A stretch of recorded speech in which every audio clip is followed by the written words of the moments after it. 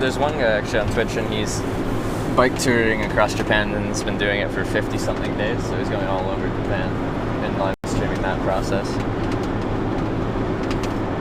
which is I think there's a lot of cool things you can do now that the network infrastructure is getting a little better. But in Canada, the data rates must be ridiculous. Yeah, it was impossible for me to find unlimited, unthrottled data in Canada, so I'm essentially going through a third-party company using AT&T's global roaming network here in Canada. So I'm using American roaming to get unlimited data in Canada, and you certainly pay for it.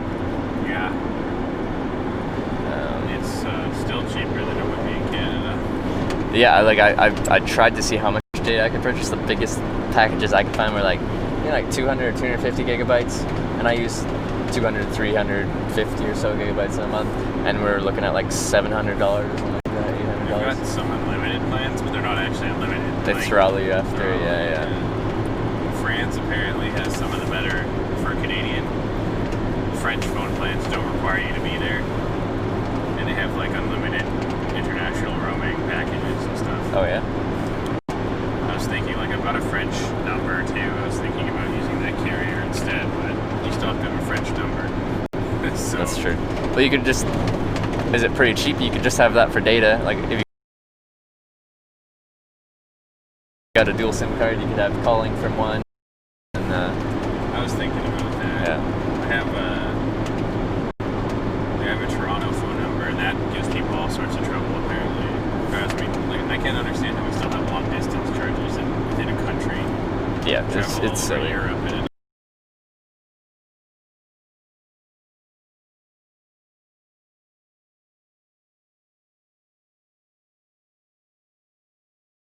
doesn't make a difference.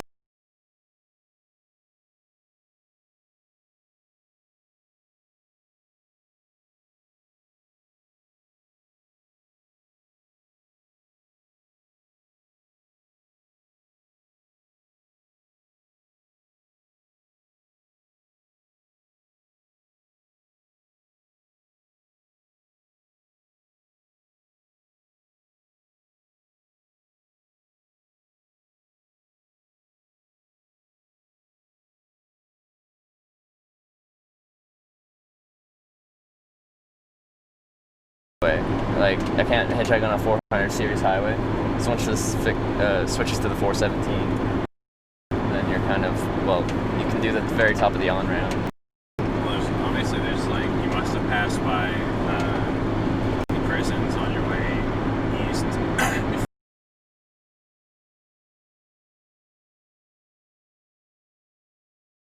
Or Winnipeg.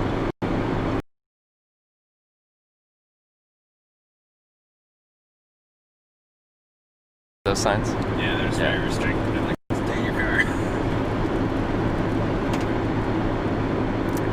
Yeah, the goal there would be not get dropped off in those places. Quite often in the very spread out places, like people pick you up, they're coming from somewhere and they're going to somewhere, one civilization to the other.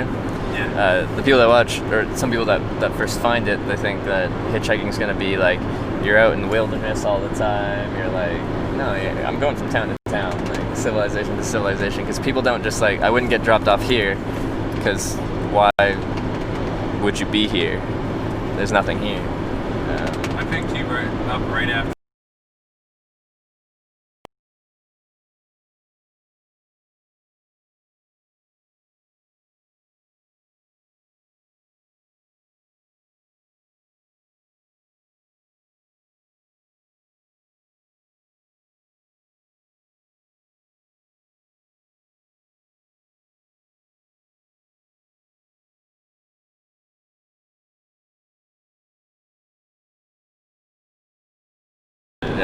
Yeah, that's where they were going.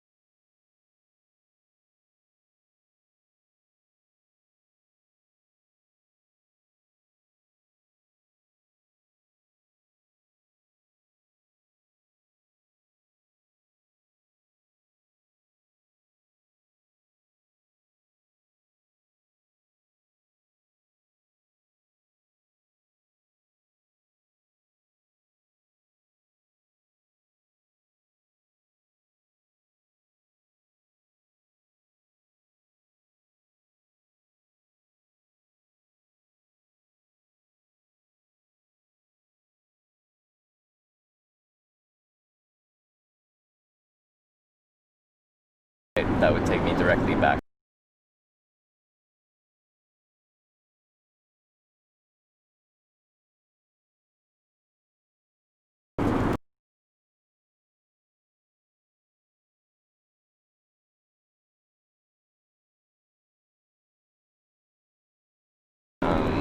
So I was kind of sad about that one.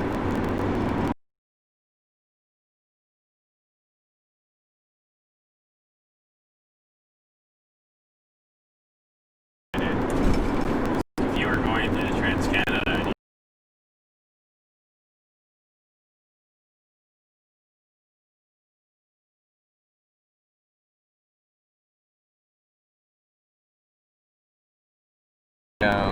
Last fall I hitchhiked to Boston.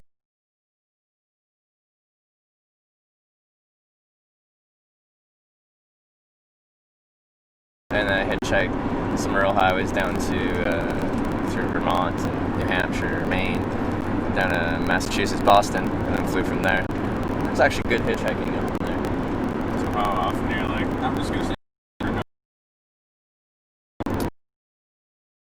Sounds like here.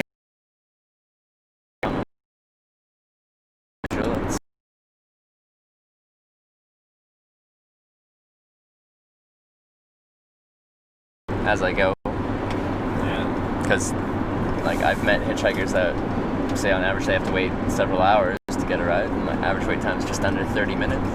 Yeah. On this trip, my average wait time's probably been about 15 or so, 15 to 20 minutes in Canada here, which is pretty quick. The heck of a difference. I mean, like I say, like I have a little less to be worried about, but a lot of my female friends just straight up just won't never pick up a hitchhiker. Yeah, and I understand that. And that's not like, you'll see some people hitchhiking and they'll be very aggravated about like people not picking them up and taking that personally or whatever. It can't be like, I understand not wanting to pick up a hitchhiker. You don't have to pick me up. If you don't want to pick me up, actually please don't pick me up. Yeah. I'd rather. Just pick you up like, I don't want to do this right now. Yeah. Like, well, And I've turned down some rides like that where people pull over and I'm like, I usually say something before I get in the car, like where are you headed to, and like you can usually tell what their kind of personality's like just on saying a sentence. And they're just super rushed and they're just like, just get in the car, and I'm like, no, where are you headed to? I'm like, at that point I'm like, thanks for stopping, I'm gonna wait for the next one, and they'll like all like grumpy and drive away grumpy, and I'm like, why did you pick me up in the first place?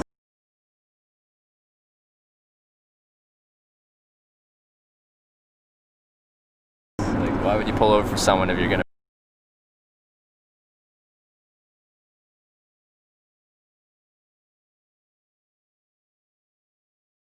sort of like figuring out what I want to do for a while. I keep toying with the idea of doing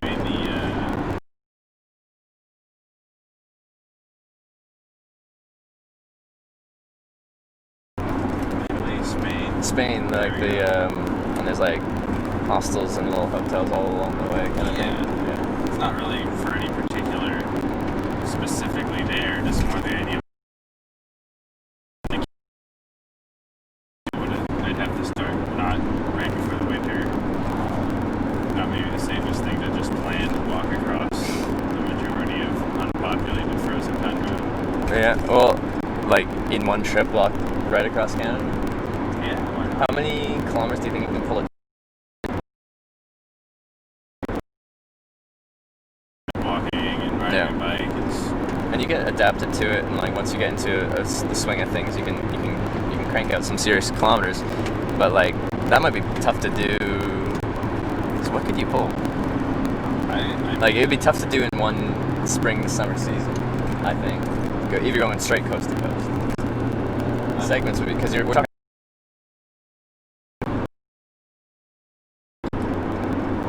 figured like Compostela Trail is pretty standard, everyone does it. Mhm. I personally wouldn't stay in hostels. They're so You would just- overpriced these days. yeah.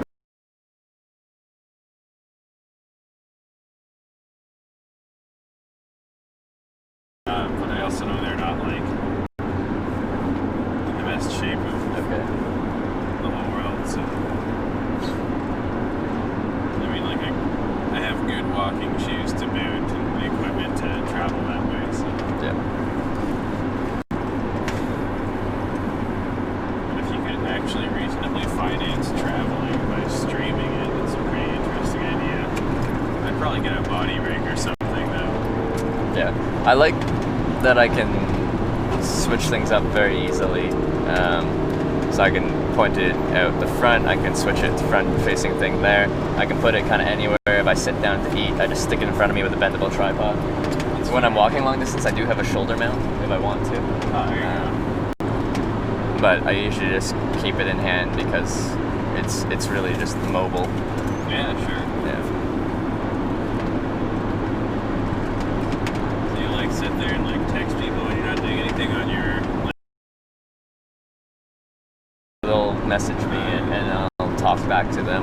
So I don't really do much messaging at all. It's all just me talking back when they can. Like this whole section here, most of this is probably not actually live because we're yeah. But that's fine. Also goes into like a stream, so you can go back. Like once you get into data, it'll catch up again, right? Unfortunately, like.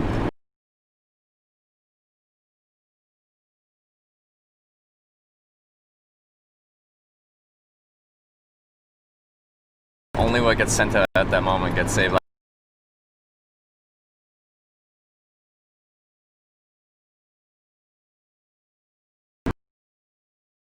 To be a part of. So what's your obligation to your viewers?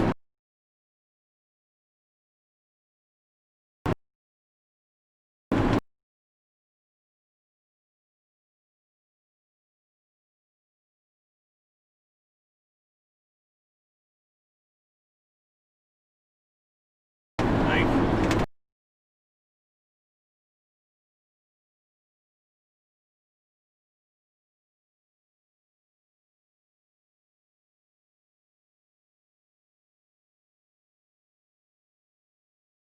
yeah.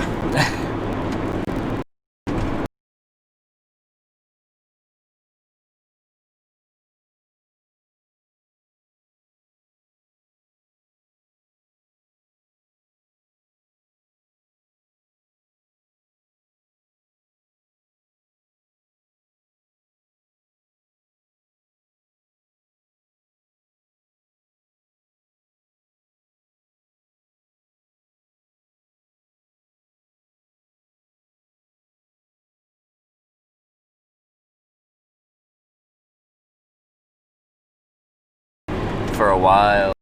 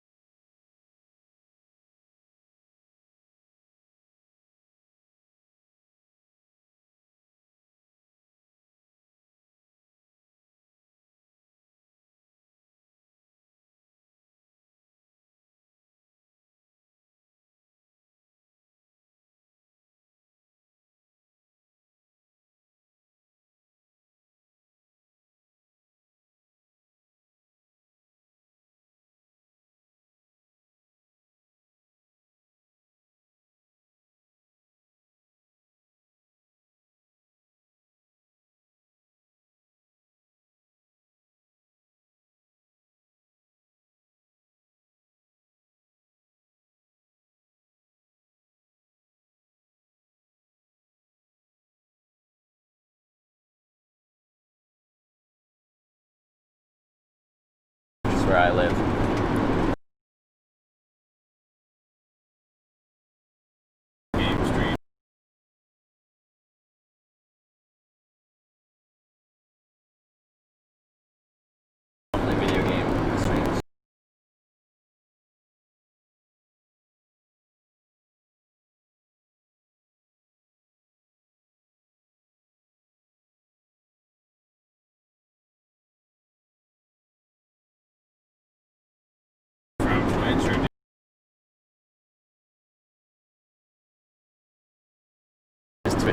in-house kind of thing and ad revenue, and then I'll get paid directly.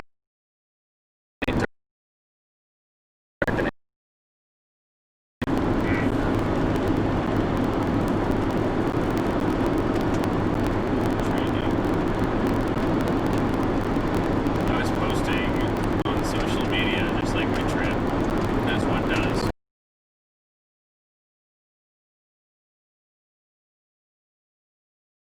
Interested, when you didn't post one morning, like, what's going on? Yeah. And with that stuff, consistency is so key. People like start to like plan on having whatever you're doing as part of their day, like you said. Like I did post that morning, what's going on, and I took 2.5 weeks off streaming completely and about 4 weeks off of hitchhiking, and my viewership went down by 75%. Yeah. Yeah. Crazy. After my Hitchhiking America trip. So you have to like build that up again. Yeah. So it's Is it like. okay to do that? Like, do you like reach out to your viewerships again? Or? Yeah, it's essentially streaming consistently will build up a viewership again, but like a lot of people that stream full time do it like 6 days a week. Some people even try to do it 7 days a week because people want to know that you'll be there. Yeah. Entire subculture. Yeah. But it's something getting used to being on camera all day. Yeah, I don't like being on camera. No. I don't find myself particularly photogenic. My biggest consideration for any kind of content development was mostly like a podcast, like an episodic podcast. Yeah. Mostly in audio. But then I also think about if I was traveling, which I do a lot, and I'm podcasting about that, well then maybe it should be a vlog or a vlog. That could be a podcast. Mm-hmm. Yeah, like on Twitch and stuff like that, it helps viewership to have, like, even if you're playing a video game, to have your face being broadcast. I don't know. People like feel like they know somebody. Yeah, know somebody, and they can see your reaction to stuff and kind of feed off that as well. I guess it's more personal. Yeah, I guess so. But I mean, I imagine I could get used to it. yeah. See, so I was traveling pretty much 2 months straight, just going wherever on a whim.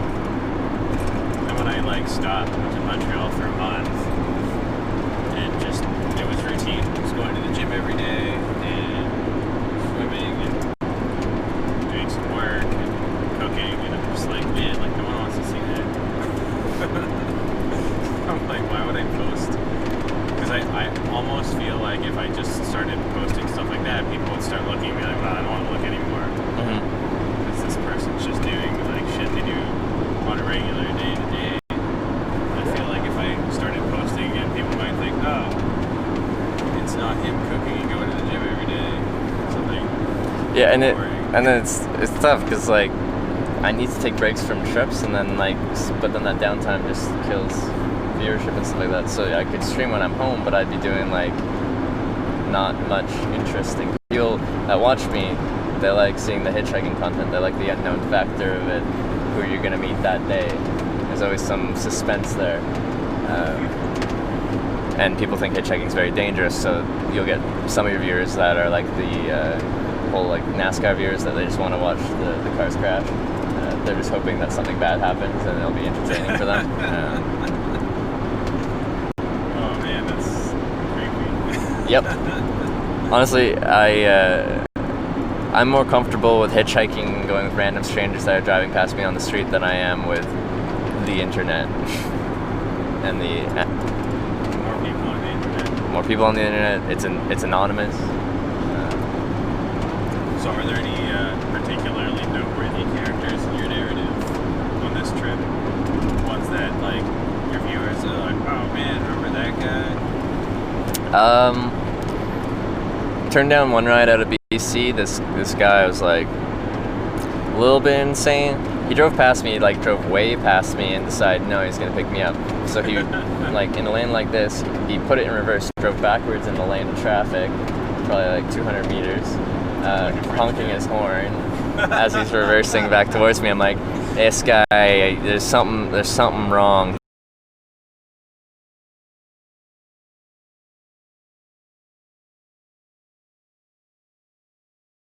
here.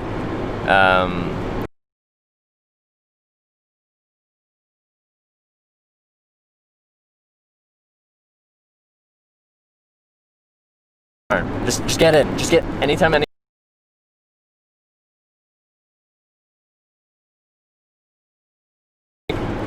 Second, I'm gonna wait for the next road. Have a nice day. Shut the door. But this time, I've always had people just kind of drive away angrily when I do that. It's just I am. You could have been famous. I'm like, what? Don't you want to be famous? Was what he said to me. I'm like, not particularly. I don't want to be famous for what you're selling. Yeah, like.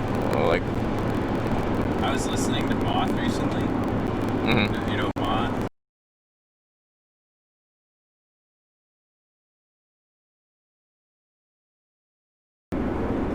Came out of the closet in college.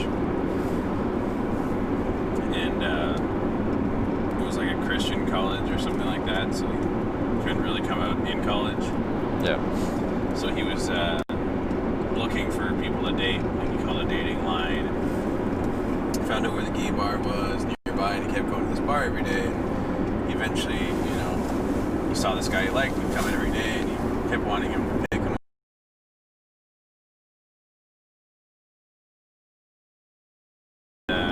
So then he started, it's like, maybe I don't look good enough. He started like going to the gym, dressing more like the guy that he liked, and stuff like that. He still wouldn't pick him up, and finally one day he asked the bartender, he's like, what's with this guy?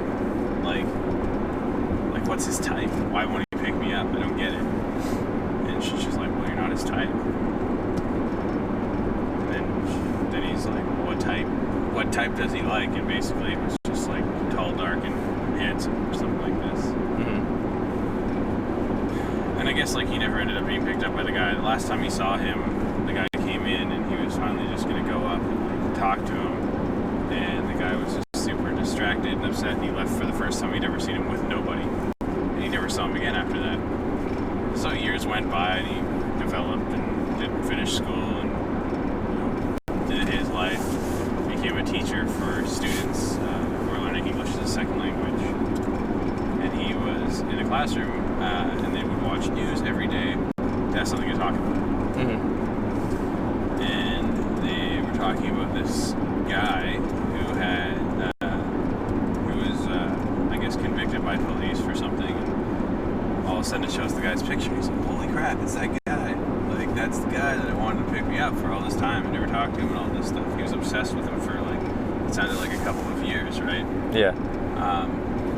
And then the story moves forward, and this guy was arrested for murdering, like, 15 or 16 gay men. Wow. He would take them home and do all sorts of terrible things, and then dissolve them in a vat of acid. He became, like, the acid killer or something. Apparently very well known at the time case. Yes. And this was the guy that he had tried so hard. Really wanted to, yeah. That's like, oh, well, crap. that's a good time to not be someone's type. It's like, man, next time I ever feel rejected, I'm just gonna think about it. Yep, they could have been a serial killer, It's probably in my best interest. Yeah. Wow. I like things like that. I like stories, Yeah. Well, what's the classic hitchhiking joke? Like, a lot of times people in cars would be like, they'll be like, why are you hitchhiking? Like, and they'll pick me up and like be helping me, and I'm like, they're like, I could be a serial killer, and then the response would be, what are the chances of two of us in this car being a serial killer?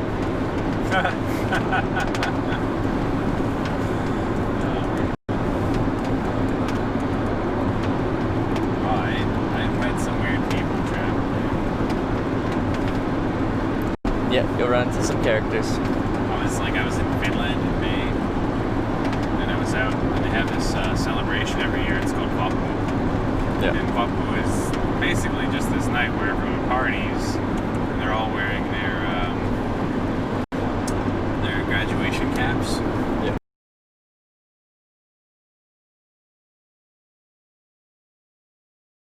Which in Finland looks like basically a little North America from high school. So he had the square cap thing, and I had the square cap thing. And so I brought it there. I dug it up and I brought it to go to do this graduation Vappu thing. And so it was fun. We all partied and whatever. And I stood out a bit. So it's like, oh, are you from the United States? And I'm like, fuck no. And I ended up like walking. Like I lost my group, which is not a safe thing to do when no one speaks your language and you're kind of just nowhere. But anyways, I was walking this girl home after hanging out with her and her group of friends. She was cool, she was smart and interesting, it was a good conversation, and I think everyone else had just peeled off slowly, and I knew where I was going, like I knew where my friend's apartment was, and we were just walking and talking, and then out of nowhere she's like, wow, look at that crane. Like, yeah, crane, cool, it's crazy that Finland's finally building over 4 stories. She's like, yeah, it's bizarre. Like, because before, a few years ago, they wouldn't allow any buildings over 4 stories to be built in Finland. So cranes weren't really there that often. She's like, we should go climb up there. I'm like, oh, that sounds kind of fun, go climb on top of a crane, but I feel like you get in trouble for that. She's like, it's okay, I think we should go jump off of it. I'm like, What? no. What? Just like out of nowhere, I'm like, you know what, if you want to jump off a crane, go for it, but maybe try and do a few more things in your life first. What a strange thing to suggest to someone else. We should go jump off This it. is alarming. I'm just like, whoa. No, thank you. Let's change the subject now.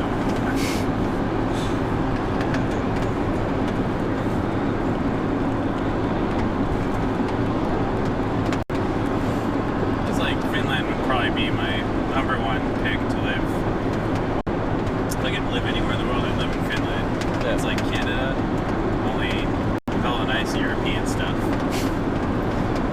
See, yeah, I've been to Norway, Sweden, Denmark, but I have not been to Finland.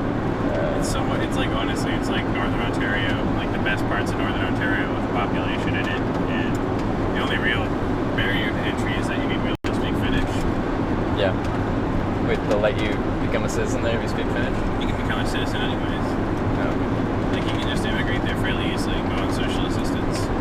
Unfortunately, they're probably going to do much like Sweden has and swing far to the right because all the immigrants and refugees and blah, blah, blah. Yeah.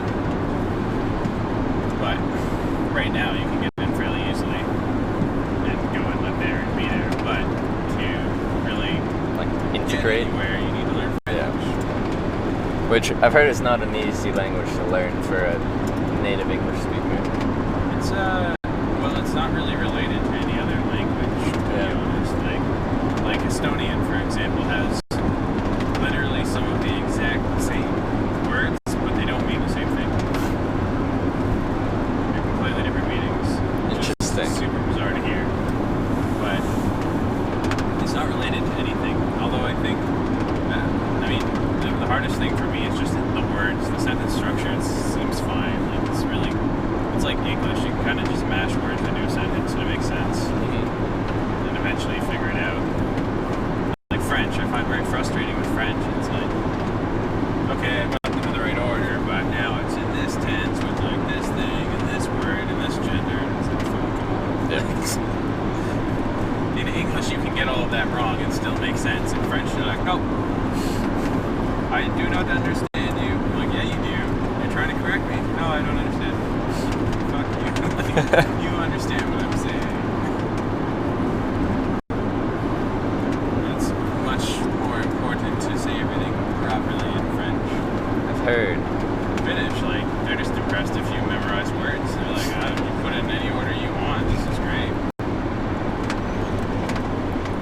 So could you, like, have a very basic conversation in Finnish when you were there?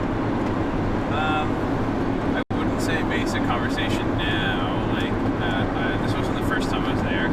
At one point, I spent more time there, and I picked up enough of the language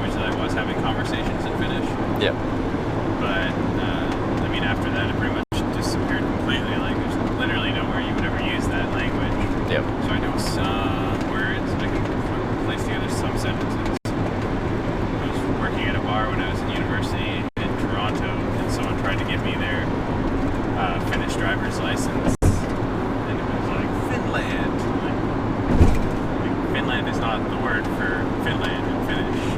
So basically, I was like, It's an interesting one to try and pass. what was it? Like, wow, so amalainen.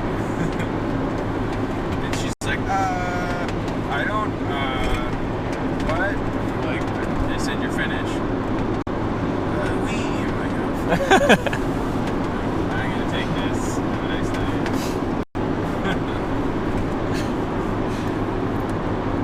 An interesting choice for a fake ID. Well, you know, it's so obscure, like, no one would expect you to have it. Same with, like, there's not a lot of Manitobans out east. I mean, there was a lot of fake IDs from Manitoba, even. Yeah. And they were pretty, like, legit looking, but I just happened to know exactly what it needed to look like, because I'd been there before. Okay, yeah.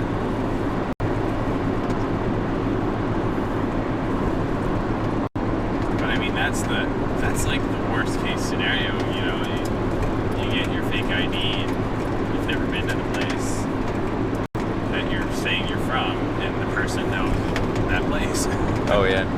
Ask you a question about it and you go, don't know anything.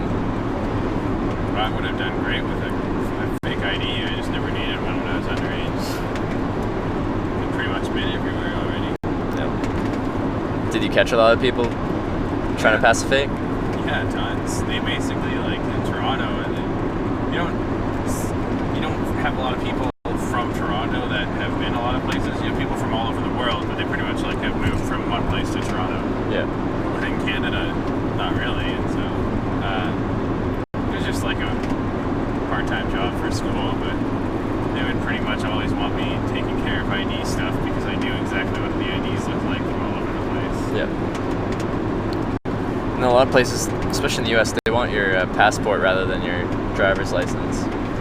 Well, and rightly so. I generally don't accept you shouldn't be accepting a driver's license from another country in Canada.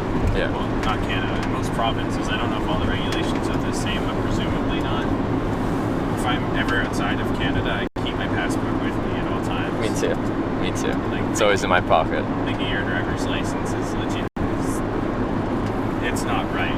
It's not like immoral. It's just there's not a reasonable expectation for every like menial job in the world to know exactly how the security regulations work, and so that's why most regional regulations stipulate that it's either from this region or immediate adjacent region or passport, which is totally reasonable.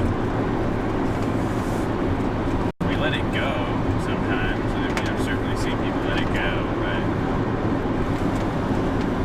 it's not. You can't get in trouble for accepting the ID, but you could if you accepted the ID and later on it turned out that they, weren't of legal age, for example, and then you basically broke the law by serving them. Because no matter how good a fake or anything like that, it's still the bar's responsibility to stop them from drinking, to not serve them. Yeah, I mean, well, I think inspectors, I haven't done it for a few years, so I don't know if it's changed, but I think inspectors generally try to be very reasonable. Yeah. Like, they're not just out to get you. I work with some that were pretty straightforward. I also work with ones that are just ridiculous, but the just ridiculous ones, the best way to get on their good side was to help them, because they're peace officers, but they don't have a lot of citations that they can give out, so basically help them be able to give out citations and do their peace officer jobs. Like someone trying to use their friend's ID, you can confiscate that. You can't confiscate a fake, but you can confiscate an ID that belongs to someone else. And that's like fraud. Oh, It's a okay. big deal, so Yeah. you keep those and you call your inspector up once in a while and say, hey, I have some IDs that people were using that weren't there. And they're like, oh. Then they love you, and then they never really find you anymore because they know you're so diligent and you get them, What do they track down the person that has the or like the person on the ID and be like, hey, someone's using your ID for this, or like what do they do with that? Do you know? Yeah, generally that's all they can do. If you can catch them in the act and you happen to have the resources to, like, if you know the inspector's coming, you kind of just like let them in. They'll call the inspector. They're like, hey, there's a person here, and they can make the arrest. But generally then they just call the police. But Okay. Yeah. It's all silly. People who carry badges really like To use their badge? like police officers on a regular basis, they get to do it, but the rest, it's like memberitis, you know, like a peace officer is serving the crown and serving the public, and a lot of people take a lot of pride in that, but there's a lot of negative stigmas against people that aren't, you know, a full-on police officer. Yep. So it's nice to be able to actually do your job from time to time, and that kind of stress and shaming kind of, it's not surprising when people maybe get a little bit excited when they can finally actually do their job. Yeah, I can see that. I had a friend who was a sheriff for a while. He was so thrilled and excited to be serving his country, essentially. But he eventually just got fed up with how negative the attitudes and stigmas were in that work environment. Yep. A very ego-based society, unfortunately.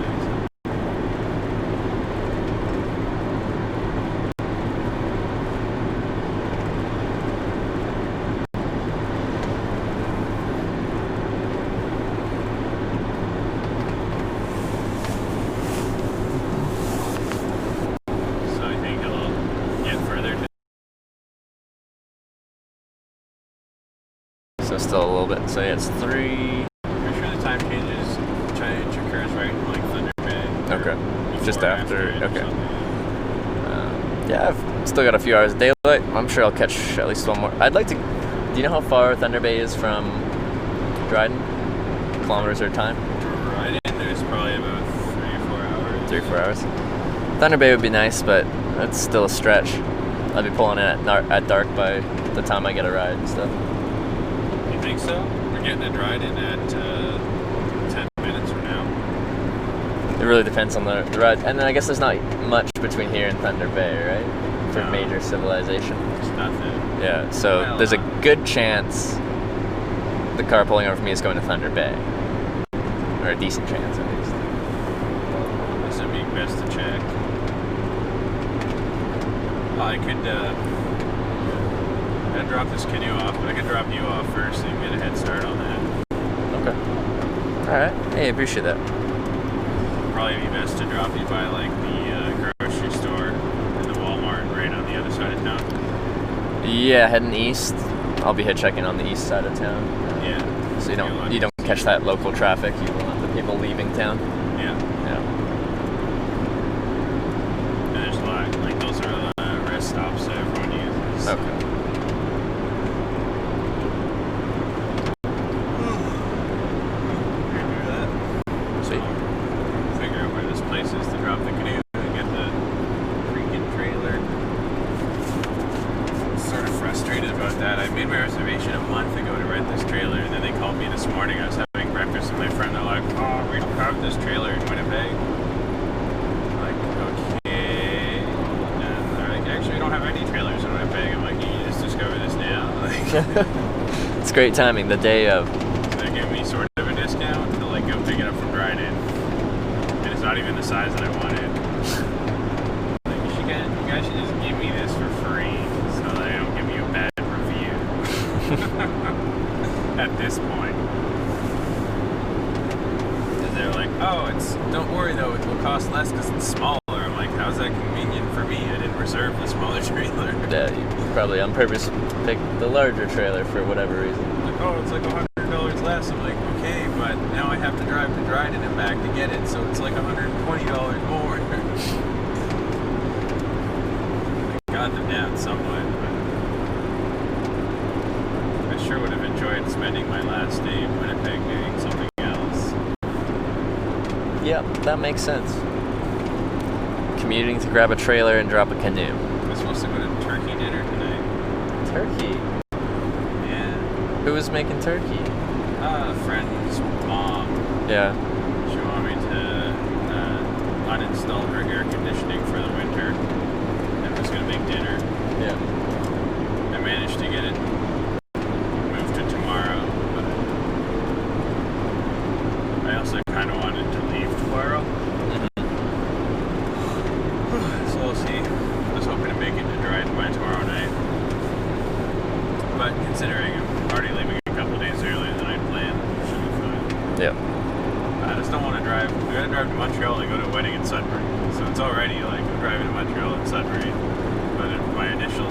had me basically driving to Montreal, sleeping, and driving to Sudbury, which is just brutal considering Sudbury could be out the way.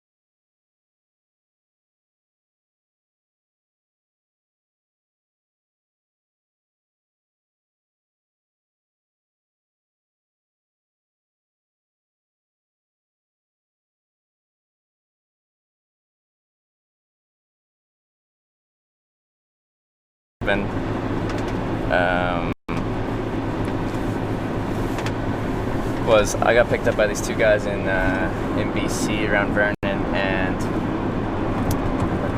the one guy's like, yeah, I'll be back in Winnipeg in a week. I'm like, oh, maybe I'll run into you. I was just in Winnipeg the other day walking down the street, and he's like, oh, hey, you remember me? In a city of, I don't know, people live in Winnipeg. Almost a million people. You're just walking down the street, and we just talked about wouldn't it be funny if we ran into each other, and there we go. Pretty Winnipeg. They always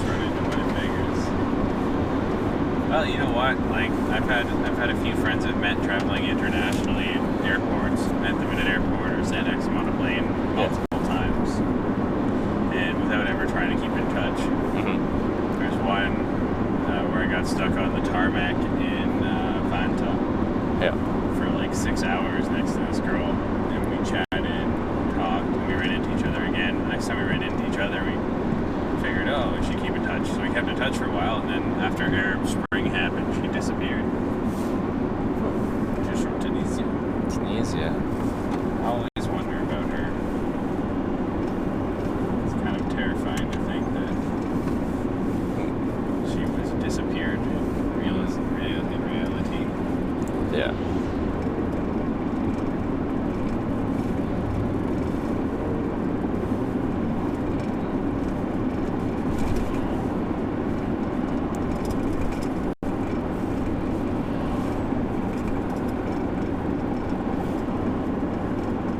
Dryden. In 500 meters, your destination will be on the right. Oh, it's literally right here. Well, maybe I should drop the canoe off then. Yeah. Alright. He did mention it was on the side of the road. I just didn't expect it to be Like, as soon as you hit town.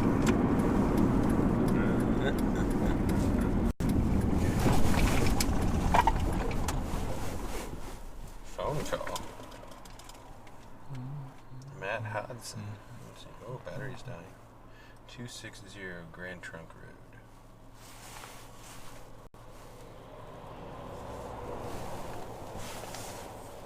It's like up here somewhere.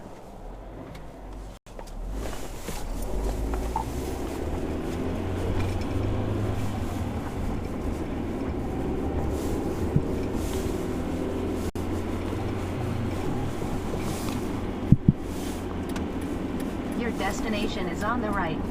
Right, Matt?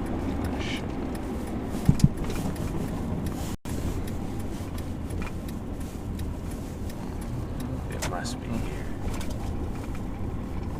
Thank you. This should take only seconds. Okay. Very light. But I should probably also plug in my phone, or I'd be going through a heck of a time. Need assistance with the canoe? Sure. Yeah. So it's easier too. Okay.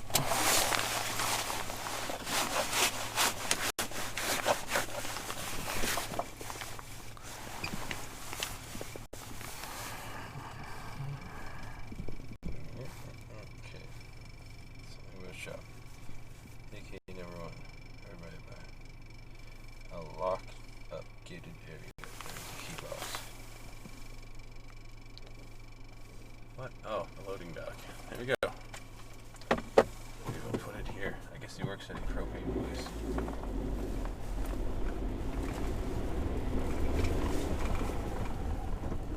You just wanted it up there? I'm just gonna double check that this is where he works. Okay.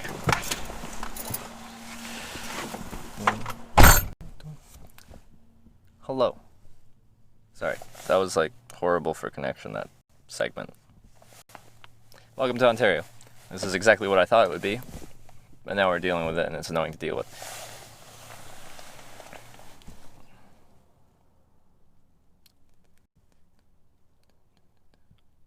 One t-shirt, the other in 4 layers.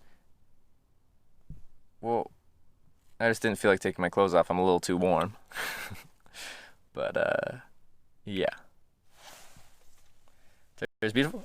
Yeah, going through this, the Canadian Shield here, it's a beautiful section of, I'll be right back. I'm going to help him move a canoe.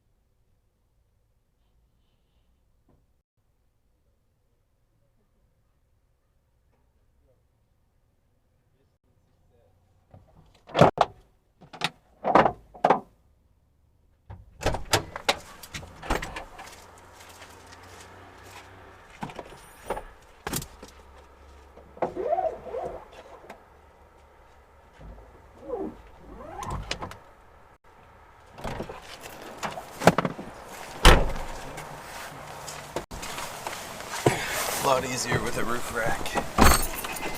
Oh yeah.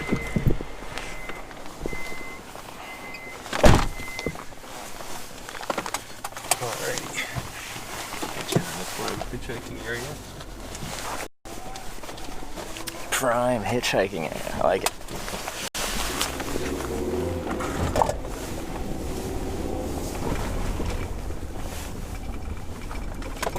You're right.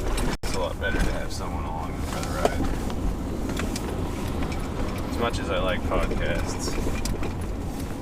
Talking to an actual person is a little more entertaining. Yeah, well, time goes by a little faster, not just sitting there lost in thought.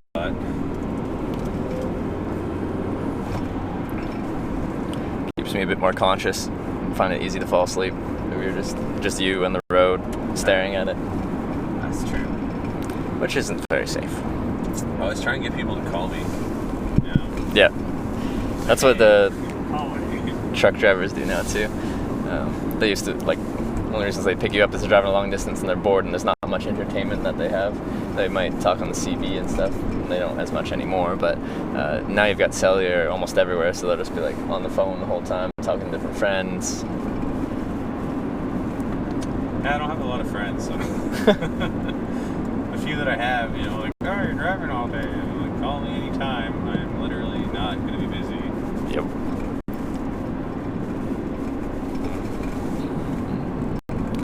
It is nice to have someone to talk to. It certainly does pass time. Yeah. Although you get a good podcast going, it does the trick too. Yeah, I used to. I haven't gotten to podcasts yet, but I used to listen to audiobooks for my commute to college, and I found that the same thing. It made the drive go by faster, and also, if you're dealing with like rush hour traffic and stuff like that, maybe not really care. I always gave myself enough time, so I wasn't rushed or strapped for time. Just maybe not care about everyone being a dick in traffic. Yeah.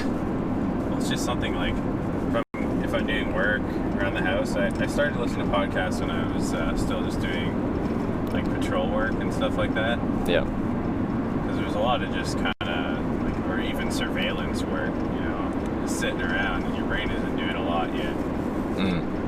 You definitely got to be ready to react, but I listen to podcasts. Now, like, if I'm doing work around the house or like kind of just menial work or cleaning my room or commuting, like, I commute by bike, but I'll still listen to my podcast by bike. It's like, I look forward to it, Oh, I gotta go to work or go to do whatever errand or drive across the country. Like, this is a thing that I can look forward to.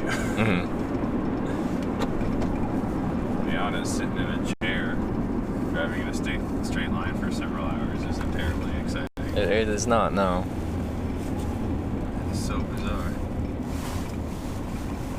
I think they have a conjoined station here. Conjoined station? Oh no, I guess it's the Ontario Government Building. Well, they have OPP cruisers and Dryden police cruisers. I guess they work out of the same building. Interesting.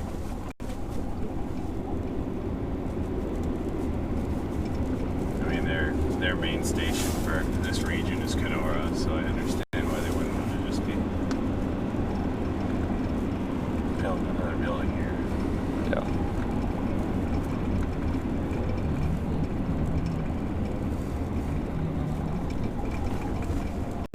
Like, this is a place I never stop.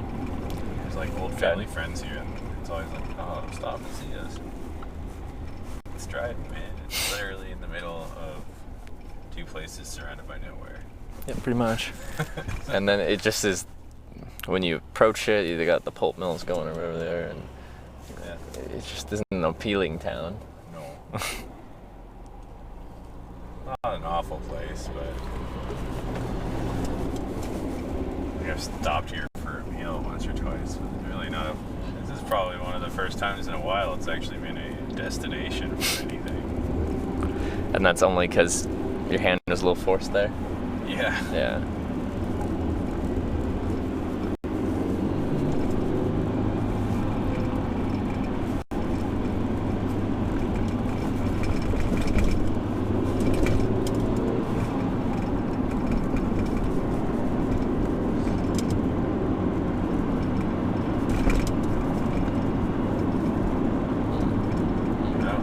I've made it halfway. Turnaround point. No. When I was in France, we drove like 400 kilometers one day to go somewhere else, and everyone was like, "What? Crazy." Yeah, 400 kilometers is a long way in Europe. Take your pick, by the way. Oh, just anywhere. It's safe to pull over. I'll just walk wherever. Or I guess Tim Hortons or. I guess I got turnaround. So Okay. I'm just pulling here. That works. That way.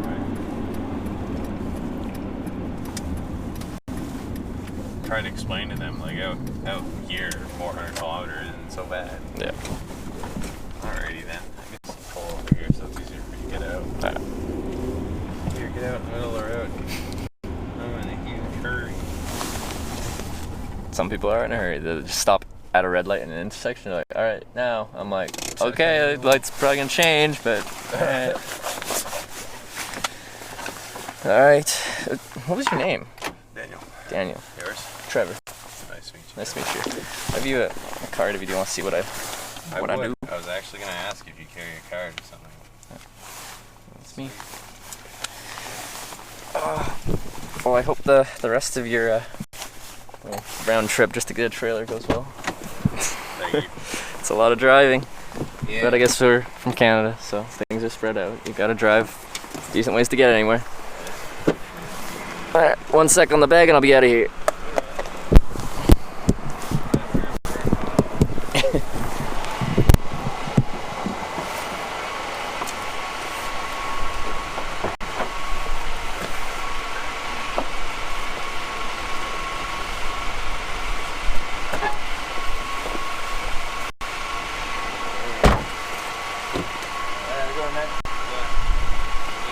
See ya.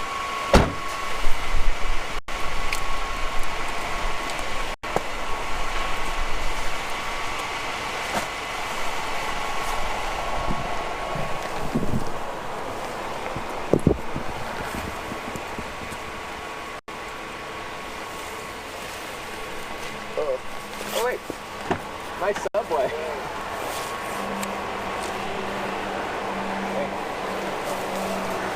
Nice subway. That would have been tragic.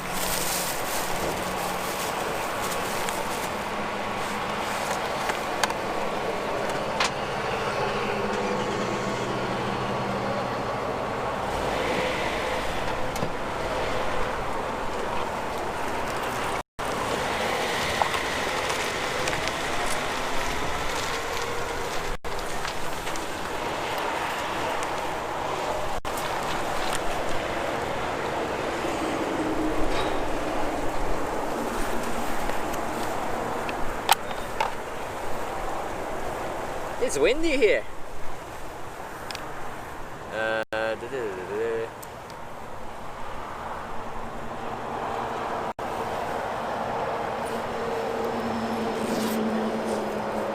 let's quickly eat this sandwich.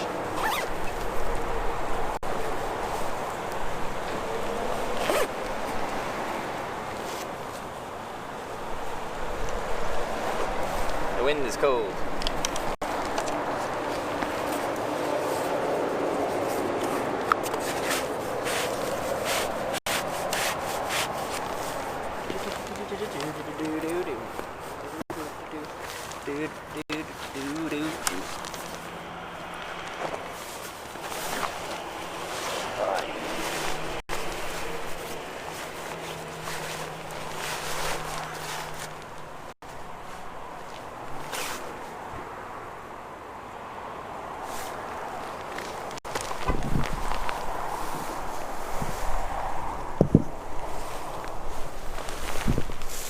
Someone say the subway in Ignis is not bad. Is that their claim to fame? Yeah, the subway here ain't too bad. Like, it's not amazing, but you know, for a subway, it's pretty decent. Where do I want to sit? Guess I could grab a drink in Tim Hortons. Coffee? I don't really want a coffee though. This is a camp out night. It really depends. I've got people to meet in Thunder Bay, but I don't know if I'll make it to Thunder Bay. I kind of want to camp out tonight. I think that would be nice. Camp out in Ontario. I'll just eat over here. That seems nice. Enough. Nice enough. Not nice, but nice enough. Now this is Dryden. It's got a pulp mill. And that's about it.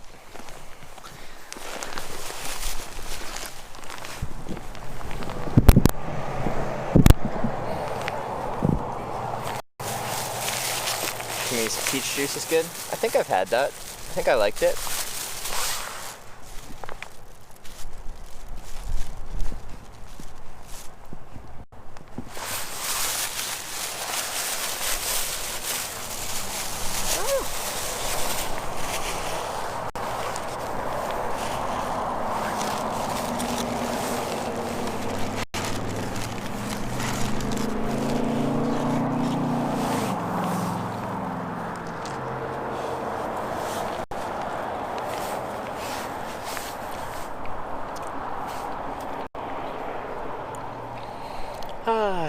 Subway. Slightly soggy, as I left it for an hour and a half.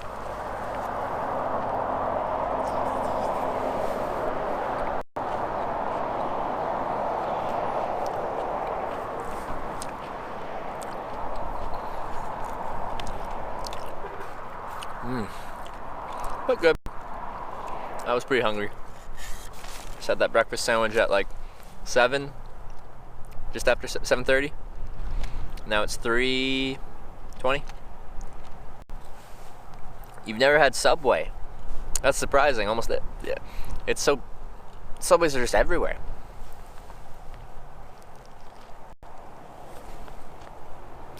I stayed with the dude in Winnipeg. Didn't have to camp out last night.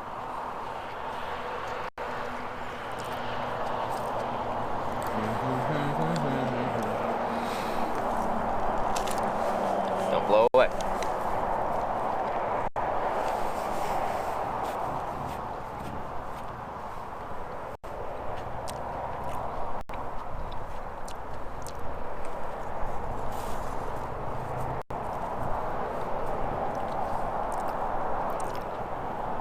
Did you know Ignis doesn't have a Tim Hortons? I did not know that. You know what? I was surprised Inuvik didn't have a Tim Hortons. And Inuvik is like the only place of any significance up north in like mainland Canada, really. No Tim Hortons. They have a KFC, a Pizza Hut / something else. Pizza Hut and something. Was it KFC and Pizza Hut? But no Tim Hortons.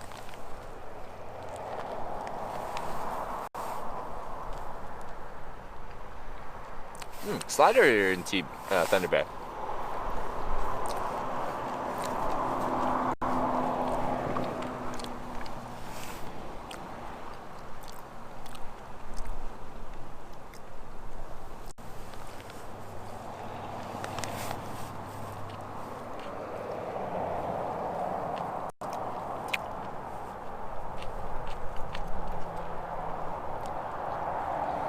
Tomatoes coffee versus Starbucks? McDonald's coffee. Superior. Speaking of dude from Winnipeg, DJ is said dude that I stayed with in Winnipeg. Hey man, how's it going? We are in Dryden, Ontario. You're from BC originally? Born and raised. So am I in Thunder Bay? We had a bunch of people in Winnipeg, now we have a bunch of people in Thunder Bay. Hear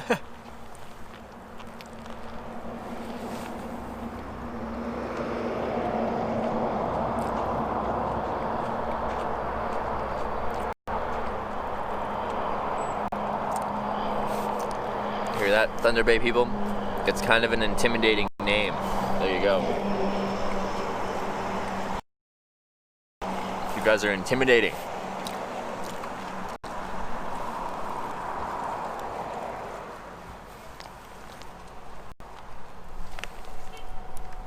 Thanks, Redog.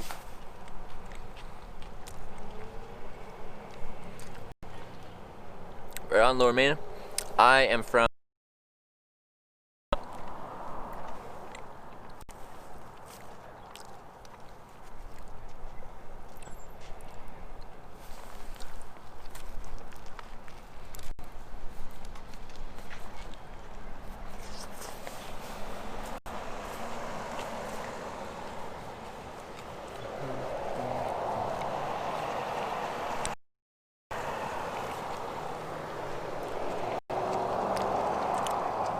And your cousin lives in Thunder Bay. The connections, man. Multiple streamers in every place now, or multiple viewers in every place now, and then people. Everyone knows other people that live in these places. It's neat.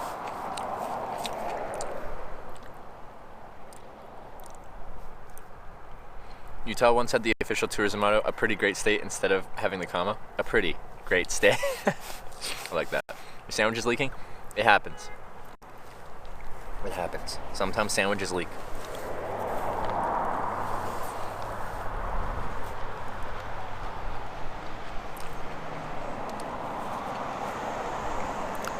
Maybe I do want a coffee. I'll still have a decent amount of time before I'll be retiring for the night. But now for Utah, the motto is "Life Elevated" because of the elevation and outdoor sports. I see that.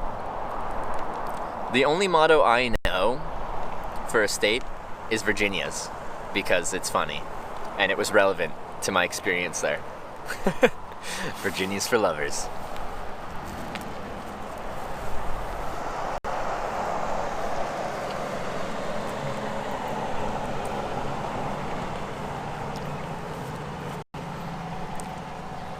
People are looking at me funny. Just because I'm sitting in a parking lot on my butt on a curb eating a sandwich doesn't mean I'm whatever you think I am.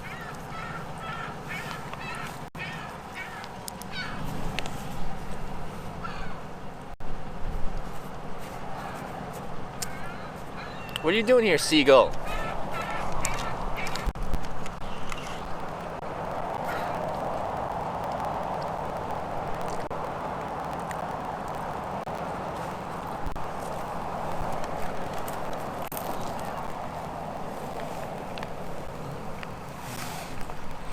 Yep, those are the relevant clips. Thanks, guys.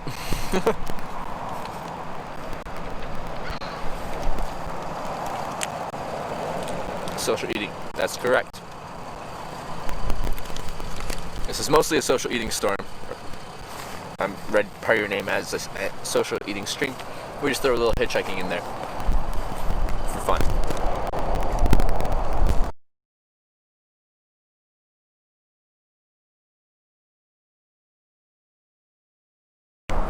Also, I don't know where I'm going to hitchhike here out of Dryden. So, right about here, the town ends. But it's going uphill. I think it's 2 lanes. And it doesn't really have much shoulder. It doesn't really have much shoulder. So I'll have to look at that. Maybe I'll go in Tim Hortons, grab a coffee, and we'll look at some satellite imagery. Like, it would work.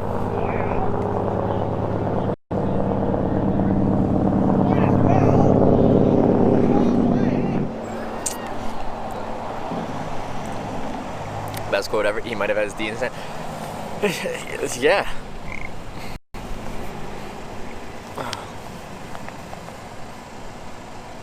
Hear yelling? Yeah, that's what I was looking over there for. I think some guy was just talking to someone. They just had a boisterous voice.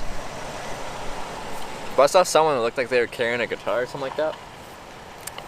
Might be another traveler. Alright, let's go. No, I'll eat it out here. And then I'll go grab a coffee after that.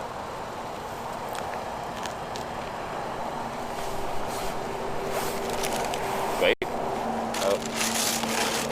That is there. It's not litter.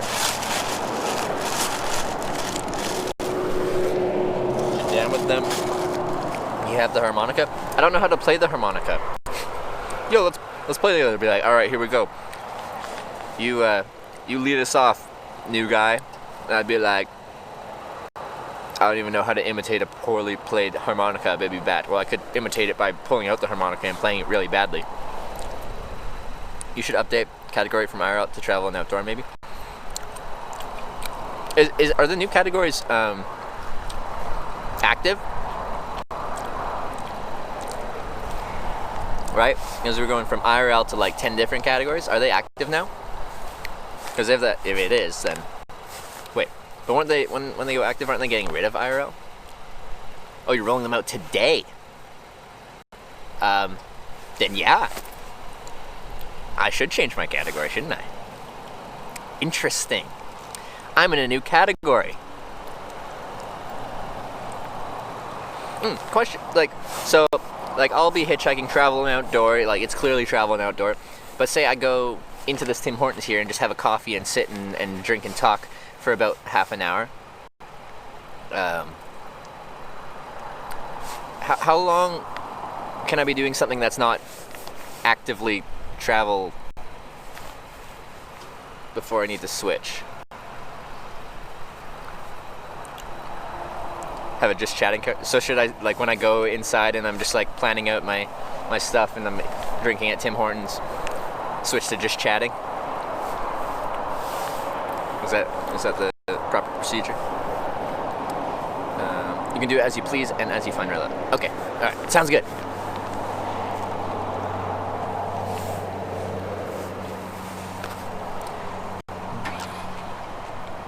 Whole thing traveling since it's on the road. That does make sense. I just wasn't sure if, like, you're not actively outside traveling, if they're like, no, it's a talk show or just talking kind of thing. Alright, cool. Because I wasn't sure how that worked. But now I know how it works. Perfect. Man, Timothy Hortons is busy. Alright. It's backed up. I would think since your overall theme is travel, stick to that. Okay. Many streamers just chat before starting to play a game, and that's why just chatting category. Okay, that makes sense. Yeah, I'm curious to see how all the new category stuff goes. New category.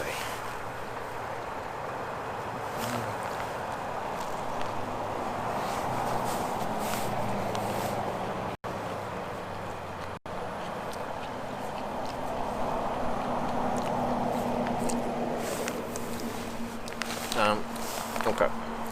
So, how do I do that? Wait, Redog and stuff, are you capable of changing my thing? My category? Where would I go? I've never changed my category. Not once. I've always been IRL. I think someone changed my category to something bus simulator when I was riding a bus in LA.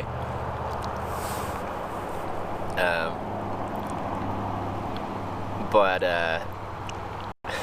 I've never changed my category because I've never done anything else.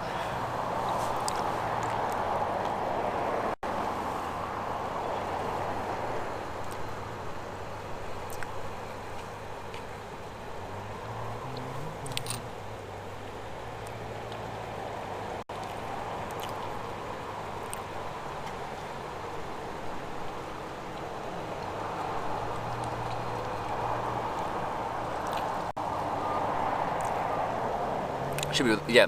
So if it's not available now, it should be within an hour or so. So they're just rolling out now, so it's in the process. We're now IRL. Oh.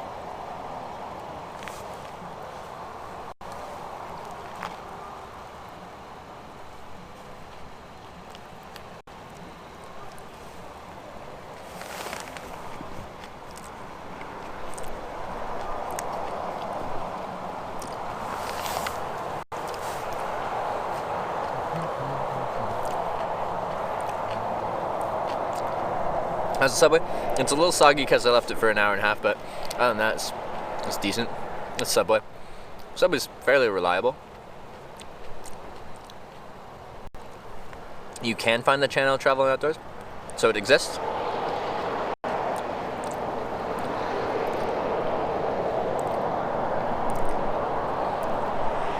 I'm curious to see how that goes, because now that we're splitting the channels, each channel will be clearly not as high up on the like the Twitch page as IRL is. So you'll have to, like, people kind of have to be looking for travel and outdoor. And then get into that category. So I think you'll have less idle people just kind of scrolling through IRL and being like, oh, some guy hitchhiking, let's check it out. But we'll see. IRL got too big. And yeah, and it's a weird, it's pretty much the anything but gaming channel. So it was a total cluster of just randomness, which is interesting.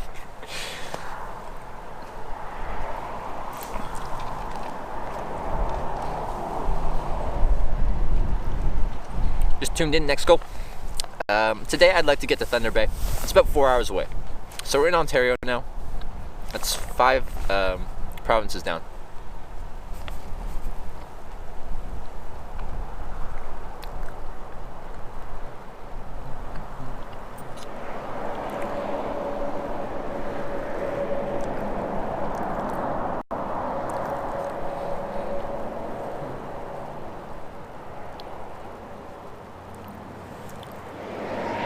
I believe we can do it to get to Thunder Bay. I think we got enough daylight to pull it.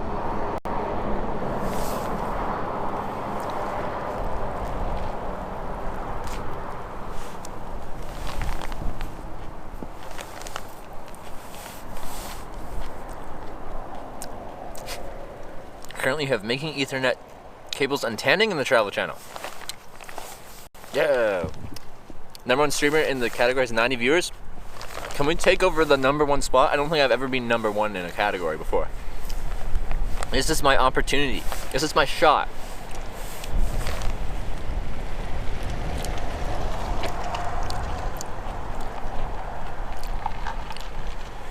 Freezing your hand is shaking? Is it? Winter's coming. Aye, yes, it is. I want to take over the #1 side. Let's try it. Let's join the travel and outdoor. It is my new home. Let's move in.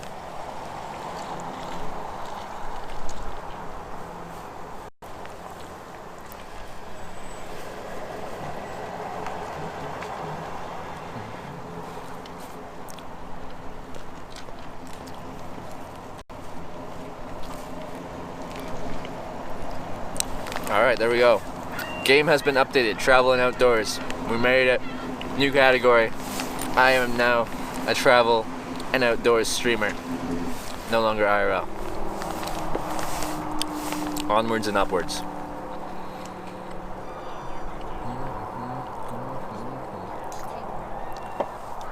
Hi. Hi.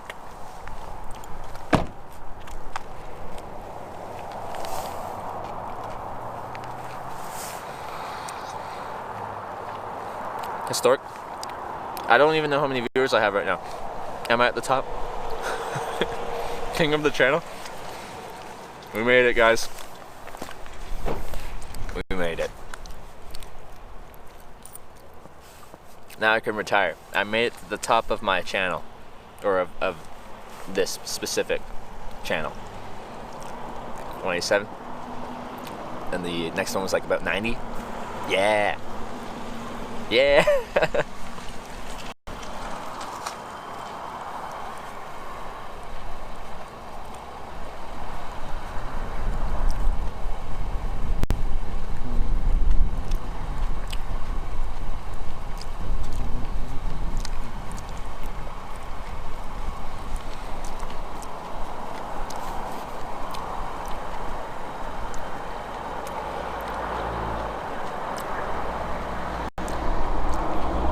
Travis was on again? Like Travis that picked me up hitchhiking a couple days ago? You would no doubt pick up more viewers now, Trip. I'm curious to see how it works out. I really don't know one way or another. But I think, yeah, IRL just as an everything but gaming channel didn't make that much sense. this is a lot more specified. But I feel like you'll get a bit less people just scrolling through IRL and finding my channel, which is a lot of my organic growth is, you know, seeing some dude standing on the side of the road with a cardboard sign and his thumb out, and people scrolling through IRL to see what people are up to on Twitch, and being like, oh, some guy's hitchhiking. That's different. But I'm curious to see how the discoverability works with these new channels that they have set up. Who's laughing? There will be no fun.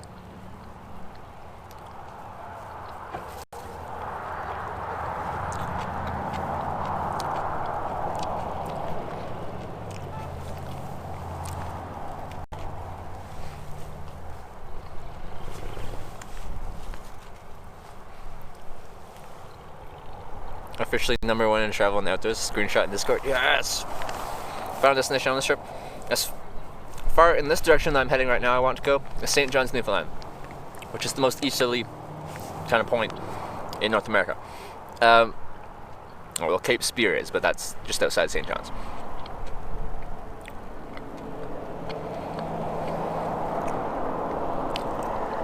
But then after that, I'm gonna try and get back to TwitchCon, or back to California for TwitchCon.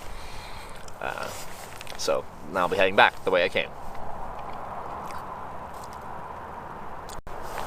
It's a beef sandwich? Yes, it is. What percent of people that have given you a ride follow you?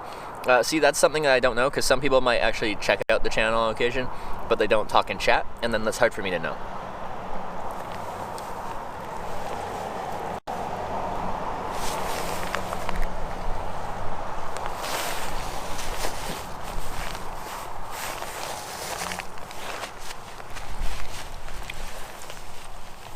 Live in Dryden, would you like a ride?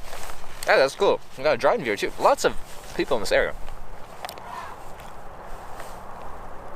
Is that a bird?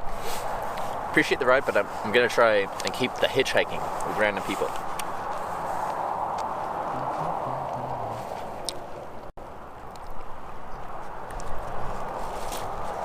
Like, we had this same kind of stuff happening on the Hitchhiking America trip, and it's just not hitchhiking if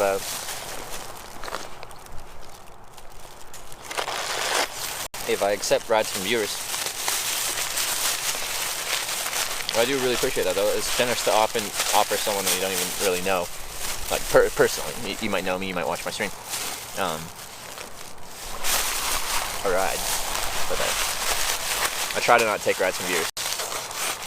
Today I had a ride, and I'm like, I feel like this guy might be.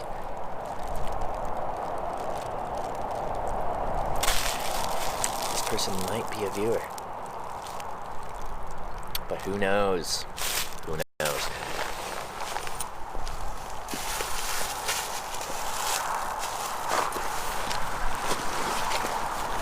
Okay.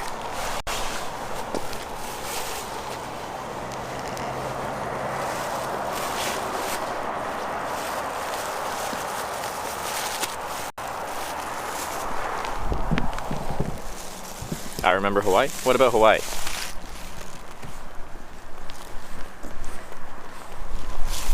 But now people can't find you anymore under IRL.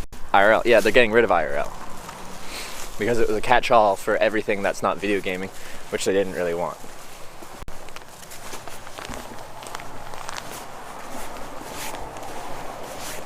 Alright, let's grab a coffee and see if there's a place to sit that won't bother everyone.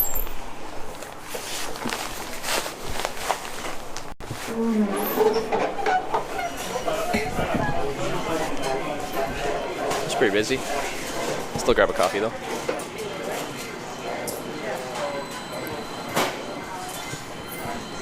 Guy in the red jacket, I think. Yeah, that was the one.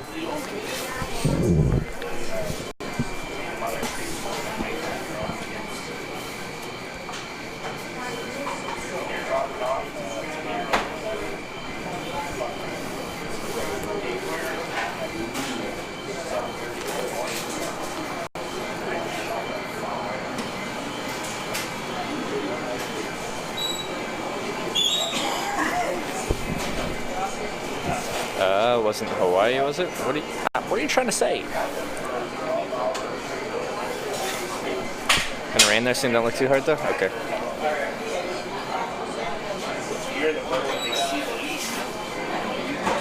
Free Wi-Fi, yeah. I don't like switching back and forth from Wi-Fi to my cellular. I'm just gonna stay. My standard definition stream's working well enough here, so I'll stay on that.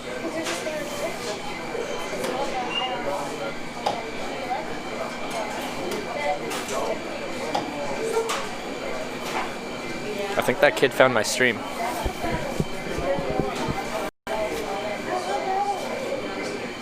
I think I heard him say IRL and something about Twitch. That would be me.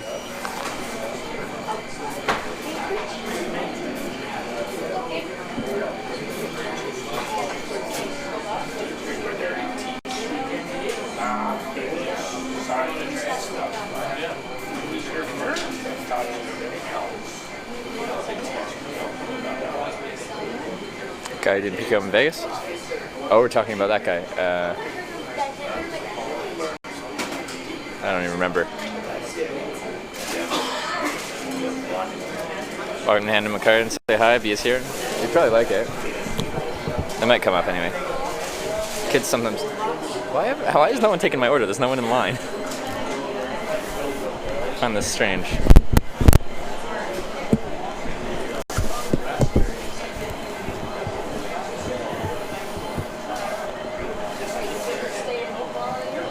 You think the new viewing categories are for the better? I think IRL is too much of a catch-all, and there need to be some kind of organization for things that aren't video games. Because you had such a wide variety of things that were on IRL, and I think there needed to be a little bit of organization. But I'm not sure. I'm not sure if it's going to be good or bad for my channel as far as discoverability. A lot of people find my channel by just being like, "What are people streaming on Twitch today?" And they'll scroll through IRL, see some guy with his thumb out and cardboard sign, and be like, "Wow, someone's hitchhiking." And then they go see this guy hitchhiking, and then maybe they join the community, maybe they don't, maybe they think it's cool, maybe they think it's stupid. Anyway, people click.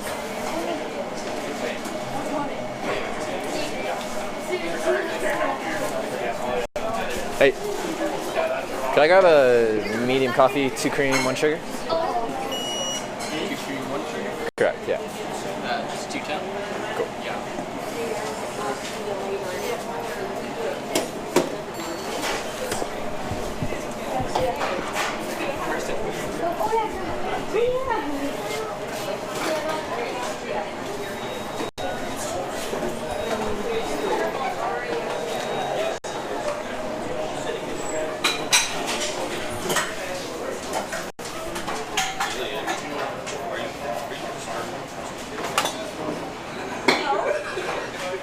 You're supposed to travel outdoors now. Yeah, we switched to the correct category.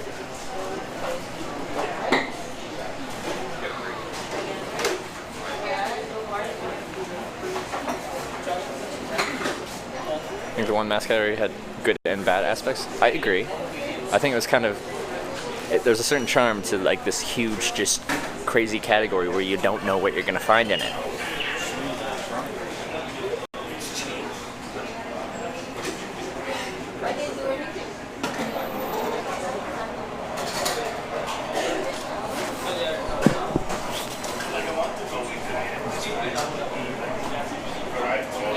Thank you. Have a good one. You too.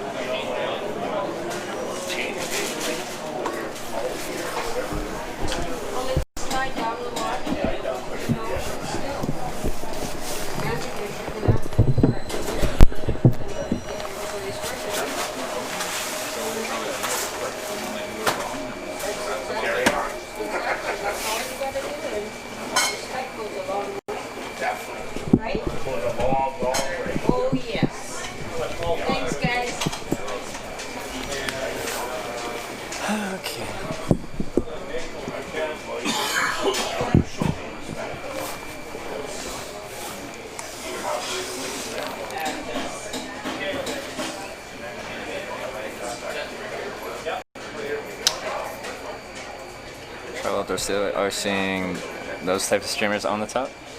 Wait, did we lose our #1 spot on the travel channel?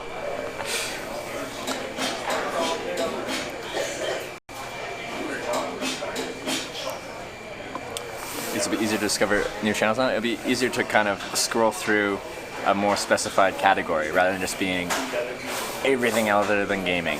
Do you stream on your phone? How does the battery last? Sandstorm? Yeah, I stream on my phone. It's a OnePlus 6 cell phone. The battery on it's pretty good, but streaming is pretty power intensive, as you might know. But what I have is a 22,000 milliamp hour battery, a 20,000 milliamp hour battery, a 12,000 milliamp hour battery, a 10,000 milliamp hour battery, and a 4,000 milliamp hour battery. And those 5 batteries combined with a already full phone can go me about 3 days without needing to plug into a wall. Right now I'm also running off of one cellular modem, so I also have to keep that charged. You're going to be running a lot more power if you're running like a cellular bonding kind of thing. When I use my TVU1, which is a kind of cellular bonding thing, that unit itself, it has a built-in 20,000 milliamp hour battery and then 2 separate ones. Using all 3 of those batteries, like swapping them over, I can go about 8 hours, if that.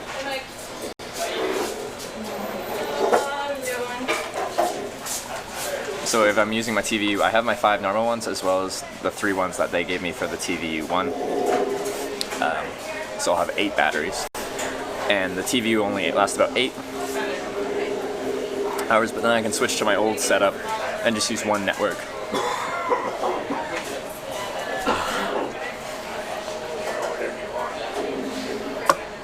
Oh, we even abbreviated the travel and adventure, or travel and outdoors category. Ciao. Ciao. Do a lot of wildlife photography, figure out how to stream. Yeah, you'll get a better optics from running it off of like, a lot of people use like a Sony action camera for their kind of IRL outdoor stream. I find it pretty convenient to run off of a phone because you get to see your framing on the stream and the chat's there and everything's kind of there. I do find that convenient, but you're going to get better video quality out of a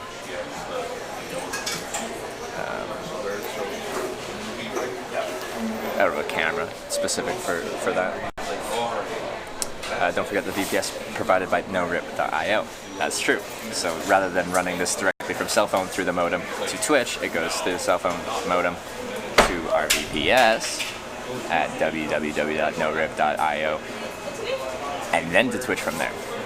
And that, right now I'm streaming at like 480p, 700 bitrate, and it's upscaling at the best it can. It probably doesn't look like a normal 1080p stream, but I hope it looks a little bit better than just a base rate 700 bitrate 480p stream.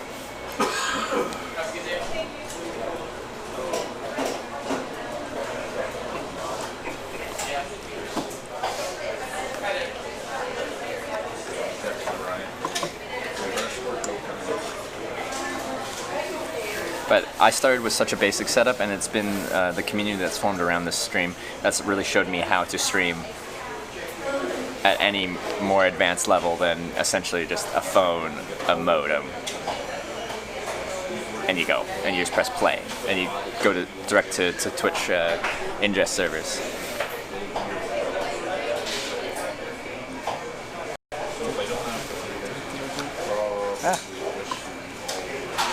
No, Travis. Yes, Travis streamed at least once. Hey, Travis is here. I heard you streamed again. Someone else said you went live again, Travis.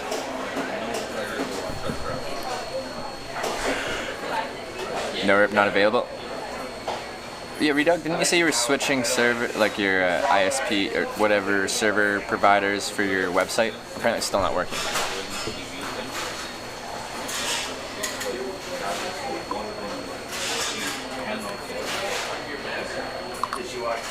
I wonder, could you use something like Sony Alpha 6000, attach your phone to the hot shoe for seeing chat? When I have used a phone setup. I have a Sony action camera. I forget the model off the top of my head right now. I would run the video through that, and then I'd be reading chat independently on my cell phone, which I would attach to what I would carry it, or if I'm running the camera off of the selfie stick, then attach the camera to the selfie stick as well.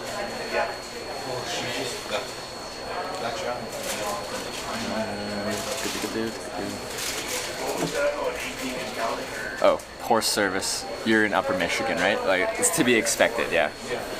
He was going across a bridge. Okay. Yeah. Upper Michigan was gonna be tough. I was was it Lansing or something, Michigan, kind of not really far up, but I was like, should I try and go up and around? I think that would be nicer, or should I just go around south around Lake Michigan? And the decision I made came about because I didn't think I'd be able to stream very much going up north around Lake Michigan. I stopped here to look at a map because the shoulder here looked pretty bad.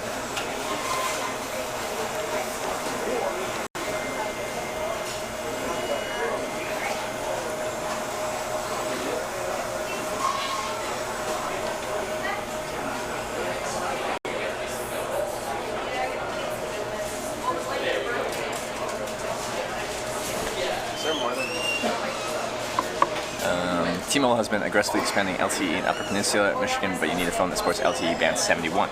Oh, that's interesting.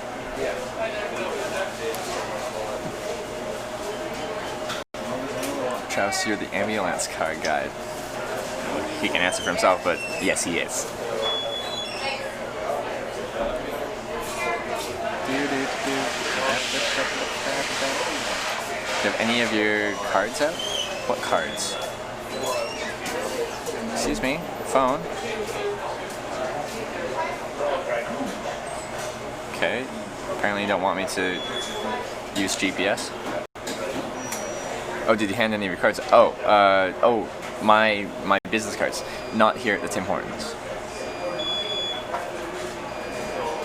Oh, there we go. Why didn't... What? Weird.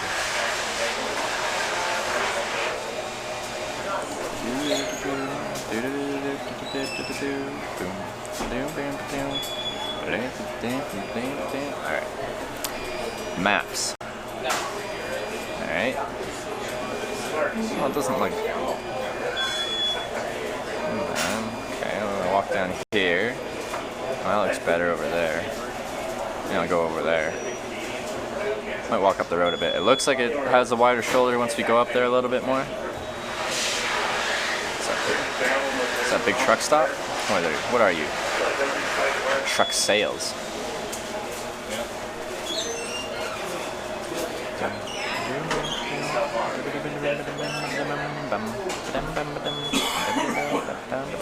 Yeah, okay, I'll walk up a bit. So what you'll lose when you... So, I'm still in town, so you have to go city speed limits in town. Once you start walking out of town, then the speed limits will go up as you're leaving the town limits, and you can go more highway speed. But in the town here, I'm not really seeing a spot with an appropriate shoulder. It's also 2 lanes, there's a narrow shoulder. So I'm like, I don't like it that much. So I just looking further out of town, it looks like the shoulder widens up. It's still a straight road, so line of sight should be good. But it's a trade-off. You lose your slow traffic on one hand, but you get a better spot where they can safely pull over on the other hand. So,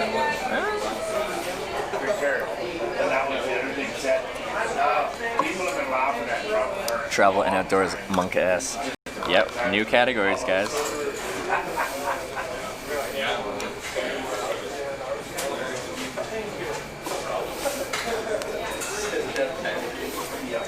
Alright.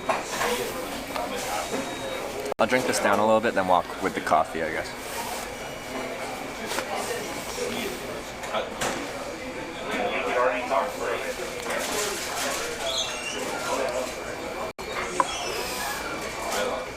There's military people here.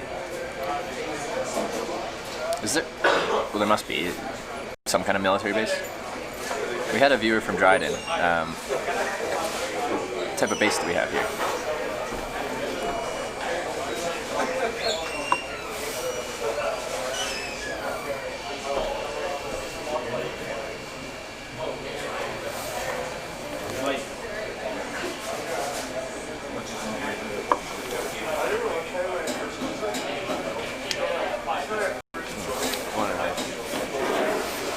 Tim Hortons son? Yeah, welcome to Canada, where we go to Tim Hortons too much.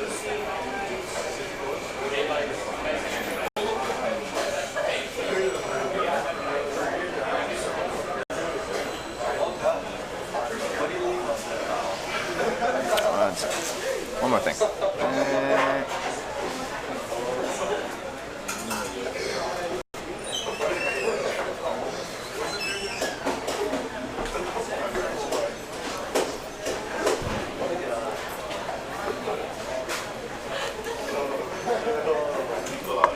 Jim Bob. Trevor's still number one.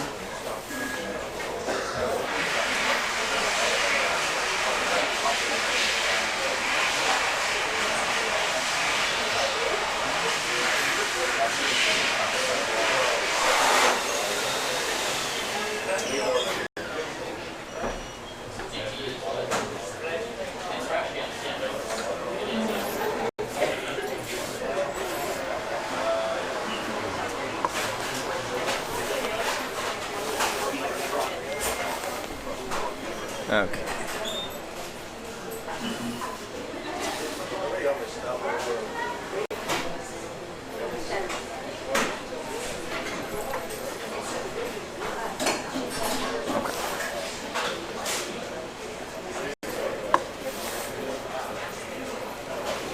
I think I'm ready to roll. So I'll probably walk facing oncoming traffic as it's safer to be facing the nearest lane of traffic, like them coming at you. So if anyone's not giving you space, you can move out of the way. And then I'll swap over once I see a good shoulder. You guys ready to roll? Potentially making it to Thunder Bay today? Fingers crossed.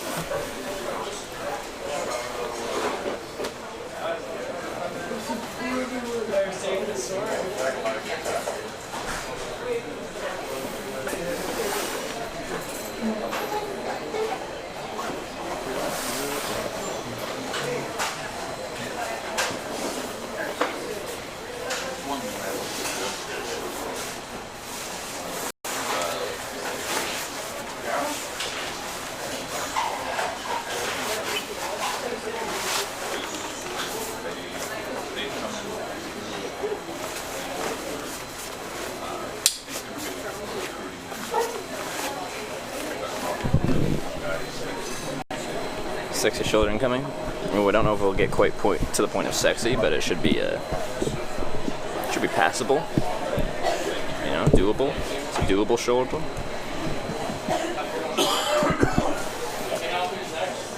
Which is very large TV. There's extra large coffees.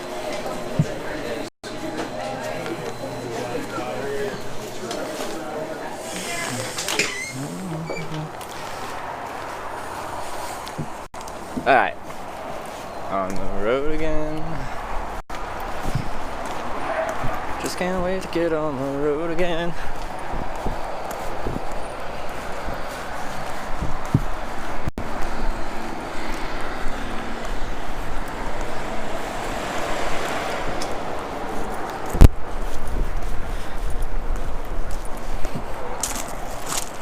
It's so weird, I'm not an IRL streamer anymore.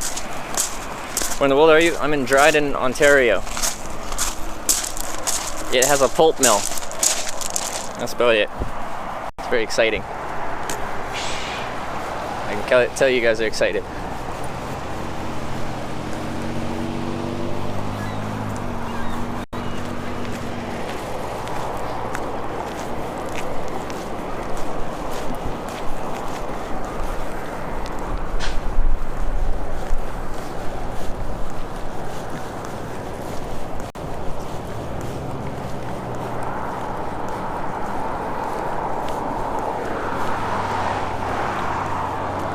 Yeah, you got it, Mad Chirpy. Sang it. Belt it out.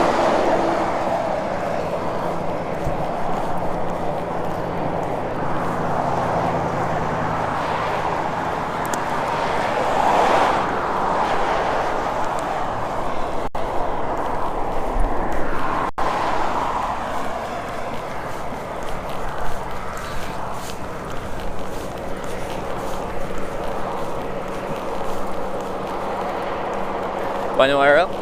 Twitch is getting rid of IRL and replacing it with more specific categories. So mine is travel and outdoors. There you go. Like a band of gypsies, we go down the highway. We're the best of friends.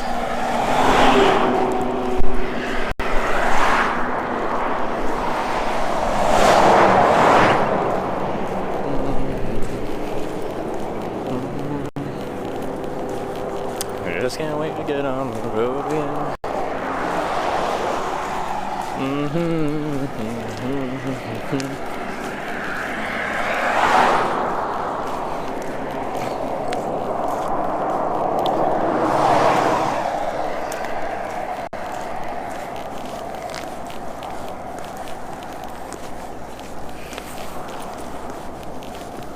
How's the shoulder looking here?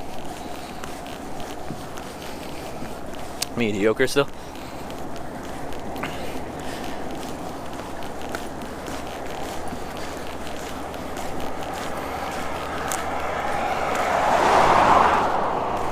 Do you carry protection? What,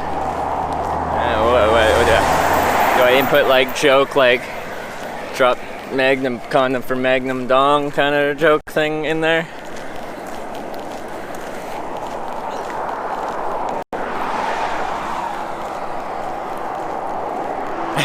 Flowers for Undergirl. Good memories, eh?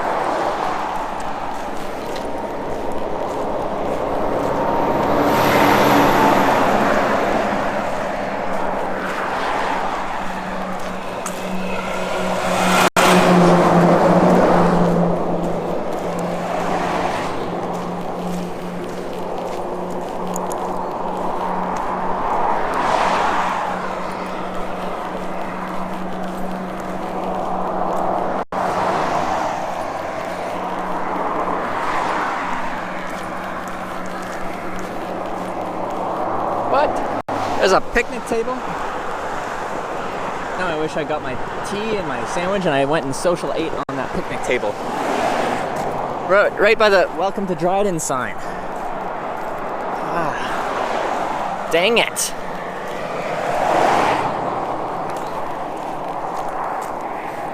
Must wear pretty good shoes.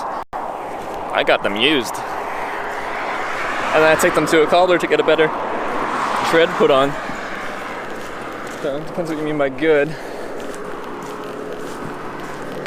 Alright, things are flattening up out here.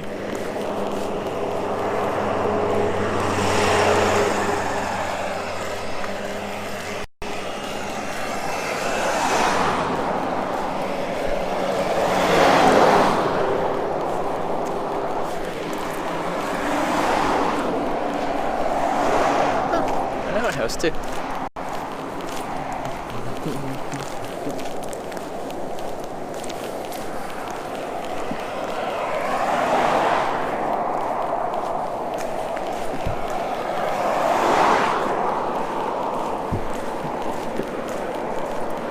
What are the shoes? The brand is called Frye, F-R-Y-E.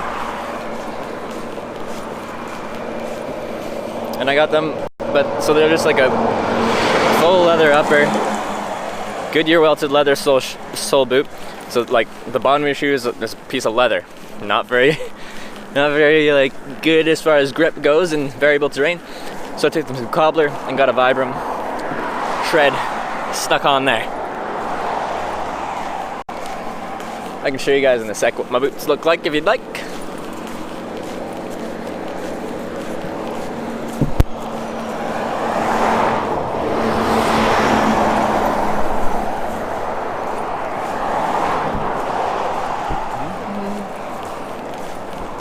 Do do do do do do do do do.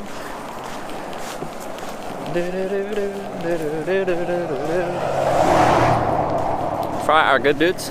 I like them. They're not really made for what I'm doing, but we make them work. Vibram solid? Yeah. It's like the largest like outsole manufacturer. Most brand recognition.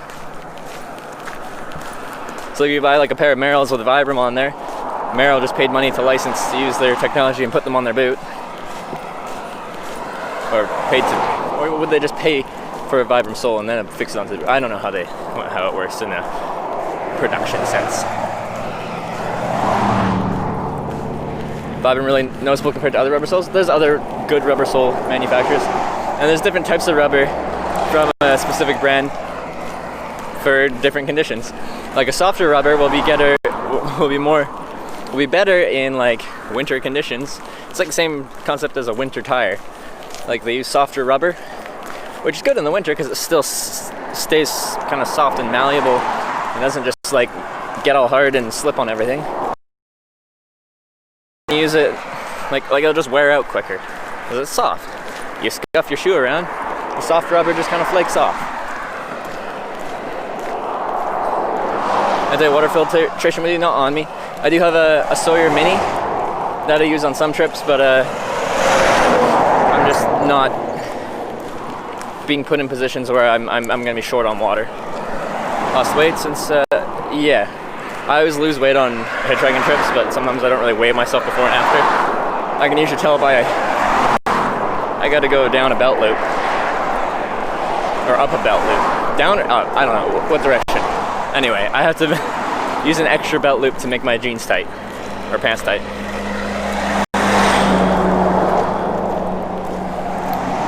And some viewers. They're good with wording things and have them email Meryl Marmot. Emailed a Marmot rep. But yeah, I'm at the point now where I'd be interested in talking to potential brands for product sponsors.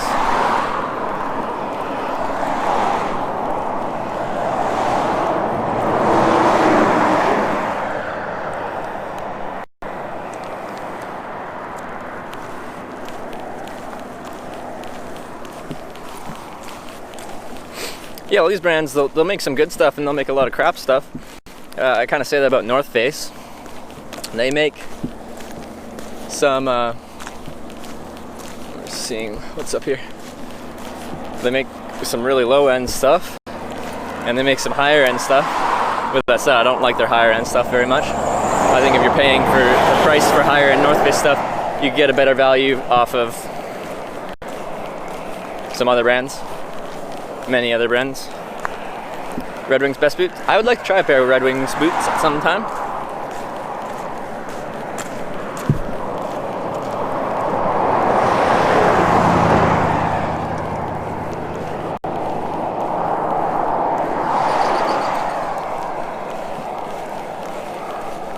All right. 358 kilometers to Thunder Bay, according to this sign in front of me here. Well, the road's flattening out here. Looks like the shoulder winds up out there. It's time to almost hitchhike. One stone. Those are the slip-on ones, right? I don't want slip-on boots. I want to be able to fix my shoe to my feet how I wish by lacing them tight or lacing them loose.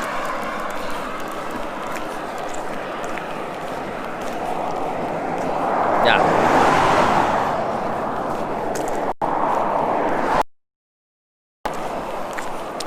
Almost at the pen. There's a police station up here too. Interesting.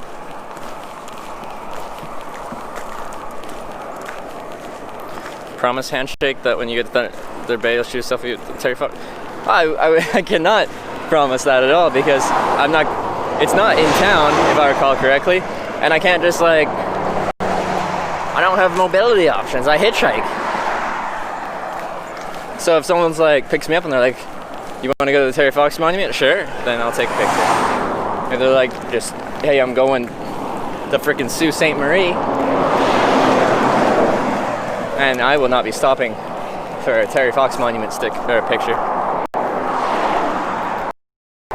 Blundstone's very popular. They've exploded in popularity. A lot of people love them, and I'm sure I'd like them too. I just wouldn't use them on a trip like this.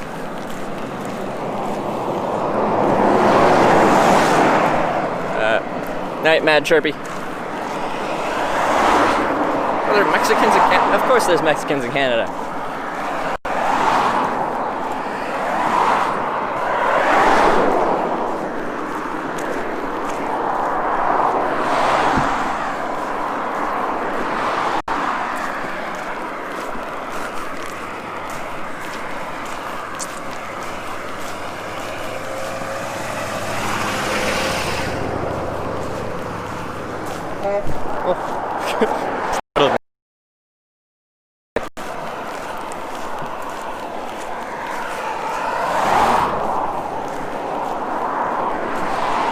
Go to a police station and ask for a ride out of town, you're wanted. That would go over so well. Even though they're overpriced, I like their jackets. I don't like what they've done with their Summit Series jackets. And dust in eyeballs. And I don't like their low-end jackets, and I don't like the cut of their jackets.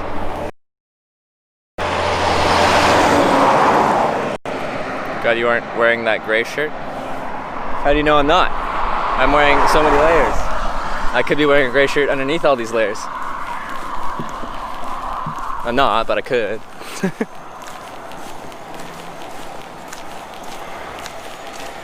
Alright, this will be my spot. Okay. Wide shoulder.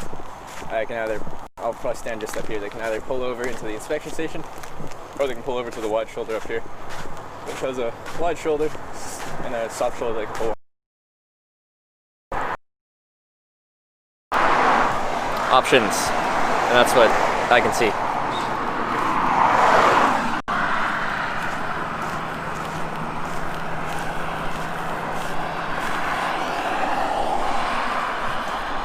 Sure, we'll do it here.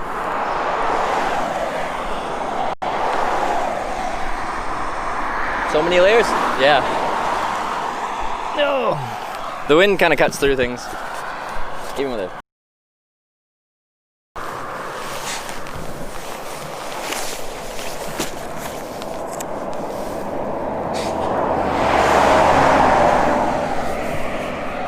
Cakes have layers. Trevor's has layers. Isn't the classic one onions have layers? Something Shrek, something.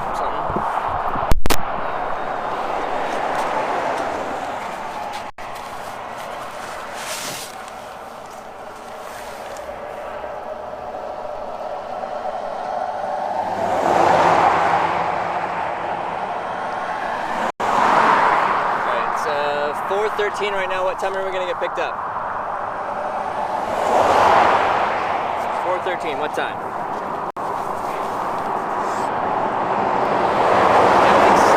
I think the camera gets me right. Wow. And he said he picked me up because he saw the camera. That was out of Winnipeg. But I don't think on average the camera helps. Also, I lose some rides occasionally because people don't want to be on camera, which is understandable. I no problem with that.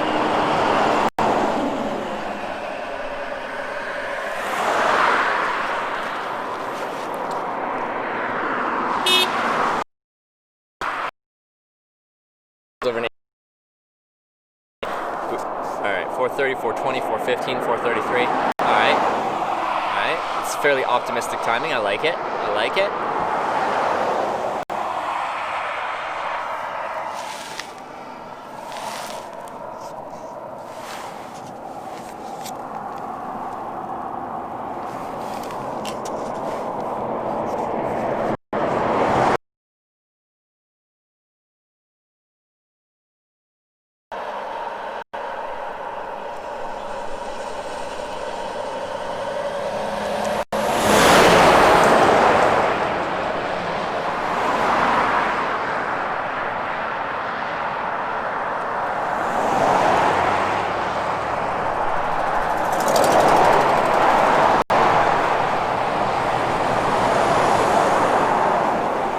Travel outdoors category now. I am no longer an IRL streamer. I am a travel and outdoors streamer. Yes. I think it's kind of exciting. I'm curious to see how it goes. I think there's arguments for both sides of things, but I am now a travel and outdoors streamer.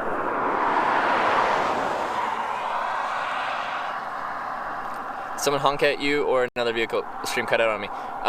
They were driving this way and they gave me a honk. They probably like a honk of support or something like that. Sometimes people do that.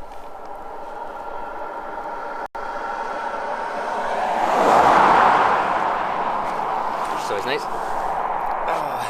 How do you make money while you hitch? I live stream full time. Do you have enough hold you over, or do you get by on donation? When I started Hitchhiking America, when I started streaming, I had money set aside for a couple months of streaming and traveling, and then the stream grew to a point where it was sustainable to continue traveling, so I've continued traveling. usually is I work, I save up money, I quit my job, I go travel. Money gets low, I go back home, get a job, get a place to stay, save up money, quit my job, go travel. It's a cycle. Now with the stream, it's not a cycle, it's just travel, keep traveling. It actually pushes you to keep traveling faster and more because consistency is important.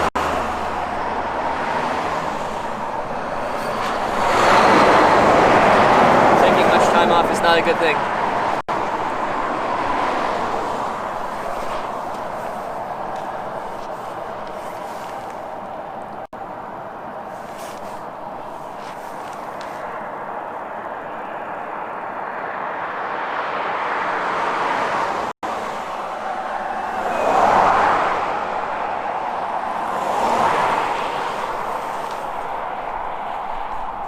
Have we talked to Victor since we left his house? No, I haven't talked to Victor since I left.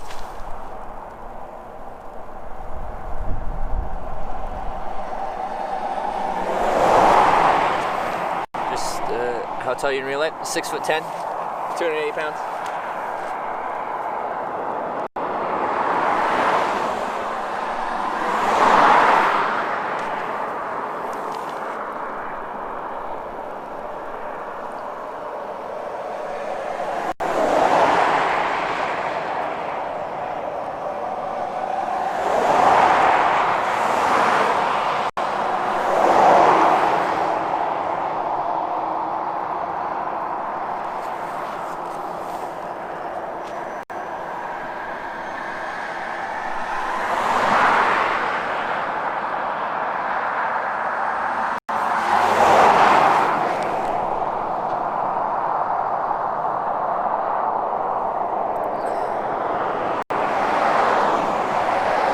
Pete, you'll find that telling me what to do won't get you very far.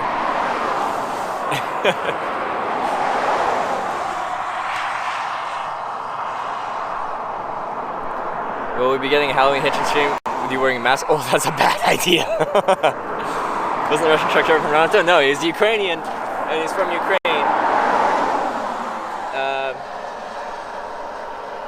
But he's lived in, I think he's been in Saskatchewan since he moved to Canada. He'd been in Canada for 10 years.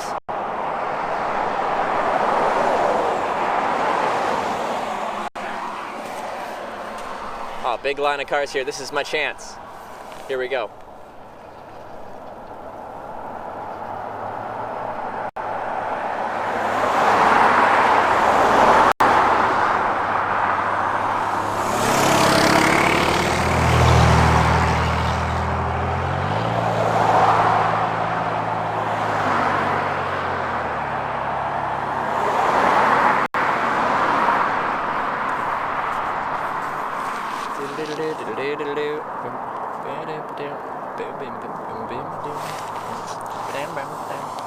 Stop for this jerk. I think you'll find that people will stop for me.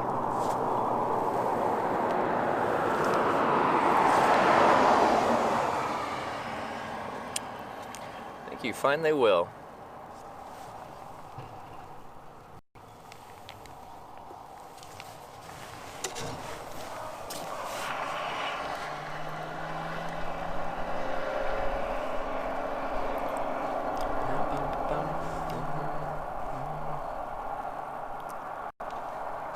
M9? Some of the motorways in the UK?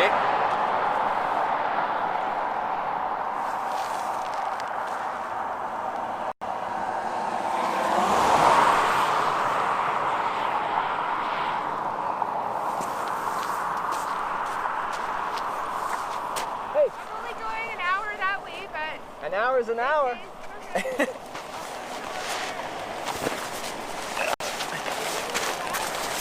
Good timing, Pete. Alright.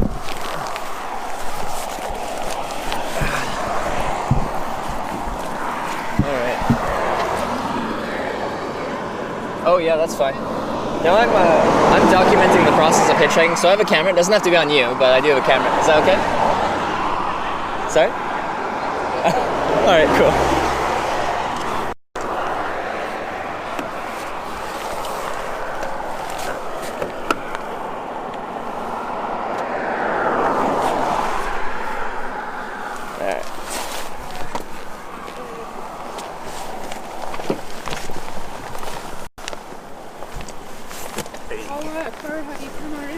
I'm from British Columbia. Okay. So we're going to Newfoundland, so we got a ways to go. About halfway. Alright, sorry. Here we go. You are? Yeah. So I deliver papers every day and I'm pretty much always driving. Oh, yeah. So that's a good thing, I guess. I'll let you get your seatbelt on. I'm just Yeah. backing up. Alright.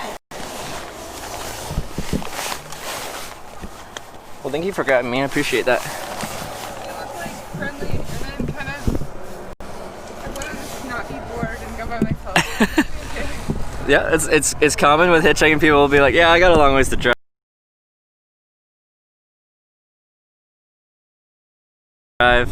Be more exciting to have someone in the car with me. It's a yeah. Like now, been picked up 970 something times, and now I documented it, and now it's my job to hitchhike. So yeah, it's sustainable. I get to travel, and then I get a little bit of money, enough to sustain my traveling. So, all right, one sec here.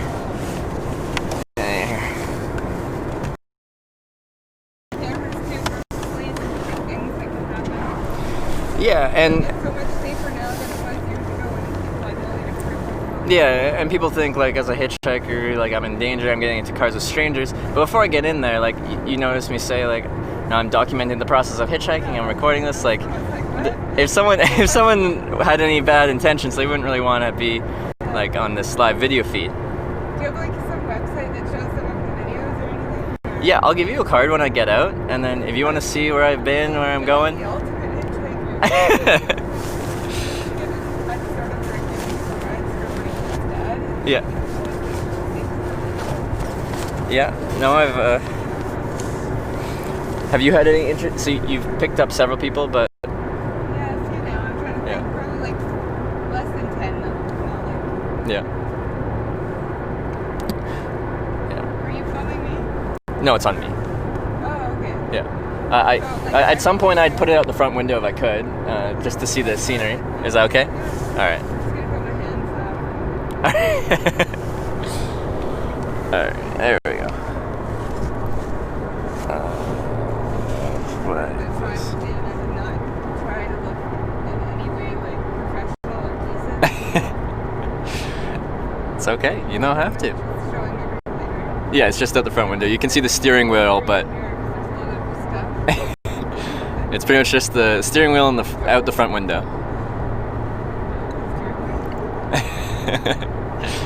Cut that part out. Yeah, I can if you want. All right. So it's just kind of, yeah. Yeah, I deliver newspapers every day from driving, and I have a stop here and here in that town called Bobberville. Okay. I don't know, you probably don't know all these tiny towns. The next time I know is what, Ignis? Yeah, that's where I'm going. That's where you're going. Okay. Yeah. Do you have like a GPS, or is that how you know, or did you just sort of like plan your route? So what it's actually kind of unique. What I do is I run this video thing off of, it's a live video feed that gets broadcast, and then people watch it and they'll be talking and stuff like that. So they'll kind of tell me what's up next. They're kind of my travel partners almost. They kind of help me navigate. People that would care, like with hands or No, they won't care about that. Yeah. This knee helps me a lot. Oh, okay. Like it was shaped for driving. Yeah. So it's like, like, you know, everyone has like a bit of a dominant side of their body. Yeah. Well, That's your right side. Yeah. That's what it sort of feels like a little bit atrophied sometimes. But Yeah. a few years ago, I went to a dentist and that my teeth altered and like they widened the top, like the maxilla top, and it's not meeting the bottom jaw. So I have like dislocated jaw here and I don't sleep quite. Oh, But I see. Okay. I do this like 7 days a week, so it's kind of weird how you can adapt to what you have to adapt to. It's harder for me to stand for 8 hours on a job than it is to do this. You know, Mhm. it could be terribly scary or whatever nature. Yeah. But So you drive this route every day yeah, Yeah. every single day. from Dryden to Ignis? Yeah. Just Or sorry, no, I should say Yeah. Yeah. Yeah. Are you going back to BC after you get to Newfoundland after so much time? So after Newfoundland, I have to be back. I have to make it to California, San Jose for end of October, for a convention related to the little documentary I make. Yeah. And then it's going to be like on the History Channel or something? My content's all live video feed, so like the convention I'm going to is related to the website I stream the live video feed to, so it's Twitch TV. Sustainability related to like other people living like without jobs and... No, it's kind of funny. On this streaming website, the base of what people stream is streaming themselves playing video games, and I am in this very different category, traveling outdoors now, where I stream traveling and being outdoors, and people will watch that, and yeah. So. Like, is there anybody else that does exactly what you do, or you? I don't think so. You had the idea and you just and how do you do it like sustainably without having to stop and work? So with the live stream, people that are watching, there's a few different monetization things that happen. From watching, I'll get ad revenue. They can also do a monthly subscription, which supports the stream. Like I get a little bit per month as they continue their subscription, or they can directly donate to me if they really want to through PayPal or through. Do you get a fee like that though? Yeah. I think of it if people just give a little bit, like everyone, lots of people give a little bit, you can have like a good amount. Yeah, and as a hitchhiker, you really don't need that much money. You can sustain yourself with just a little bit. Most people in society probably don't need as much as we have. Yep. Or they'd surprise themselves what they could create if they stopped just, like taking the lowest investment thing, which is to own something, Mm-hmm. to buy it with someone else's currency, which is itself something that you're buying into, like maybe you don't realize long term. Yeah. Giant spoons, thanks for the 100 bits. So right there. Yeah. What are we at? How many viewers? Sorry, my thing doesn't update the viewer count. Guys, how many are watching? Can they probably see my face a bit because of the mirror? Yeah, probably just a little bit in the mirror. It's in really low resolution because of the network, so it's not that much. It's like if it's a rainy day and you kind of feel like you're hiding in your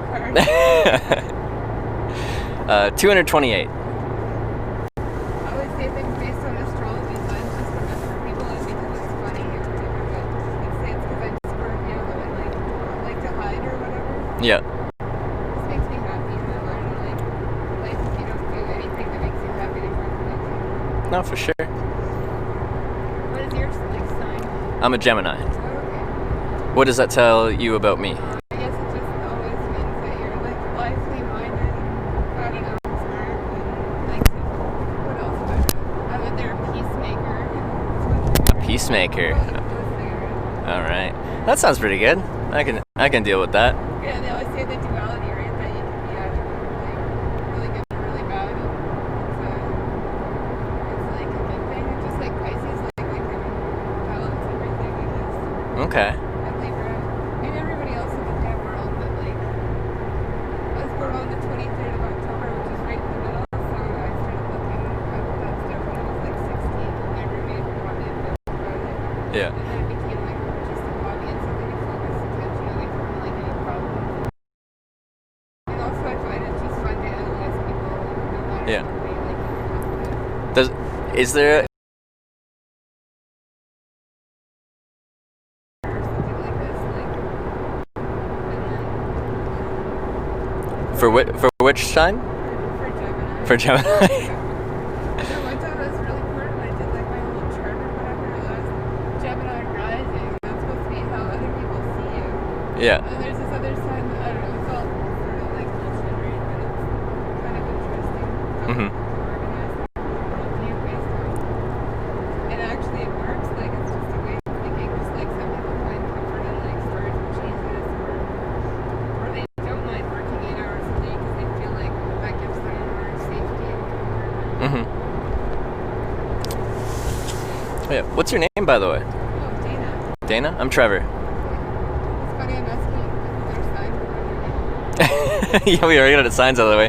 Didn't even get the names out of the way. What's your favorite color? Go through all the nice small talk when you first meet someone. Yeah. Can you tell how fast they're going? No, I don't think so. I don't think it's in really low resolution. So it's just because it runs off of the cellular network, and I'm sure you know out here it doesn't get.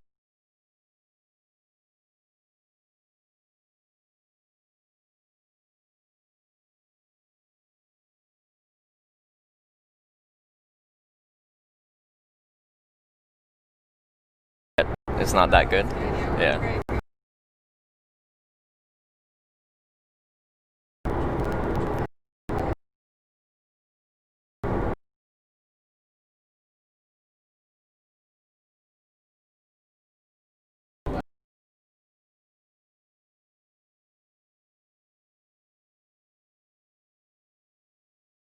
So since I've been doing that and slowing myself down willfully, like I notice how everyone just seems to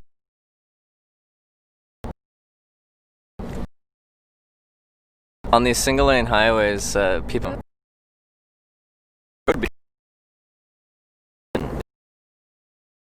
it's not even necessarily speeders that are the problem. You know, the whole victim lose time thing. Yeah. It's changes in speed that causes accidents. So Interesting. the fastest or the slowest. Yeah. Some days you'll be the fastest, some days you'll be the slowest.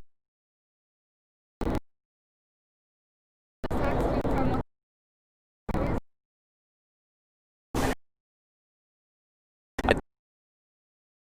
The oncoming.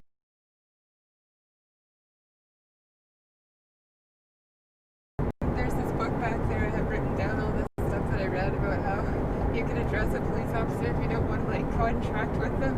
Mhm. It's kind of like I haven't figured out a situation where I would use it because I pay like commercial insurance and I am driving commercially, so but you can sort of entrap them. But like again, like if you're not taping it, and then again there's the whole court problem where everybody's dirty and nobody seems to like to look at evidence anymore and things. Or maybe I've just been living in a world like that for so long. I don't think that there's anyone that's fair.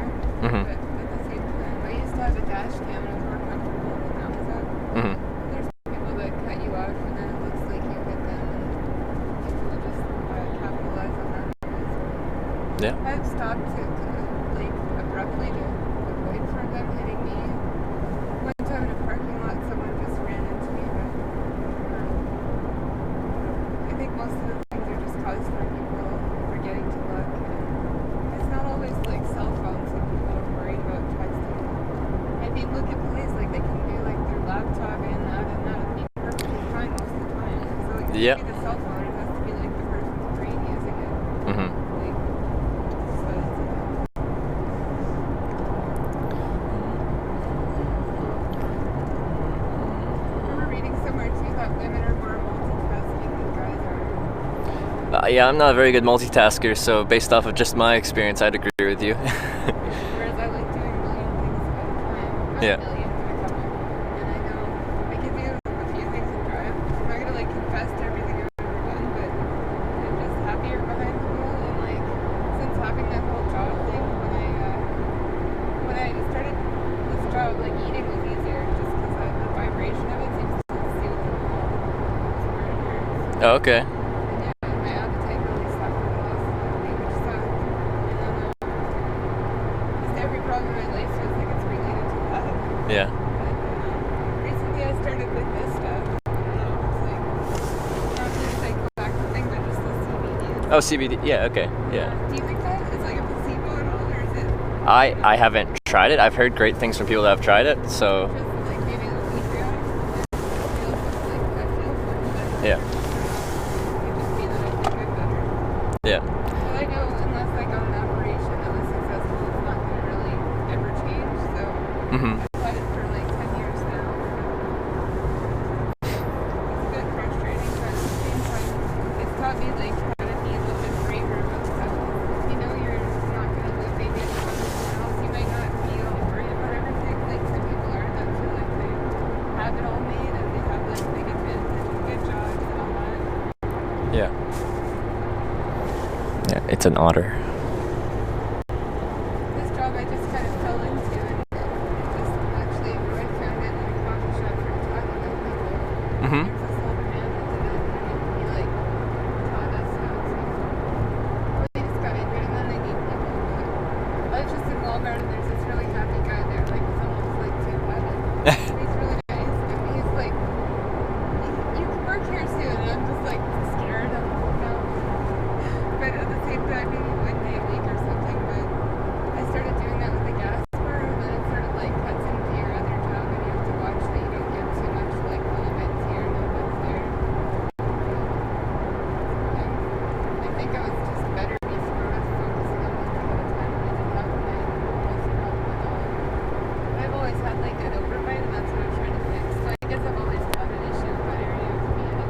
Mm-hmm.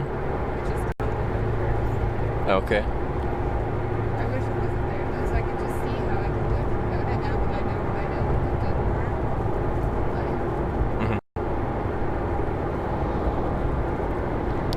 life. How many hours a day does this route you run end up taking? It's like a 5-hour thing. Round trip? And Well, no, it's a bit more now because I took out another paper and then I've got a hospital every morning to stop at. I'm looking for more things too in case there isn't newspapers on days soon. yeah. I don't really know how much longer they have because I know in some ways it'd be nice to get rid of paper as a medium for people, right? Mm-hmm. There's lots of old people that still buy it. It doesn't seem like it'll be forever thing, right? Yeah, it's more and more people are getting their media, their information online rather than I in do, print. I don't really read. There's one little quote in the back of the newspaper I'll read, and that's about it. Yeah. Oh yeah, there's a recipe once a week. But What, once a week? there's a recipe. Oh, okay. Are they good recipes? Well, this week had like 3 of them, and usually, if you want to look, I don't know, it's on like the Sure. second part in the sports section. Can you read the... Yeah, it just might change the lines on it. It's a pretty long late. I was reading this, and it's kind of crazy, like how. I don't know, What, Bill what he did Cosby? with, like, really, was it rape or like I guess? The whole, I don't remember what I got defined as. But yeah, pretty creepy what I've even, heard. Like the whole case, it seems a bit creepy too. Like as far as like that one woman already got $3 million, and then she wants to see him locked up too. It's like, whoa. But then he probably did do it if he gave her the $3 million under the table, right? Probably just threw it away.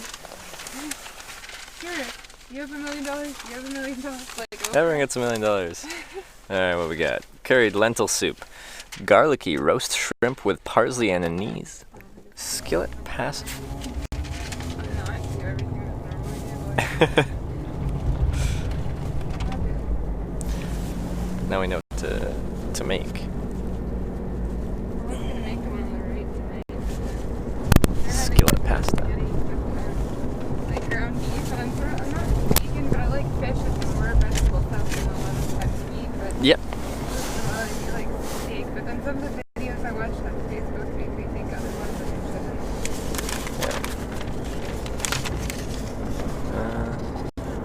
Well, this is the Chronicle Journal. What are some of the good things to bring with you when you're hitchhiking that you can eat, or do you not? I can eat. I eat a lot of like. Not eat today. Oh yeah, stuff like that would be good. No, it's all right. Thank you though. Like I'll carry some nuts and stuff like that, or granola, some bars, stuff that just doesn't really go bad. And then you do stuff to eat, like when you're in a town. Yeah, so like I more keep stuff in my bag in case I kind of end up out of town and I need to sustain myself a little bit. Yeah, like you're not hitchhiking because you're like lacking for anything. It's like a conscious choice if you want to do it. Yeah, I hitchhike as I want to. Like you're running. Yeah. And yeah, I enjoy it, and I'll do what I enjoy. Approximate age, like are you in your 20s or? Yeah, my age. I can tell you my age. I'm 24. Okay, nice. Yeah. That's how old I was when I moved to Dryden. Oh yeah. Where'd you move from? Thunder Bay. Oh, Thunder Bay. Okay. I've moved to like all over Ontario, but I was born in Terrace. Did you say Terrace? Are you from like out west? Yeah, I'm from Vancouver Island. Sorry, what? I'm from Vancouver Island, British Columbia. Oh, really? Yeah. Do you want to go and stay there for a bit after you're done this whole circuit, or going to California? I just when so I did the. How do I explain this? Starting in April, I hitchhiked around all 50 U.S. states for 4.5 months. Okay, well, that's just like stopped in 1 second in each one. Yeah, I moved really quickly. I didn't stop very much for anything. Then I got back to Canada and I had about 2.5 weeks where I just went home essentially and relaxed on Vancouver Island and then also central British Columbia. So I got my break and now I'm on day 10 of this trip. And I'll be going for probably a month something to St. John's and then California, and then probably back home for maybe a little bit, and then going on another trip, potentially to Europe. Okay. Yeah. My dad did the whole Hitchhiking through Europe thing when he was in college age. Yeah. So I did when I was. Money or anything, he just was smart, like, I'm gonna put on mute then.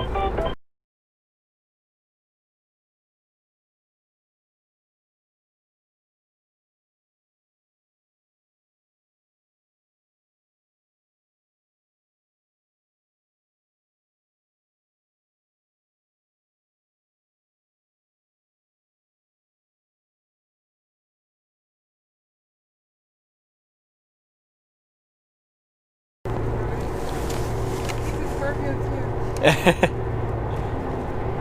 He's like when I moved here at 24, he's like 24 years older than me, but I wanted to meet him, and then his daughter thought that her boyfriend, but they have the same name, and they're both staying in that house, and she thought her boyfriend was telling me for friends that my mom and dad, or it's actually his dad, and then she started talking to my mom, and they both like told each other the things that they thought were negative about us. And then we just got like some answering machine messages that were kind of negative, and then I ended up just like staying. And I was like, I don't like anything.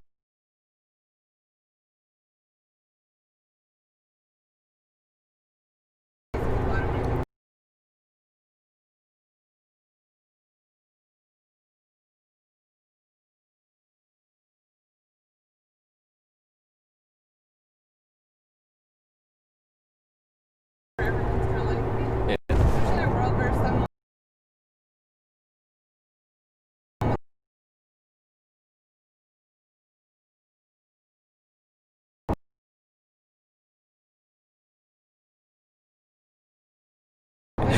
she's an Aries. I don't know if you're an Aries people, but I would just say that when she's being really like stubborn or something like that. Uh-huh. I just tell people, oh, she's an Aries. But, she's like, I don't know, she's really like.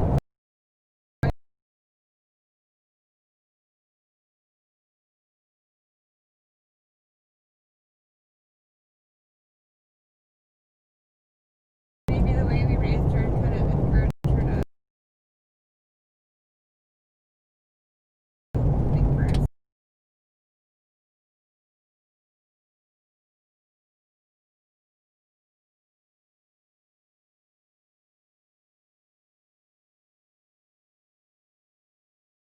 Included in that power that the person has just by going off and doing their own thing. Mm-hmm.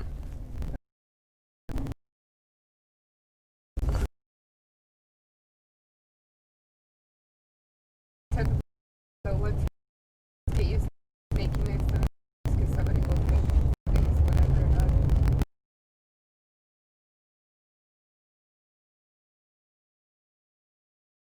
Partly due to that thing I just talked about when I moved there.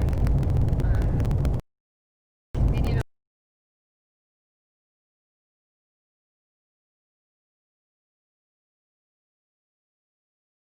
when I met Roy, I realized like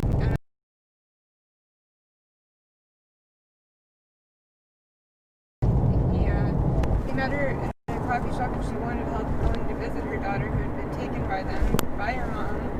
And so he took her there, and then they ended up like marrying her. And then the courts, I guess, thought like if someone has a good job, then that means, you know, they can provide a home and everything. But now it seems sort of like more arbitrary. Like you have a really good job and spend all your money on lawyers trying to keep your kids and you still lose them. And then there's other people. It's all to do with in the first place signing a contract with them, and you just hand them over like a lot of power. Mm-hmm. And like the whole like secret court thing is the problem, but like I guess it's not just that, it's the whole way that not a lot of people want to work very hard in society, but they're content if someone else does, and they just buy that, and they get their money some like shoddy way. That's all okay, it's sustainable and it has a future, but I don't know, but some people think like that. And when they did that to me, I was like making my own clothes and doing a lot of things myself that other people didn't even like to do, and I didn't understand like why I was attacked. But then through all I've been through, I see there's people been through way worse, and they're continuing to be, because some of the things that I see around me are like really a big scam, and people don't know a better way because they're simply not allowed to.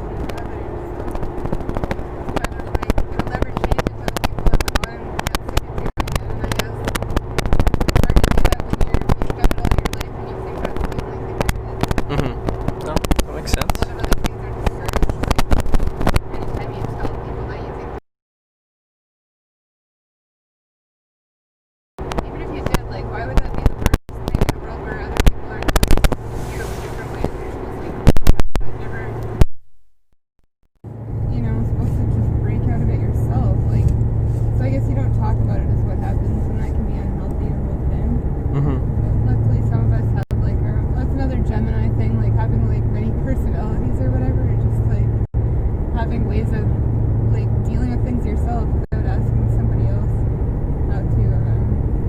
Oh yeah, and communication. That's another thing. It's a good thing for survival. Yeah. Sometimes you don't have anything to say. You just need to communicate, and other people have so much to say that they're not really doing much work or whatever. So. Yeah. And I feel like those social workers that came to my house when she was a baby at 2 weeks old were like that, because the one girl had no children and she was like, you could have had a dead baby here, and I thought that's like really extremely inappropriate, and it's like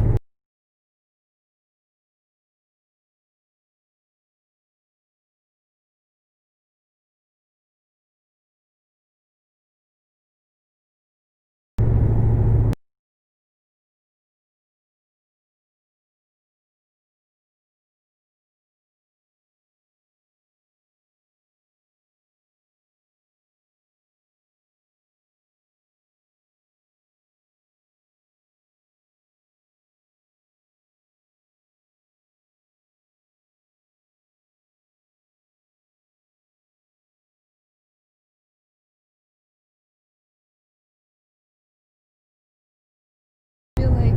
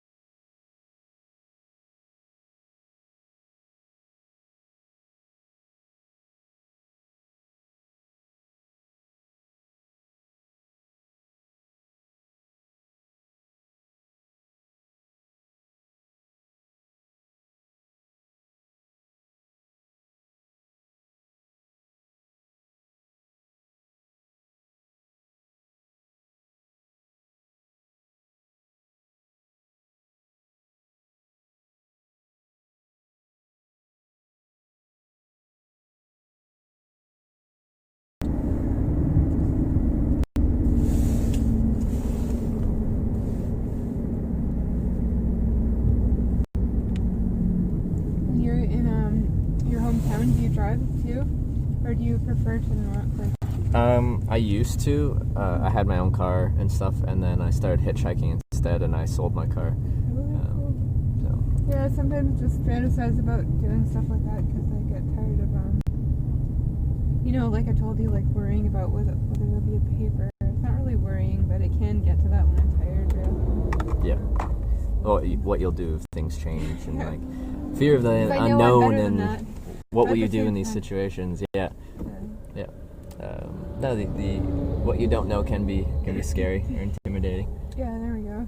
Yeah. And everywhere you go, there's things you don't know. But like when I got that ticket, for example, I was on this highway that I don't know where whereas that one I know where the speed traps are and that. Mhm. I shouldn't have been even doing it, but that one behind me doesn't know where the flagger is and is like really concerned about it.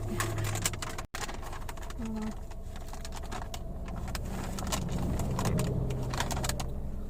Sometimes I just laugh about stuff because I don't feel like I know that much or that I even know an adequate amount, and I just feel like sort of lucky that I'm here, and I don't even know what it's luck. It's just like, oh wow, I'm still walking around and getting food, and it seems like overwhelming. A lot of things. When I see a skyscraper or whatever, a plane, I'm just like, okay, I got out of bed today, so, right? Speaking of planes, like, you've been here for a while. Like, let's just say you had a month and someone's like, all expenses paid, you can go anywhere in the world. Where do you want to go? I don't know, when I was younger, I used to think that Ireland would be nice because I saw some pictures of like bluffs by the sea or something, and I just thought, oh, that's nice. Where? But Ireland. Ireland. Oh, like the Cliffs of Moher. Yeah, Like they're beautiful. And actually, anywhere with like a big waterfall or cliff, I almost feel safe beside it because going back to that whole thing of being able to take care of yourself, like, you know, in ancient times, like, since people have been fighting each other for nice land, like, they also learned to make places where they can, like, escape if they're attacked, because maybe they don't want to fight, they just found a good spot and they kind of feel like it's theirs, and they'd share it if the people ask them, but a lot of times people don't ask, they just come in and be like, fuck you. And I feel like it'd be nice to live by a large cliff, or, like, because I've never made a gun, I don't even make, like, anything like that, and there's people out there that are a lot better off than I am because they learned how to do that, and I think that's the main reason that they're like maybe elevated above someone else. And I figured that much out, but at the same time I feel like you can be a weapon, like your own self, to be intelligent and use your mind and be aware of your surroundings, but sometimes I just think more lately too about how nice it'd be to actually have like a secure place. I don't even care where it is, it's just be nice to be more secure. Where do you live right now? I live in this little out of town there, like 15 minutes, and it's like a farm almost. Oh, okay. There's a house beside me where a man was living, and he got older and wanted to move into like the old folks home because he didn't want to burn firewood anymore.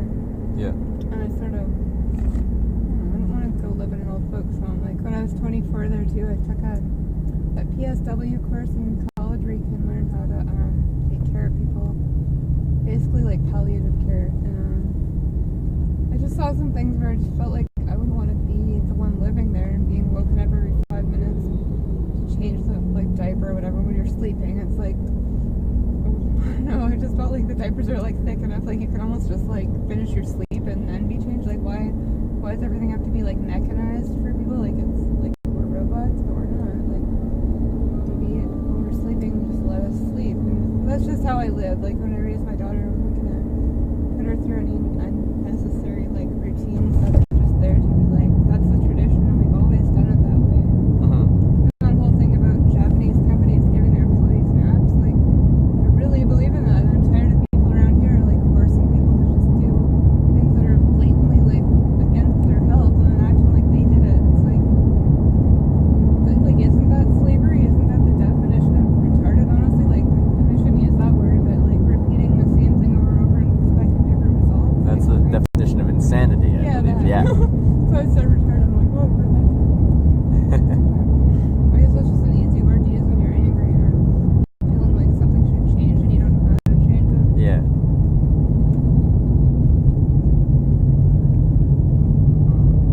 Like this car is made in Japan, but I don't know if all the parts are. Or they like, isn't Japan one of the places that like took over China? And like now everybody in the world's using China, but it just seems like they're Chinese people, not China, like whatever.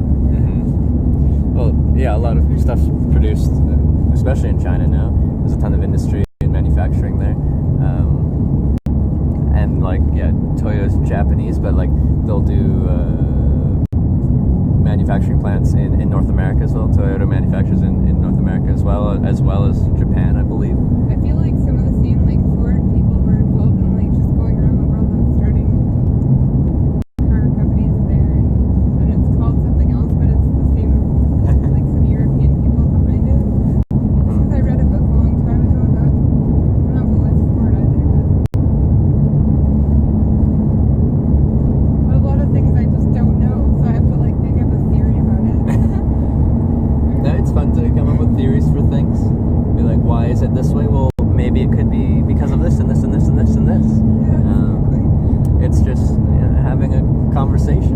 And I think it's healthy to be able to say you don't know, though, instead of like trying to trick people that you know everything, or you're the most good looking or the most perfect person when you're nothing, like without the people around you that help you do the things. Like if you like a car or whatever it is that you use every day, shouldn't you kind of know where it comes from or be part of it? I don't know, besides just sitting in it and feeling like you're so powerful because you're in this amazing invention, but like what else could we invent? Speaking of like being in cars and feeling like you're amazing, people seem to have so much more confidence and anger and just like be more aggressive when they're in a car when they wouldn't be just walking out on the street. Like people just are behind the wheel and they'll go crazy on people, where on a day-to-day basis they might be a very pleasant person, but put them behind the wheel of their car and all of a sudden about being the only one in charge of the area. Yeah, and when you haven't had any power your whole life, maybe that's good though, because then you're not used to being the dominant person. You don't really care, but you can spot when other people are doing something that might be something you want to stay away from. Like, then yeah, sometimes it is just you being like road raging, and I guess that's fine if you keep it to yourself, but don't, yeah. It's okay to be angry, yeah, just don't take it out on everyone that doesn't deserve it. That's that thing I read the other day. If you don't heal from the past thing, whoever cut you, then you'll end up bleeding on someone who didn't cut you or something like that.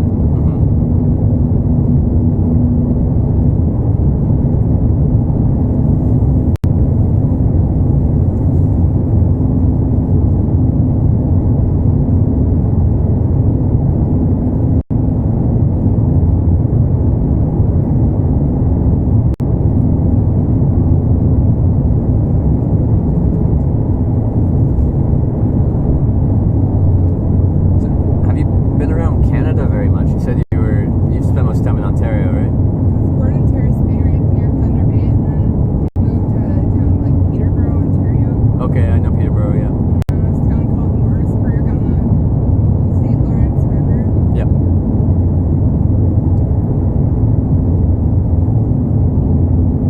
And then there's little towns too. There's one called Apple Hill that actually years later I met this couple. They were moving there. I was like, how do you even know where that is, let alone you're going there? It's like 10 people. That's somewhere around Morrisburg. And then there was near Ottawa, Perth, Ontario. And then we moved back to Kenora when I was like 16 or 15. And then I left home like the day I turned 16. So I had like a religious parent and it just didn't seem like it was like a good thing, you know. I just didn't like it, so I left and then got jobs and learned things, and I've just been doing that ever since. And I think that's a factor in why she tried to take the baby, because it's like a pride thing, and she always felt like I didn't need her anymore all of a sudden. But that's supposed to be good, right? Like when your child goes off on their own on purpose and doesn't need you to do everything for them, like you think that would be appreciated, because people are always whining about their adult children that are still at home, or other people disrespect that, like you should have left. But then when you do, sometimes, I don't know, I think my mom misses me too, but she expresses it differently sometimes. Yeah. You know, years ago I stopped caring after all, like going through that sort of like violence of the government thing where they're just right in your home and trying to decide whether you should have like what's properly yours if you didn't sign their little documents and think that that's their property, because under the Child and Family Act, when you're a child's child, then that's what they identify it as. But if you've never been part of that, if they can't, like, you know, the whole legal fiction stuff, like I wouldn't have ever known about that back then. No, I wouldn't have had any clue. I mean, they use that to their full advantage. And because she's a baby, just when I started reading stories, I was like so panicked about her being adopted. She was cute and everything. I was like, oh, do they just want my baby? Like what? And I knew that that's their job too, right? They just get paid because it's an open file.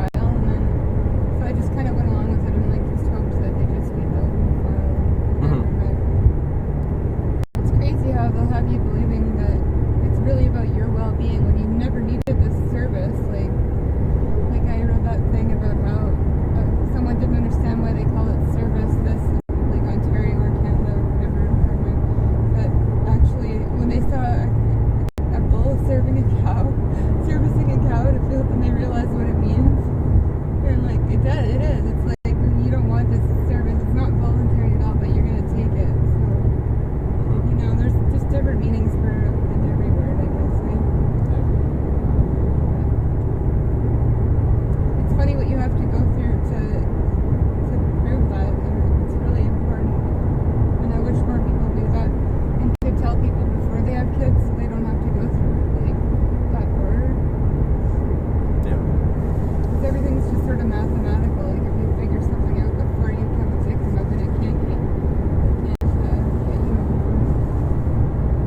It's like that's the goal. Like you shouldn't just be floating around waiting to get fucked over and then complain about it and be sad. Like, and then someone will diagnose you as being clinically depressed and then you can be locked up or just die alone or some other horrible outcome when you can just have a life and be left alone.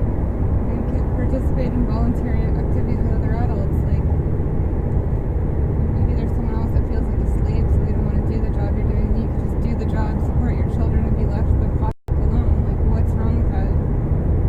I didn't think that there was a problem with mine, so I just kept fighting in different ways, but it's taken its toll on me as far as like I just don't care about a lot, and I feel like that's not the aim of government. Like they don't really want to produce a whole bunch of savages that don't care what the thing that they are, and they what? Oh, that's the end of the thing. And they should pay attention, just like I do on the road. Like sometimes you have to adapt, and you can't just go into every home like with a battering ram and be like, well, we might take your kid, we might if we want, if we feel like it. Yeah. They do, and I guess people can play their own devious games too, and that's why you hear about different shootings and stuff, because people don't play their game and they don't like that, but too bad, Are they But I never still had, trying to like do I said, I that? never had a weapon. No, they closed the file, but my mother just like kept calling, and then they closed another file after 1 week. Like it just got stupid, and she was almost like making them into a fool, which I thought was kind of ironic because she claimed to need the service, and then she's like burning out the very people that like it's almost like a giant joke back on the system that they don't see, but she's actually just kind of slow and she's not even trying to, but she ended up like helping me that way by just looking really crazy and just being like she was in my childhood, like inconsistent. Yeah. Sometimes people like that will teach you a lot about what you don't want to be, and I do remember her like the loving side of her, and I trust that more than I trust like someone that's just using my labor to help them and then will dump me in a ditch when they're done with me. Because I could certainly do that for myself, and I didn't have a baby to have it take it away from me the moment it came out of my body, even though I went through 9 months of just pure joy. Like, yeah, I just did that for everybody else, and I didn't want anything out of it myself. Like, I think it's not really about me though. Like, it's about the part of me that left my body is now somebody else. But it's weird how many things we think that are just because we want to think them and not because like there's fact, reason, but then there's just things like forces of nature that people don't understand, and they never will for a reason, because it's like protective and instinctual, and it's kind of the reason that we're all here, but we don't necessarily have to talk about it, I guess, and that's a good thing. Like you can figure it out without telling everybody your next move or anything like that. Yeah. The same way they like to spring surprises on you when they're not like 100% pure and about nature or anything like that. They just want what they want now. And that's nice for them. But sometimes I have like some want of my own, or it's not a desire, it's just that I'm gonna get it one way or the other, like whatever you want to call it. But I'll never forget what that feels like though, to have your baby. Suddenly people are wondering if it's their baby. It's like I just started reading and just learning so much because they attacked me at that point in time. Like maybe if it happened when she was 5, I would have learned less, but I'll always have that burned into my mind because I knew I was like a person with not even good intentions, but like an intelligent person. Like I wasn't planning on having like 5 children to be on welfare or anything like and to drain anybody else. It's just like probably my only baby. And I'm glad, like, I still have her, right, and I didn't lose her, and it feels weird making it into, like, a relay race or something, but, like, you would think nature's enough of that, just, like, the food chain, like, getting food and having to, like, compete for, like, a habitat or whatever it is we're doing. We don't talk like it's a nature show, but we're the same as animals, like, we're just finding places to go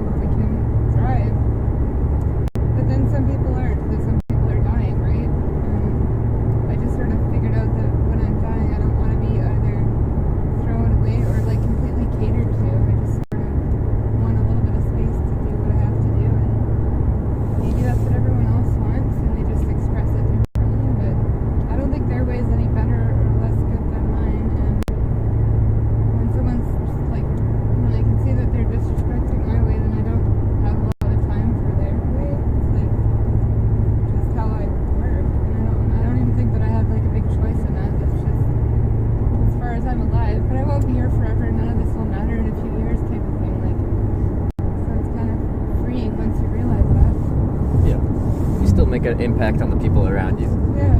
So like your Well, impact maybe on I your. don't know if I'm teaching anybody anything because I just know that I'm messed up in my own ways, that I'm messed up and I know what they are, and I think that's what they say is like to know yourself is to know power or whatever. Mhm. But there's so many different types of power, right? And Yeah.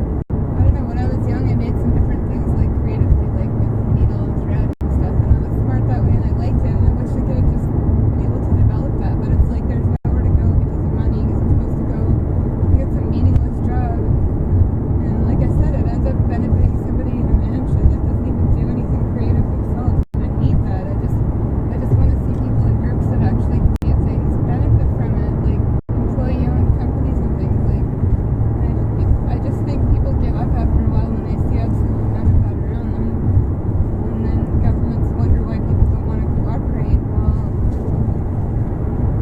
they forget that they're people before they were government, which was created by people. And, I know I hate when people too say like power to the people and act like everything they have is through their own effort and that no good ever came out of any type of like hard labor, where some people did the hard labor and other people like coordinated it and all that. But I wouldn't know, because I always feel like I'm at the edges of society anyway for different reasons. Like when I was born, my umbilical cord was wrapped around my neck, and I always use that as like a metaphor for how I could just as easily not be here. And maybe I'm not even here. Maybe I'm just like a messenger, and that's where I'm happiest, because I don't want to be here forever, and I don't understand why anybody would. But Mhm. one of my favorite quotes is this thing about like the slave always never dreams of being free, they just dream of being the king. Or this other one, it's like, who's richer, the one that has lots of money and wants more, not money necessarily, but whatever wealth. And even this, like me being so self-righteous, and like at what point is it enough? But like when well, it was just like comparing who's more wealthy, like the person that has a lot and wants even more, or the one that has a little bit less and wants even less, and like is okay with having less and just actually gets by like that and doesn't just want more and more and more. And I think there's so many people around me thinking the same way, but nobody to talk to, or nobody to act with, I should say, because we all are talking about it by now with the internet and everything, and just being evolved in some ways at least, despite all the slavery and stuff, and we're still like alive. But I feel like what's the point if we're not going anywhere, and like all the technology is helping us stay alive, but it's like a life support system while we're vegetables, and it's like, wouldn't it be nice to just have a bit more of both worlds? But maybe I'm mistaken, sadly, and it's always going to have to be like a vampiric world where some people have to stay on top just in order to run things. I don't know. Interesting. I get a little tired just thinking about it, honestly, and that's what I mean. Like, what if my intellect or stuff like that I do had been put to better use before? What if I wasn't stomped down when I became a parent? Like, what if people minded their own business, as in like help people join their team instead of making sure they're down there so they don't rise above them? It's like, especially when they're dealing with someone that's not going to be stomped on. Like, why hurt yourself? Why do that to yourself? It's dumb. Mhm. But all the things I say, like sort of about a them, like it could just be an us. And I think that's the difference between being like insane and just knowing like that everybody, like if it's true what I say, that it's like their liability to attack me, and how everyone's gonna die eventually, it doesn't matter, then like I should back it up by at least enjoying the time that I have here. Just knowing all that is kind of a big thing, right? Like it's Yeah. kind of amazing. And to just be here talking about cars or whatever, that I don't know. Well, yeah. We That's all have why a I like my limited time. gardening. You just gotta do the best with the time you're given. Yeah. I thought you were asking for the time of day. Oh no, Because you were looking. Do you need anything like water or something? no, I'm excellent. I'm Do you great. actually have it taped so you could watch it back if you wanted to? Yeah. Well, That's good too. Like if it's someone's safe for a talking and pod. telling you all these quotes or whatever, and you wanted to look at that. Exactly. So if something happens, we can call back on it.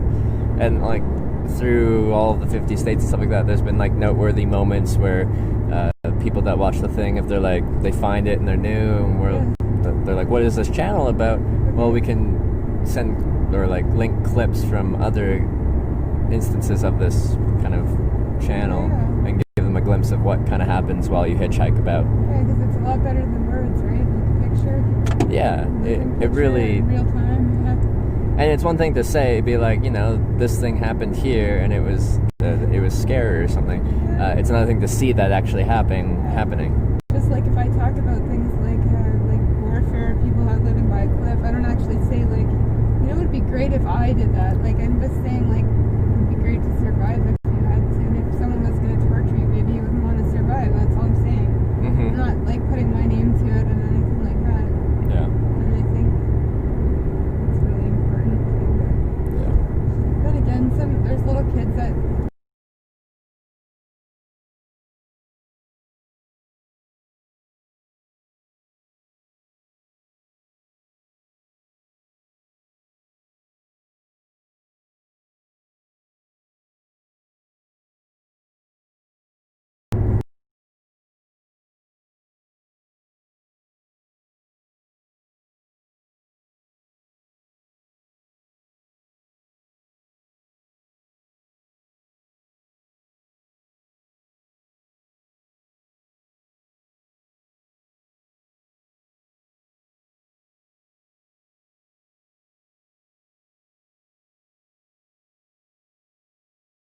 use them.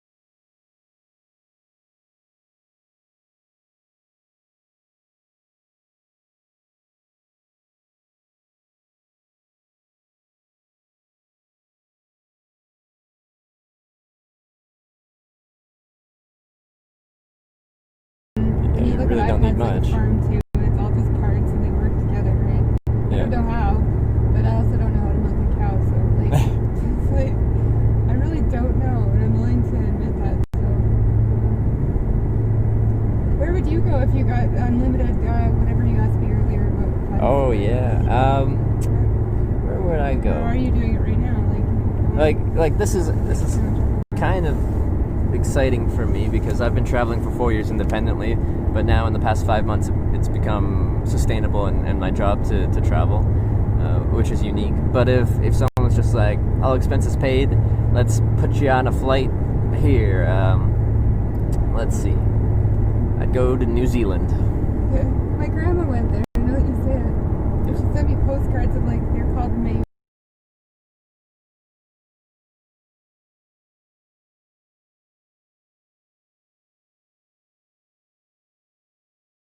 children, and they have like meeting or whatever.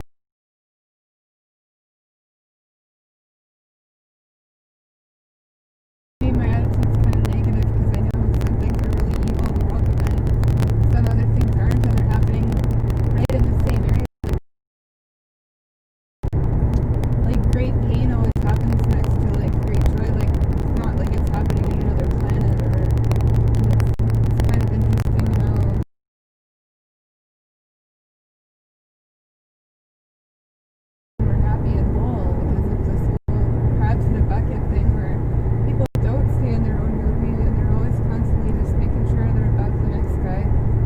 them both down. And it's like, okay. It just makes life seem like not that much worth living to always be there. But I think I just miss my family. I don't understand why I can't just confide in people without them like running to like tell somebody like else. Like it just makes me feel like a certain amount of what's it called, like indifference rather than hatred. Just like I don't associate myself with who I am, which is like my family while I'm alive, right?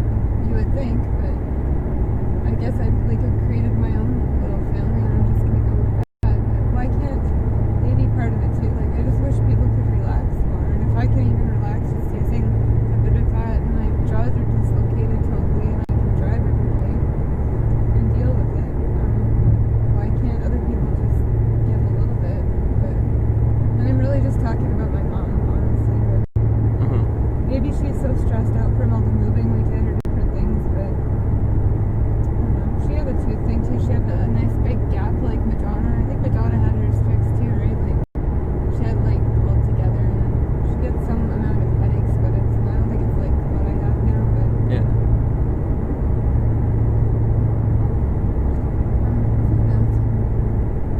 Did you ever go to university or?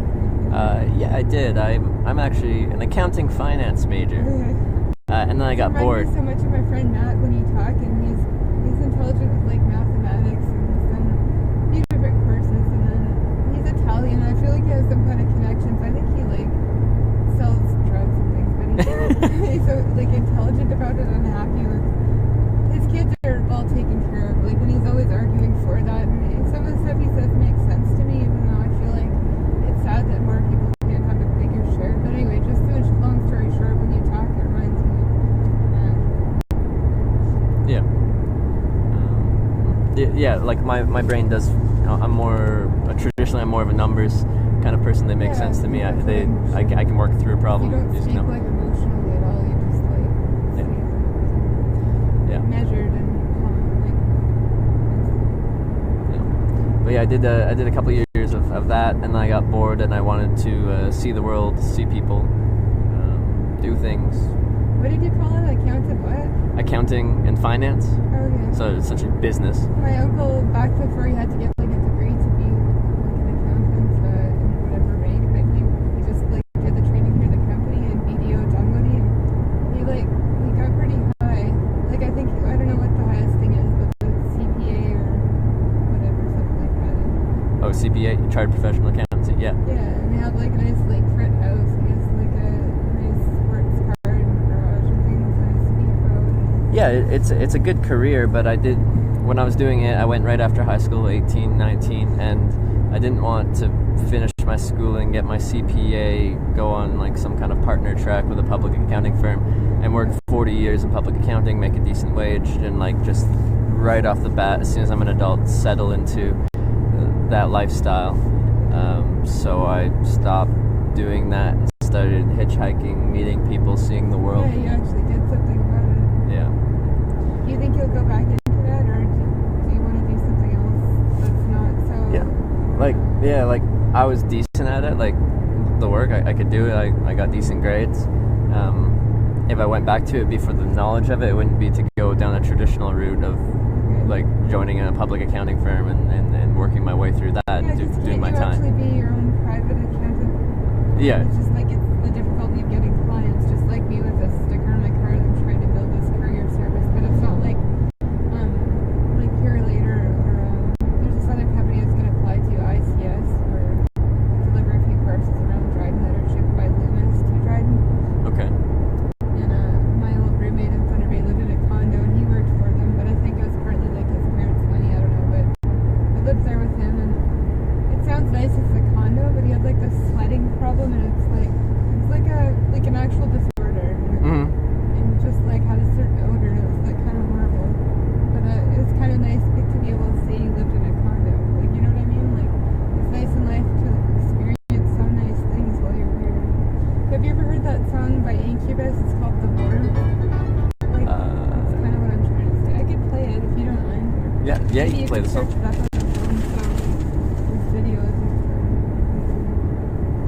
legally. Cake, thank you for subscribing. Welcome to the Zoo Triggers.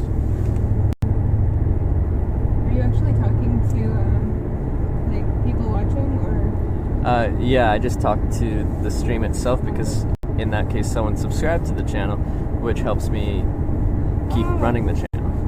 So, like, do they show their face when they talk to you? No, Or do they just say your all I voice? get from them is a screen name, essentially, like that, and they get to pick it. So, in that case, it was a person named Cake.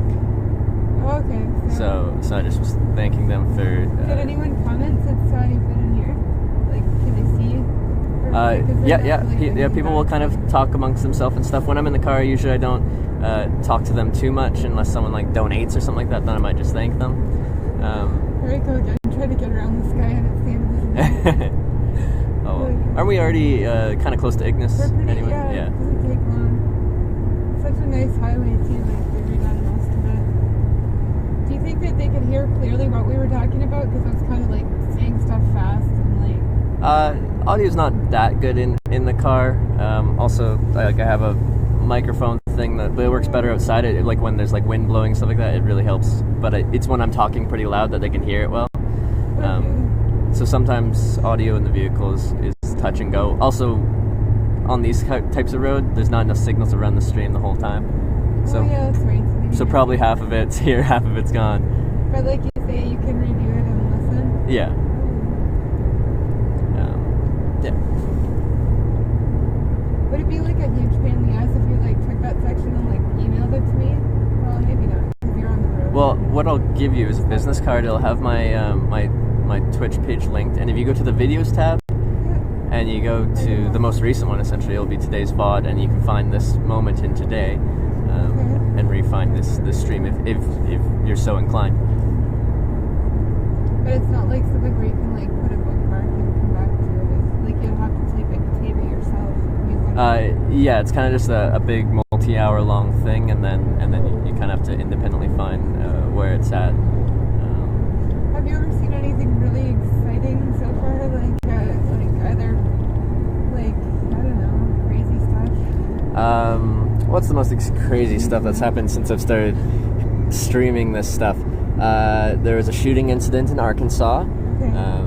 I was setting up my tent and someone started shooting at where I was setting up my tent behind the sign. Okay. I didn't get shot, but that was scary. Did you tape it like you were like a witness to it really, or? Yeah, it was live broadcast. People were there hanging out as I set up my tent. But no one like approached you to talk about like any police or anything. You never had to deal with that. No, I never had to deal with police. Oh well, I do interact with police pretty frequently as a hitchhiker. Yeah. I rode in like 6 cop cars on the trip or something like that. It's like they give you a ride to be nice, or? Well, they'd pull over, make sure I wasn't drunk, make sure I wasn't doing anything illegal, because hitchhikers, I think they see them as a high-risk demographic.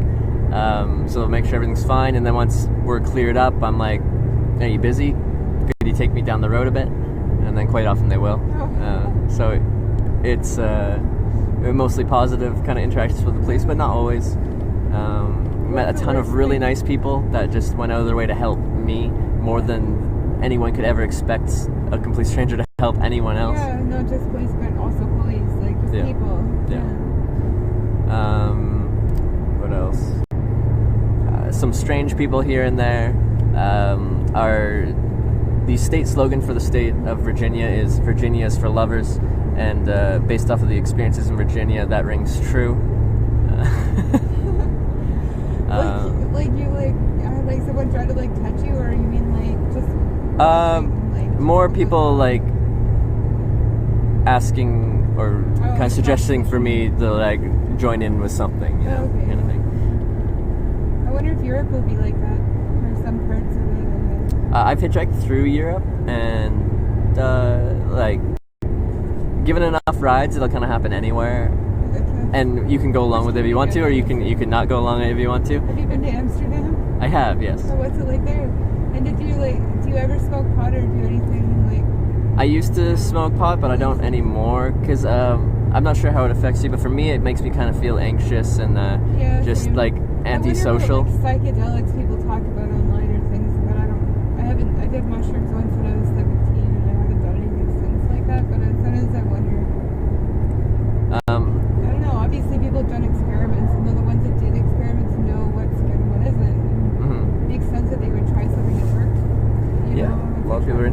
experimenting with different psychedelics. Like myself, I've tried mushrooms before, just like once, just for the experience. It was like I say, it's one of those things to talk about. That's like a fun story where you're Yeah. about to be less rich again. Do you remember what your experience was like on With mushrooms? mushrooms? I was in Indiana. I went, I was 16 there, so the summer after I turned 16. My mom's like our family friend.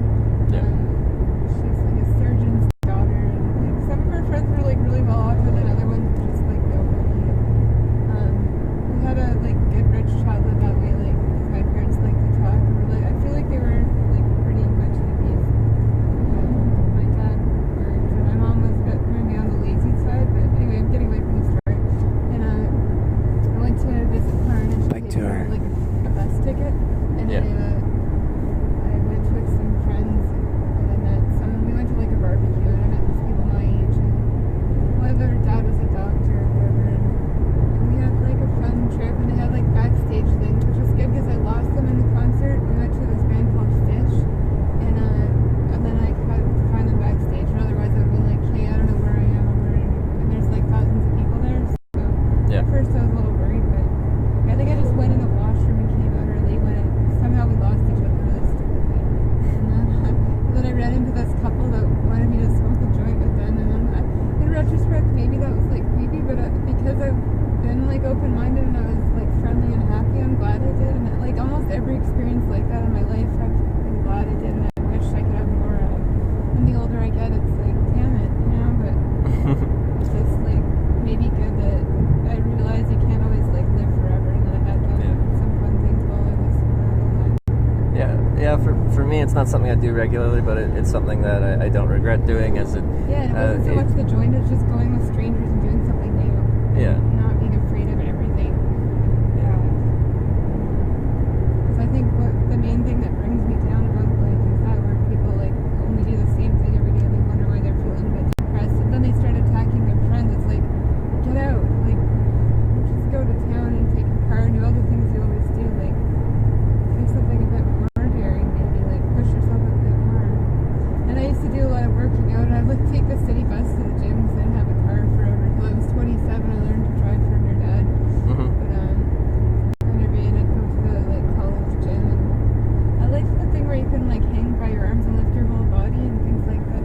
Like I like to really Yeah, I know what you're talking go about. as Yeah. far as I could with stuff, but I'm not like a short person that's good at backflips or anything really exciting. But That's something I've never been able to do either. yeah, just a really tall thing. And I just feel like whatever you can do. It's not gonna hurt someone. And I feel like maybe when you haven't done enough things like that, and you get fallen along the way by one of these like law enforcement or whoever, like people trying to be like the authority of everything, even though like they didn't author everything, they don't know what they're even working for, who did author it, they don't care, and that's kind of a problem. Like their problem mainly, like keep it away from me. I'll do anything to like make sure, you know, but they don't care, and it's like I find it hard to wrap my head around that, like why they exist, or why some people are really poor that do care and they seem to be thriving. Mhm. Dad Roy's always telling me they'll all have their day, and that's nice to hear because I am too open and happy. Like these Incubus songs, and another one about how his hands are busy and there and he's happy. And sometimes when you're like that, yeah, I found like a little meme about it today, or not a meme, but like a chart, and it was showing like how I can't remember what it was labeled as, what it was supposed to be. But it was saying how courage is like a higher evolved state to be in, and like the lowest one was shame. I went through like anger and everything else like simple like that. Mhm. And like just below courage was pride, and like it still relies on there being someone like beneath you, whereas courage doesn't. And I thought that was really special and good for me to read, because sometimes like just being in a car and having a bit more mobility and just being like happy that way, it can make you feel like disjointed from reality, and you start maybe being like some of these government agencies, like you feel like it's time for you to make decisions about other people. It's really not. Like, when is it ever? Like, unless you're lifting someone up, you shouldn't be like looking down on them. Like, you don't need to worry about it. And I feel like because of things like molesting and different evil things people have done, it gave other playground to make people think that they're so good because they can be like, look, a molester. It's like, I just tend to stay away from people a lot because I know that they don't always listen to the person that really needs their help. Instead, they're just interested in the drama of something, and they're just as bad as the abuser, right? And I like that Bob Marley quote about how wherever you go, you're gonna get abused, sort of, or just people do that to each other in different ways. But if you find somewhere where it's worth it, and it seems like I've found that in some of my experiences being younger, and I just carry those things and feed off them, and then with food too, like try to eat a little bit healthy, not like. All right, so this is Ignis, right? Yeah. So this is where you're stopping here? Yeah. Yeah. All right. Do you ever like get a hotel or anything, or do you just mainly try and keep going? So my home away from home is my little tent in my backpack. I've got a one-man tent. I just sleep outside. But like last night I was in Winnipeg, and someone that watches my streams was in Winnipeg, and they picked me up, gave me a place to stay in Winnipeg. You've been through some of these places before, right? Or no? But actually watching. from people watching, yeah. Okay. So it's actually viewers. They'll watch for a certain amount of time, and then essentially like if you pass through my town, it'd be nice to meet you, and it's nice for me to meet them as well. Puts a face to the name that I see as they're commenting on my stream and stuff like that. So where would be good to like? Wherever it's safe to pull over. We're kind of on the eastern part of town here. I'll show so you like where I'm going. Do you Okay. want like roughly? But it's not really like a good place to set up a tent or anything. Okay. But there's a policeman over there's a coffee shop he goes through every morning. Okay. I don't know. But unless you want to just go and like try and get another ride right now because it's still like laid out. Or Yeah, I probably have a couple hours left. So it's just a few blocks that way anyway. And there's nothing to really see that you wouldn't see in any other town. yeah, this is the town of I just don't Ignis. know where is the best place to take you, but Yeah, just kind of past where the we just station. turned off is It's a probably truck where stop. cars will. yeah, Like, that's it's a the good end of spot, town, I bet. yeah. Because the other one, there's like a truck stop past there, but then you're kind of away from things if you do want to buy something or whatever. Oh, I see what you're talking Yeah. about. Yeah. I don't know. It's pretty exciting though, eh? That you're not stopping anywhere too long, and you can feel really free that way. Yeah, Like totally. car. Definitely freedom, and like there's a trade-off there. Like I don't stop anywhere to really experience any individual place that much. Yeah, I know. It's the same way, like, I think, like I was just saying, if someone really tries to cut me that bad in some way, then I'll just disappear. I live like that, and I'm serious about it. I'm not just like, oh, maybe I'll just stay and get abused. Like, if I don't consider it worth it, I'm not going to stay. And I'm not here to abuse others, so why would I, right? Yeah, I guess I'll get out anywhere here, yeah. Alrighty. Well, thank you so much for picking me up and giving me a ride in the direction I'm headed. That did help me out. I'll give you your recipes back if you want them. Do you want to give me the card or whatever? Yeah, I'll give you that card.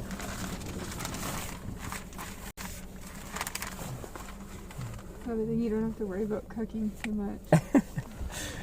There's my card. It has my contact info, and if you go to the stream link at the bottom, then you can, if you want to, there'll be a videos tab. If you open it on a desktop, and you can see today's VOD, which is a video on demand, essentially a recap of what happened.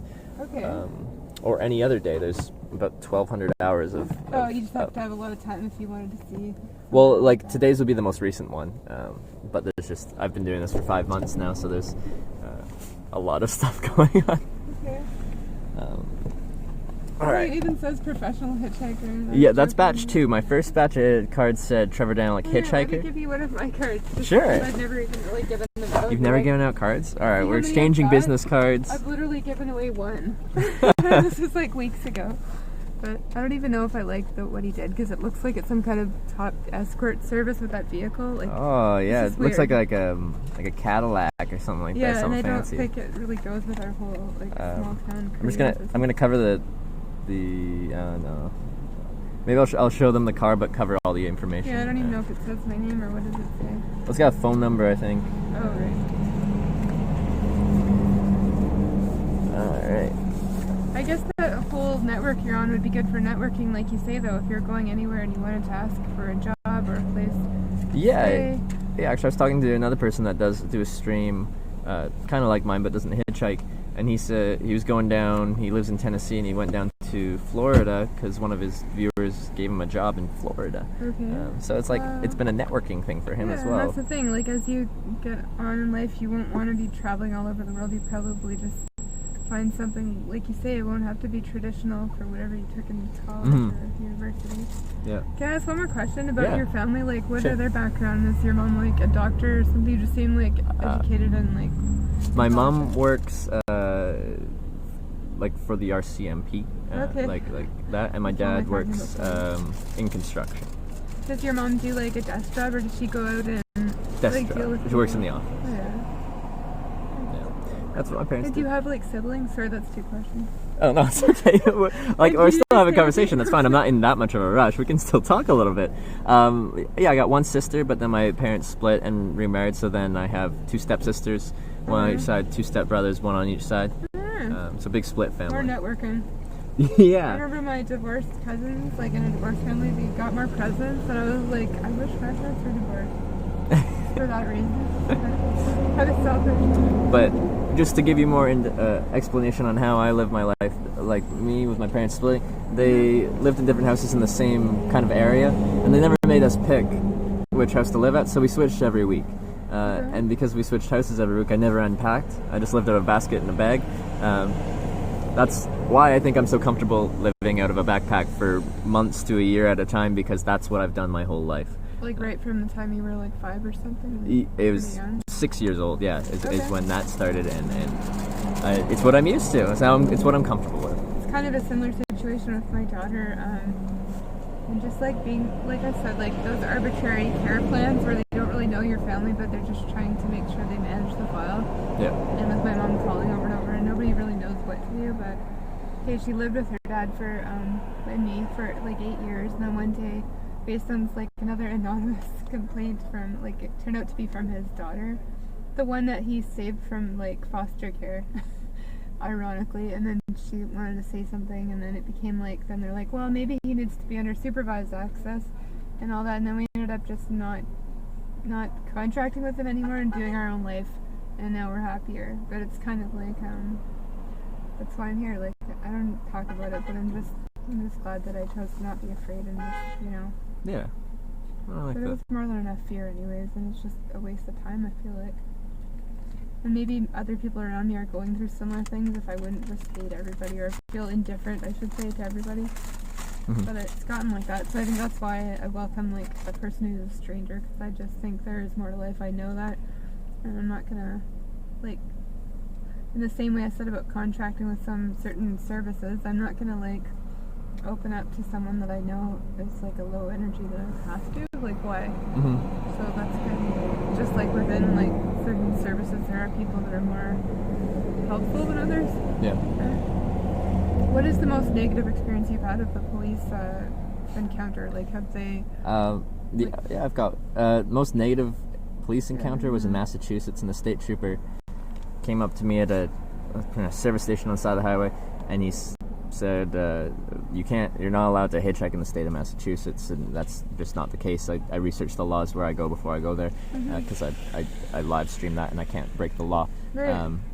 And I'm based on my research, you can hitchhike in Massachusetts. There's certain rules about it, but it's not banned in the state of Massachusetts. Could you like contact your supervisor or whatever and look up the actual law regarding hitchhiking and just cite that for me? And he went back to this guy for 15 minutes and came back. He's like, due to a technicality, hitchhiking is not banned in the state of Massachusetts, but you can't do it here. I'm like, okay, take me where I can hitchhike. I'm going to play along with this. Take me to where I can hitchhike. And he took me to the next exit thing. He's like, okay, you can hitchhike here. Which was still in Massachusetts? Still in Massachusetts. And I hitchhiked there for an hour and a half. It was a bad spot, but I'm like, I'll make this work because I'm going to make this work. And then he came back, he's like, you can't hitchhike here. I'm like, you told me to hitchhike here. And he's like, if you have a problem with that, I'll arrest you, essentially, is what he said. And I'm like, so where can I hitchhike? He's like, you have to stay on the other side of the road. I'm like, but the on-ramp's right here. He's like, no, you have to stay on the other side of the road. I'm like, it doesn't make any sense to hitchhike there. He's like, it doesn't matter. That's where you have to go. So he blocked the whole way, like, turned his lights on, blocked the whole, like, road of traffic, and I walked across there, and I was like, this guy, he's just hassling me because I told him that you can hitchhike in Massachusetts. I told him he was wrong. Yeah, that's what I meant about authority. Like, Yeah. I start thinking that they wrote everything, and also, apparently, like, no man really has like written a law. Like, to use that word, you can use it like I said, things have two meanings. Like, depends how you look at things, and it's all about contracting, right? It's not really like they can pretend that they can just force everyone to do everything. They can bomb everybody, but then they wouldn't have any more slaves. So they kind of have to decide. Like, we have to make some judgment calls sometimes, just But, like the rest of us bums. With that said, that was the most negative, and it's the most standout negative experience I've had with police. Most of mine have been neutral to positive. Nothing really that outstanding except for that one individual. But with that said, that worst day with the worst cop ever, as soon as I had to walk across the street, there was like a median, and I just sat down on it. I'm like, this couple pulled up in their car, and they're like, hey, do you need a ride? And I'm like, yeah. And they're like, where are you going? I'm like, Boston. So they drove me there. They took me out for dinner in Boston. It was their Sunday off, and they just decided to pick me up and do something nice for someone. Took me out for dinner in Boston, drove me all the way to New Hampshire, got me a motel in where was it? The city in New Hampshire. And they didn't have to do any of that. So it just went from like experiencing someone that was very negative and gave me a bad feeling about everything to the most wonderful couple I've ever run into, essentially. So within that day of negativity, there's something so positive. So it's kind of one of my favorite days of hitchhiking because I experienced both ends of what you can experience from humans and how they present themselves to you. Okay. So you get the bad and the good. And what's your impression of me? Besides asking awkward questions. I don't think those are awkward questions. I think I'm awkward in general just from what happened with my physical thing. I'm sick of living like this. Like, I don't like it. But like, I feel trapped inside. Like, there's nothing I can really do. But like, at least I got to be a mom, and some positive things that other people don't maybe get to even do because they're prevented from it by people that own property and write laws and lie a lot. But yeah, that's okay though. No, I think we had an interesting conversation for the hour-ish that we had to drive, and like you had no problem like opening and telling me a lot of stuff about your life. And Which some of that is because of pain and it hurt, and it's like, no, maybe it's like actually giving someone an idea of different side of life where they won't be like as one-sided in how they treat others, or maybe they'll just relax and be happy they have what they have.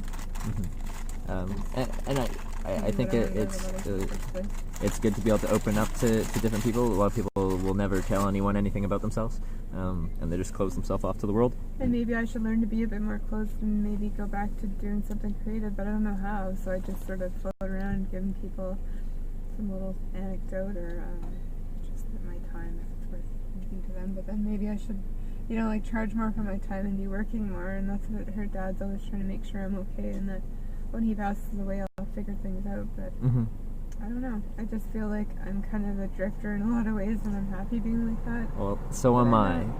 But I don't know, that's why I was so interested in how you can make it work. Maybe one day, like, do you know any girls that do that, or it's like a perpetual endangerment thing where you can't leave your fucking house because you have hitchhiking, or like the streaming stuff like I'm doing here? The hitchhiking. And the sustainability without having to stop and work for like 4 weeks and then keep I've met moving. girls that have hitchhiked, but I haven't met girls that like do the streaming where it's self-sustaining.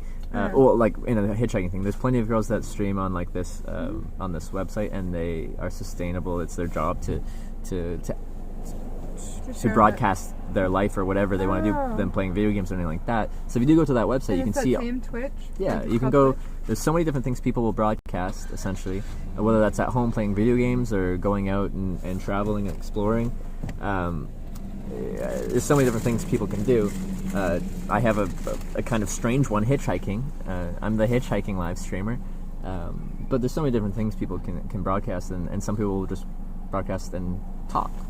They'll just talk with the people that view. Like does your family, like, can you talk with your family on here, or do you go in Skype or whatever the other thing my like it's broadcast, so my mom will quite often watch this or have it in the background or something like that. Okay. And I think she likes that because she can keep tabs on me. Would. And my family, like my stepsister will watch sometimes, my stepbrother will watch sometimes, my sister will watch sometimes. They're not here all the time, of course, but I think it's more like, I wonder where Trevor is today, and they'll just quickly tune in, be like, oh, he's here, and he's Okay, he's he's safe, safe, and yeah. then carry on with what they were doing that day. But I think they like that. Wow, it's pretty amazing. Yeah. I guess I'll let you keep going. So you're staying here tonight? This is your final place? Yeah. This is my place. It's such a small town, but it's honestly nice just to get away from the other small town. Mhm. It's like kind of a small, still like a little. It's one step smaller than Dryden, right? Smaller. It's like, but it feels more exciting because I'm not here every day, and I get to see my daughter. And how many days a week do you come up here? well, it's not even regular. I just do it okay. when But lately, I've been coming every week. So. Yeah. Okay. Actually, thank you. Like, it's good that you're spreading this around and letting people know. And you have any questions about anything? Or you just want to talk? Like, my email's there, but then also my channel's there. So if you do want to contact me, my contact info is right there. Right. And maybe if I pass back through, Yeah, we can go grab coffee or something like that. Yeah. Just good. Just safe or whatever. I will do my best. All right, 1 second, I'll be out of here.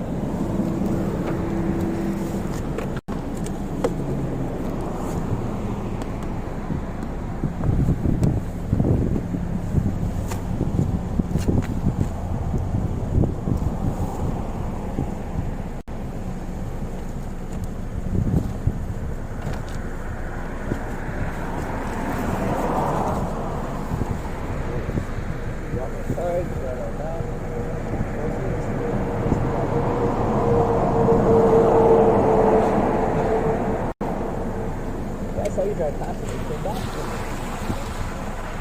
Yeah.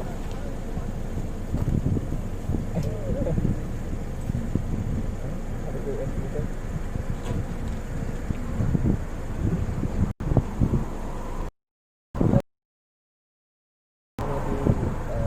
The rest of that week, coming probably back kind of this way, go back to Akron.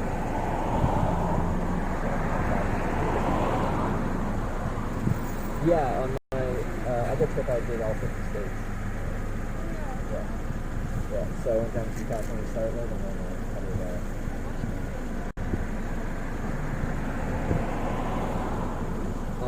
I've been all around Europe, Russia, Japan, Australia. A few different places. Well, I've been in 25 countries. I think there's 190 something. So, what is that? 1/8 of countries? Yeah. So a lot of European countries, except for South America and Antarctica. Yeah. Yes. Oh, I want to go to all 7.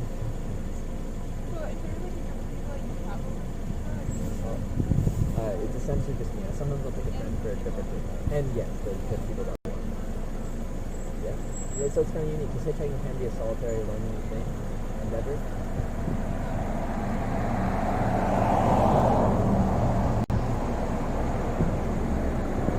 It's something that I enjoy. I like the unknown factor. I don't know how far I'm going to get today. You won't get today. Where they're from, where they're going. All that. It's every day is a mystery.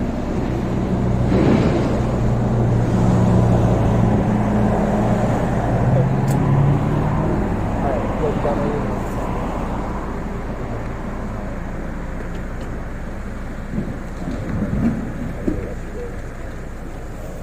See ya.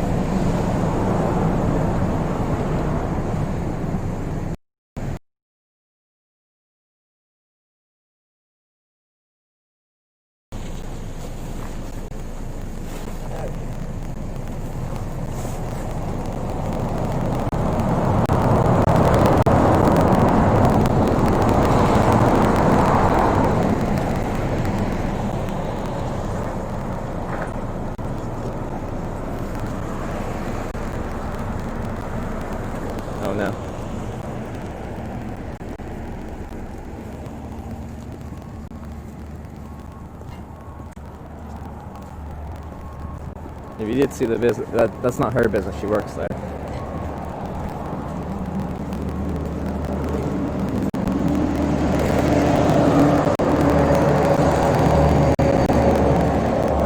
A bench. Alright, one second. Let's get our stuff together.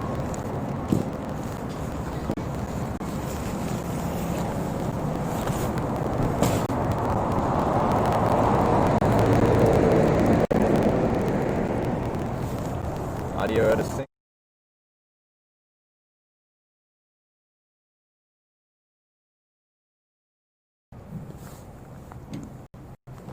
Is that better? Better?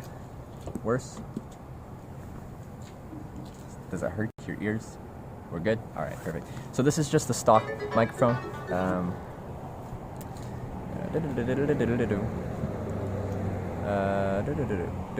Oh, I missed some. Jorkig, thank you for gifting us up to Shocky. Shocky, welcome to the Twitch Hackers. Jorkig, thank you for gifting up. And Half Slice, thank you for subscribing. Welcome to the Twitch Hackers. So this is just the stock mic, so you might hear a little bit of wind noise getting blown in your ear. That's the reality of the stock microphone. It had been working well today until it didn't. And then it stopped working. Well, also, since I was pointing the rear camera out the thing, and this is pointed this way at me, you couldn't pick up her audio, so the stock microphone was better for in the car anyway. Where do you find the new mic? I didn't. This is the old mic, just the old mic wasn't 100% broken. It's just very finicky and on the edge of breaking. And sometimes it gets all staticky and it hurts your ears. That cat is dead. That cat's just dying, not dead. It's on its way out, but it's not there yet. Oh, it's okay. It's this way. Yeah, it's almost broken, not fully broken. What was that said? It's kind of sprinkling a little bit, but that's okay. Just a little sprinkle. Rain, that is. I'm at the eastern-ish edge of town. No, there's kind of an eastern edge of town, and I have hitchhiked out of this town before. If you just go around this bend here, there's an actual truck stop, which I hitchhiked from before, and that's where I got a good ride. I think I got like over 1,000 kilometers. It was from here to Mississauga, Ontario. Like over that day, that night, and then the following day. When I get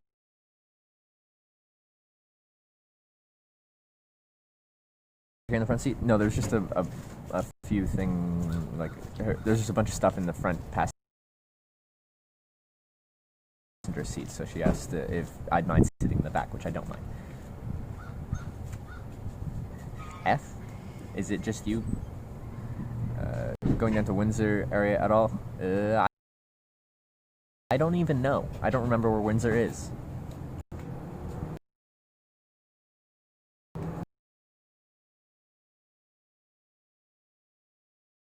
Some hiccups and stuff. Oh, yeah. No, I see that. Some F's here and there. My antenna wasn't plugged in. Let's see if plugging it in helps with stability. The replacement wires. Yeah, I understand it was at a place in Winnipeg, but I got dropped off at 7 in the morning in the eastern edge of Winnipeg. F's in and out. Are we stabilized? Maybe. Possibly. No. It says it was flashing a bit, but then I plugged the antenna in. Now it's full green. Why not get coffee or dinner with her? You didn't hear my answer. Because I only have a couple hours of daylight, and I wanted to get to Thunder Bay. I might not get to Thunder Bay, but I want to make it as close to Thunder Bay as I can. It's fine. All right. I want to get to where impact velocity is while he's on his weekend, which is Friday and Saturday. And he's still far away into Ontario. I gotta get kilometers in. Today's Wednesday. I got today, tomorrow, and then he's off. And I gotta... Yeah. Impact velocity, it's important. Now, seems good? Okay.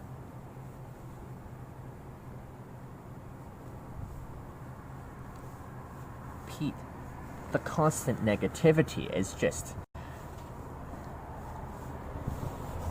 Get the my boy. We're working on it. I still want to try and get this back on. Well, I'm gonna try it and see if it works. If it's rattly and making noises, then we'll just go stock mic. But I'm gonna try and put this back on. If it hurts your ears, just let me know. If it hurts your ears, just let me know, because we are gonna get wind, especially once we're on the road. As cars drive past, you get wind, and it can be painful. Let's do it.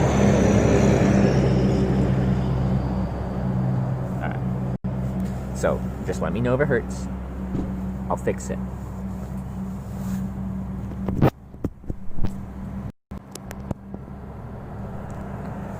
Alright.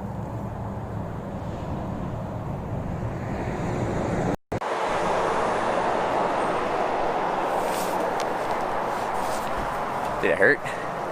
Are you in pain?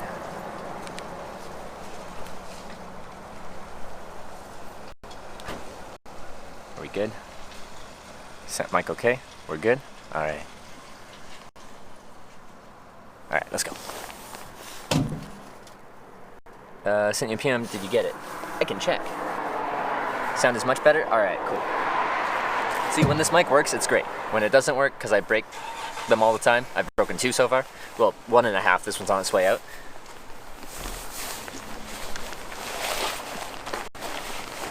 Then it's great. And then it doesn't work, and then it sucks.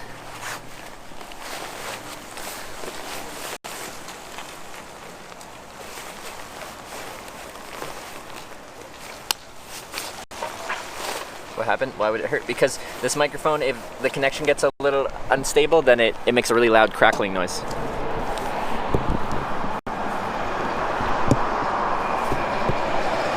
Let's roll. Oh yeah, I'll check it.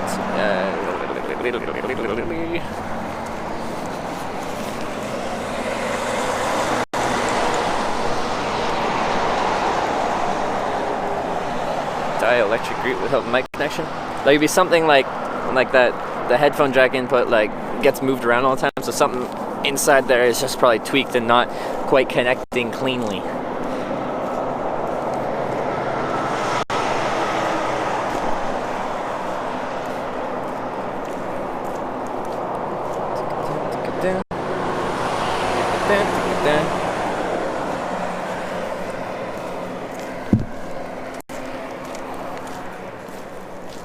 Oh yeah, feel those hips.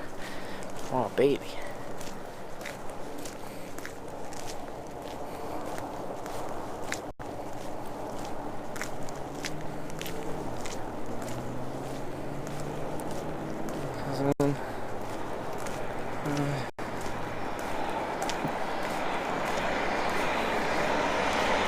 Okay,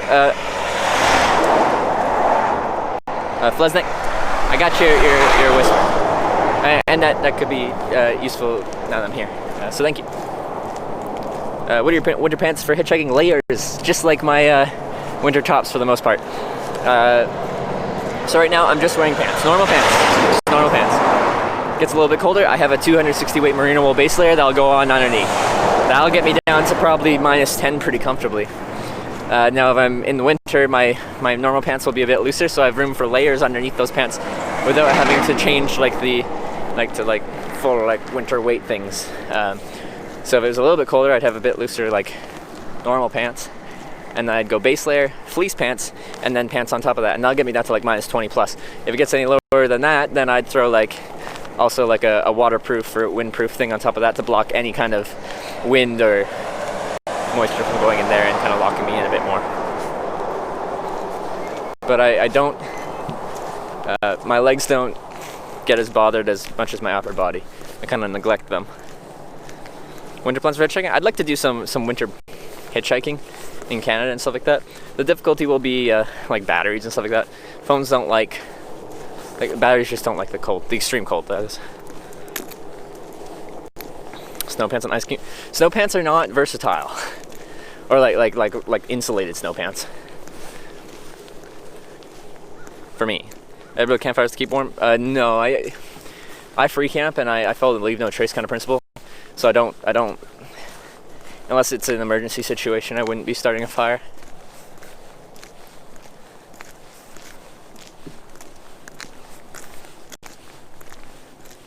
Should always have double proprietary gear when relying on entertainment and transmission for survival. I have no idea what that means.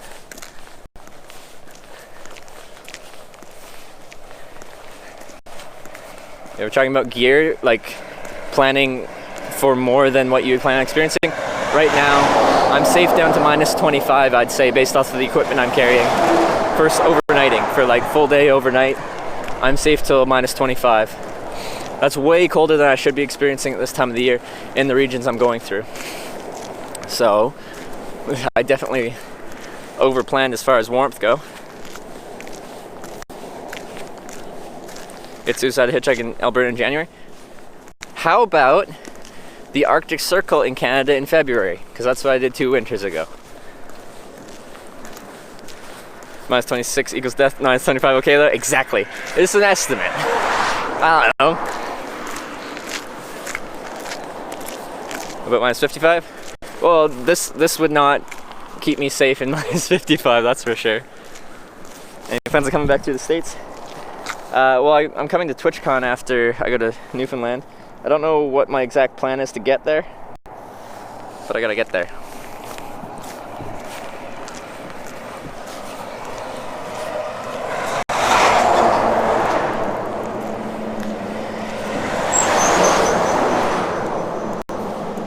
Oh, motorcycles, you got a heated vest.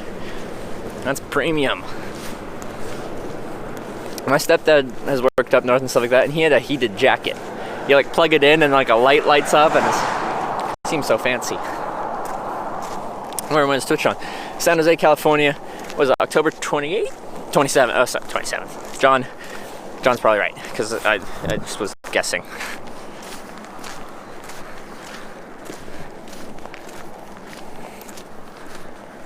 I was just guessing.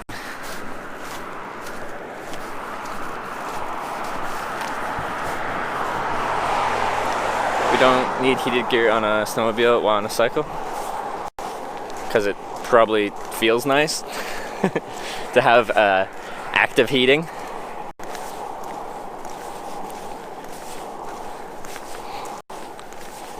So rather than relying on the heat your body creates and having insulation to protect that heat, just having active heat, so you're getting heat. People pick you up pretty fast when it's minus 25. The coldest day of hitchhiking I did was at the very start of the Dempster Highway in the Yukon, and that morning it was minus 37 degrees Celsius, which is almost the same in Fahrenheit, and it took me 4 hours to find a ride. Now on that highway there just isn't too much traffic. I think I had 7 cars drive past in those 4 hours, and every car that drove past stopped to make sure I was okay, except for one commercial semi-truck. Everyone else stopped and they're like, I'm not going really far up the road, but like, do you need a ride into town? Are you cold? Are you okay? And I was okay. I had the equipment necessary to stay safe and relatively comfortable in that climate. Guy Leith, thank you for subscribing. Welcome to the Twitch Hikers.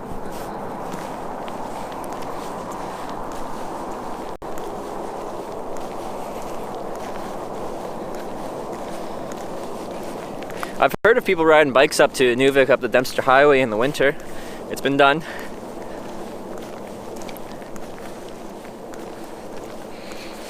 It's been done.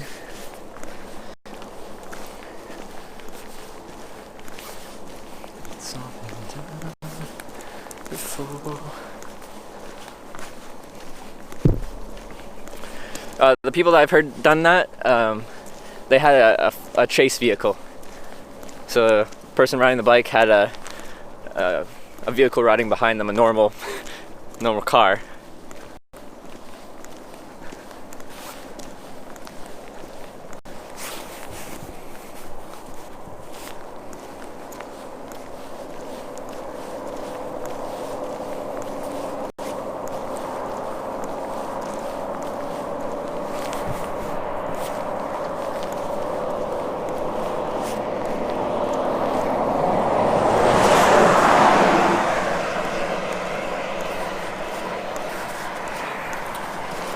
There's a chance I might lose the light here and I'll have to camp out in this town here, which won't be a problem. I think that there's a fairly decent bear population in this area, black bears. I don't have anything too tasty though, so it shouldn't be a problem.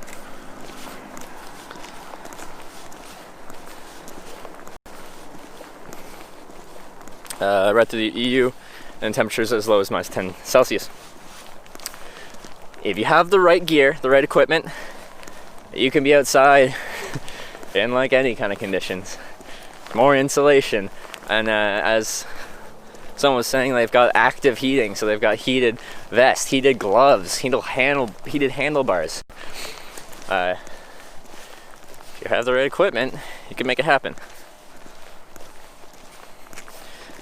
So I missed you by one state when you were in the States. I think you were in Ohio. I was just leaving Pennsylvania when you got a ride. Wait, trucker saw? Are you a trucker? Might be tasty to the bears though. Well, I guess they are getting close to hibernating time, so they're getting the last little bits of fat before they go to sleep. Wait. Yeah. Some places on the one it says, "Do not pick up. Hitchhiking is illegal." A lot of people hitchhike. Are those signs outdated? What the signs say are, no hitchhiking, pickup is illegal. I actually don't even know the exact law on what that actually means. To me, it sounds like, don't hitchhike. Picking people up or hitchhiking is illegal. And then in my mind, I'm like thinking about it. I'm like, man, one day I'm gonna get picked up hitchhiking in these kind of areas, and the police are gonna pull this person over. They're gonna see them pick me up. They're gonna get pulled over, and the driver's gonna get a ticket for picking me up hitchhiking. Those are on the major highways in BC. It's not illegal to hitchhike in BC. It's illegal to hitchhike on those highways in BC. So my home area, Vancouver Island, the Inland Island Highway has those signs all over the place. No hitchhiking pickup is illegal. The Old Island Highway, the coastal route, doesn't have those. You're allowed to hitchhike wherever you want.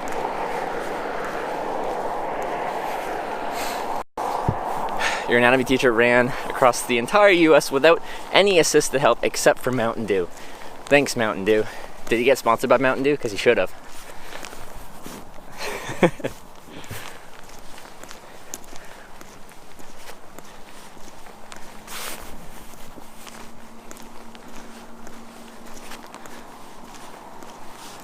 It's probably lower on a fire and ice ride around the coast of Iceland. Central kit included metal stud tires to grip the pack snow. Yeah. Man, I've even seen people that will get metal studded tires and ride their bikes down ski hills in the winter. Not motorcycles, just mountain bikes.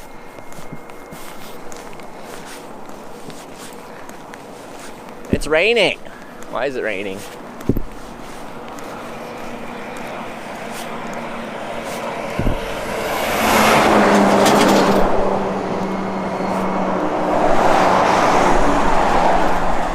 Have you considered hitchhiking in South America or Europe? I've already hitchhiked through Europe previous to live streaming. In Europe, I've hitchhiked in Ireland, Wales, England, Scotland, Norway, Sweden, Denmark, Germany, Netherlands, Belgium, Luxembourg, France, Switzerland, Liechtenstein, Austria, Slovenia, Croatia, Poland, Lithuania, Latvia, and Russia. For European countries. I haven't hitchhiked in South America. I want to take the stream to Europe and maybe at some point South America. Before I go to South America, I would really like to know Spanish. At least a conversational amount.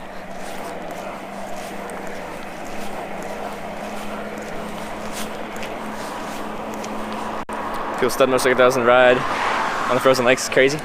That sounds like fun.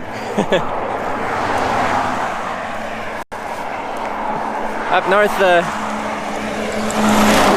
in the winter, we just, when the rivers and lakes freeze over, you just plow the snow off of it, and then you drive your cars and trucks on it. It's now your road.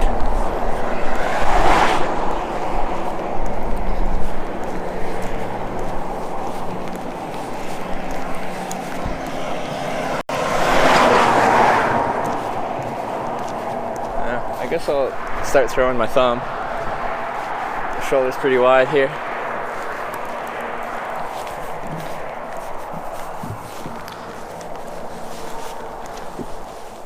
The rain's picking up. It's brutal.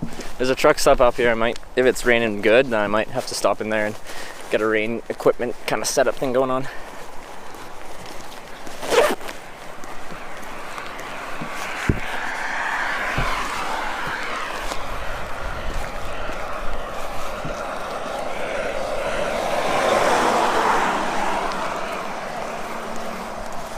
Like I say, like by Cal on YouTube. Bicycle couple with awesome extreme tour. Does sound interesting. Like Cal, is that in Russia? Sounds really familiar. Thank you, tattooed dude. Appreciate the kind words.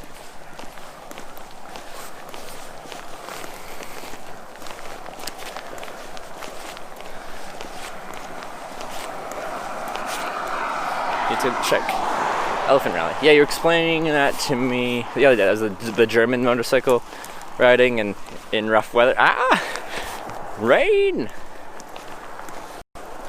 Staying ahead of the rain in the car, now it's caught up with you. Dang it! It's all speckly. Let's see if I can fix that. Sorry. One sec. Cars first, then I'll try and fix you. Things you miss by not being in one place longer? Getting a real feel for like a city, you know?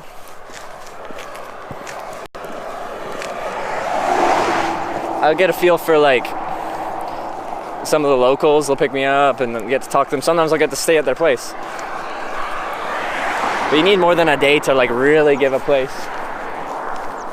a good, like get a real feel for it. That's $600 alfalfa. It's not about me. It's about the you guys getting rained on in the battery. It's nothing to do with me. I'll stand out in the rain all frickin' day. Trucker Saw.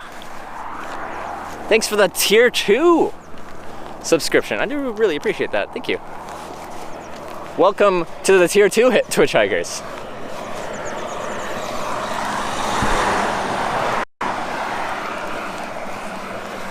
I would watch your Europe stream. Yeah, I plan on doing it, so stay tuned. Try and make it happen. I think South America would need to see Hitchhike. I feel like certain areas would be difficult for network connectivity, but keep that in mind. I've never been there before, so I don't really know. Chris from Vancouver. Yeah, I'm from Vancouver Island. Where I'm from, it's a temperate rainforest. It means it rains enough to be a rainforest, but it's not tropical. It's temperate. It's starting to get dark-ish. It's just getting darker gray.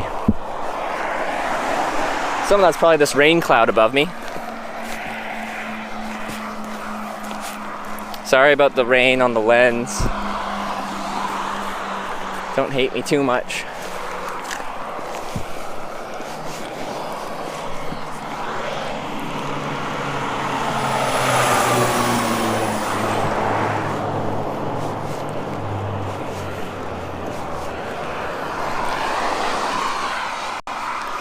Camping tonight? There's a good chance I will be. Rains on the lens is authentic. Yeah, we're out in the real crap now.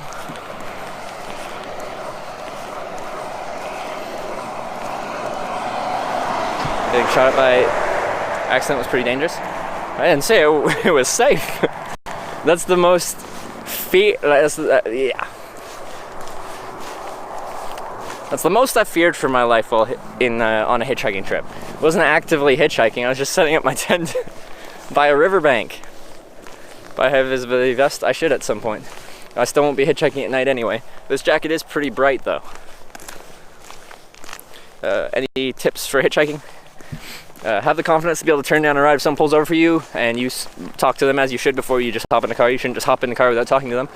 After you talk to them, you're like, whoa, this person's screwed up, they're drunk, they're high, they're just crazy. You have to have the confidence to be like, thanks for stopping, I'm gonna wait for the next ride, have a nice day, shut the door, walk away. It's an awkward interaction, but you have to be able to do that. And then I recommend people follow, for the most part, find a good spot and wait there till you get a ride. Rather than just walking out of town into the wilderness, find a good spot. You've got your lifeline there, you've got food, you've got everything you need. You've also probably got slower speed limits, potentially wider shoulder. Like, you just find a good spot. Because once you walk out of town, quite often the road will start winding, the speeds will pick up, and quite often your shoulder will get smaller than bigger and smaller than bigger. I try to make hitchhiking safe as possible for everyone. Me, the car driving past me, and the car's picking me up. So I try to make it as easy for them to pull over safely.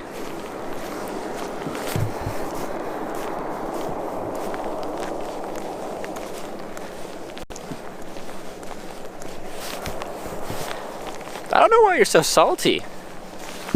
We don't like it. How many streamers on Twitch are there? Tens of thousands?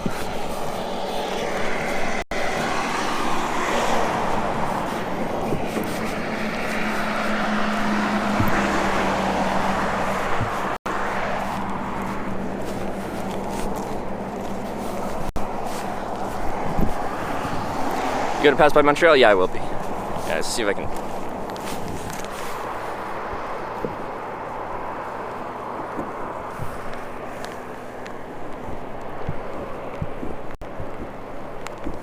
Ah! It's raining more. Maybe I'll go inside and get like a dinner or something like that. It's raining, but then I'm gonna run out of daylight. Dang it! Kindly thank you for gifting us up to Pizzeria. Pizzeria. Welcome to the Twitch Hikers. One of us.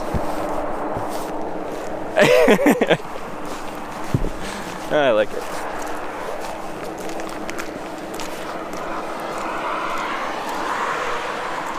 Oh, PMK, is this the new copy pasta?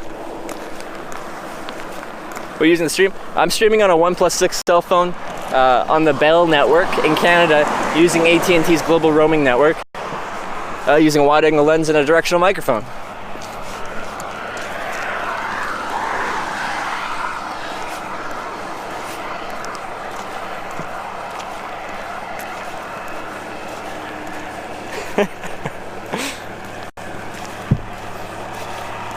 I've eaten at this truck stop before. Oh. Ah, the copy pastas. Here we go. Bell's that still a thing? Yes, it is. It's one of the big three carriers in Canada. You got Bell, TELUS, and Rogers. And they suck. They suck. They suck at the big one.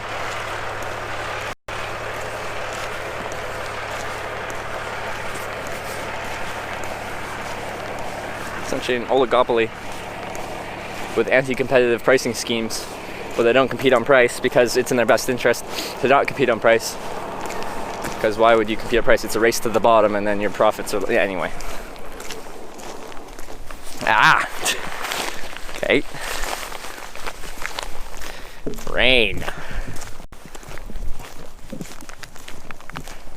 Lord SP, thanks for the 4-month resub. 4 long months. Ah! Lord SP. Hey, man. Hey! How's it going, Lord? It's raining here in Ontario, if you could tell. Appreciate the resub. And we're on our new category. Travel and outdoors. Enjoy the stream. I see a lot of cool stuff that you wouldn't. Zach, I'm glad you enjoy the stream. I enjoy streaming it, and it does keep me motivated to hear other people enjoy the stream that I put together. Hitch Live. Are we gonna meet at TwitchCon? I want a Hitch Live meetup. Absolutely, we'll meet at TwitchCon. I'm heading there after I get to Newfoundland. Now, the thing about going to Newfoundland before you go to TwitchCon, as TwitchCon's coming up pretty soon, is Newfoundland's about as far away from TwitchCon as you can be in North America. Correct me if I'm wrong, it's like way up northeast. So as soon as I get to Newfoundland, St. John's, I'm gonna have to be headed straight back southwest and try to get to California for TwitchCon. If I don't get there in time, I'll fly the rest of the way, but we're gonna try and get back in time for TwitchCon. Well, I'm gonna be there for TwitchCon. We're just gonna see if we can hitchhike there in time for TwitchCon, because that'd be fun. And make a TwitchCon sign and all that.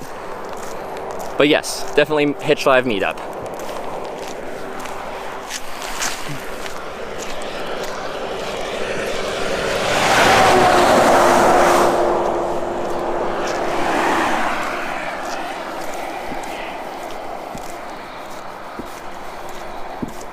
You have 30 days. The countdown is on.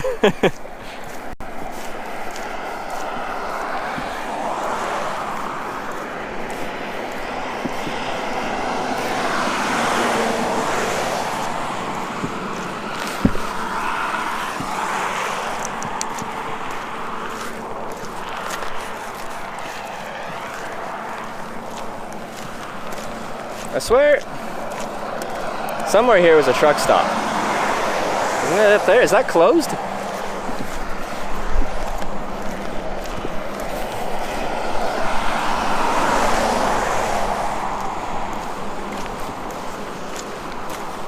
Doesn't look very busy. I swear I've been here before. This doesn't look familiar anymore.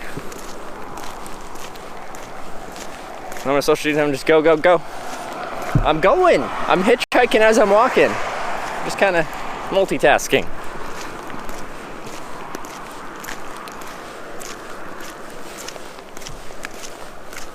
It looks dilapidated.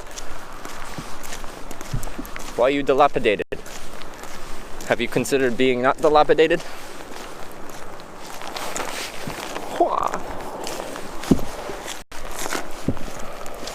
Cars, pick me up, it's raining.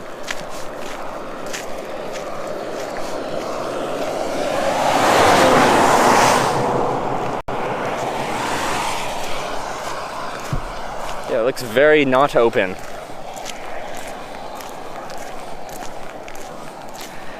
Guess IRL is officially gone now. Is it officially gone? Because when we first switched over, IRL was still a thing, but they just opened up the new categories and we immediately switched to our new category. Traveling outdoors. Makes a lot more sense for what we do here. I think they closed it. That's very interesting.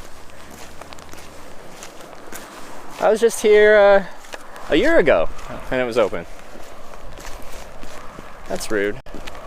I was gonna go inside and escape the rain. Now I'm all alone with no one here to find me or whatever. Big lineup of trucks.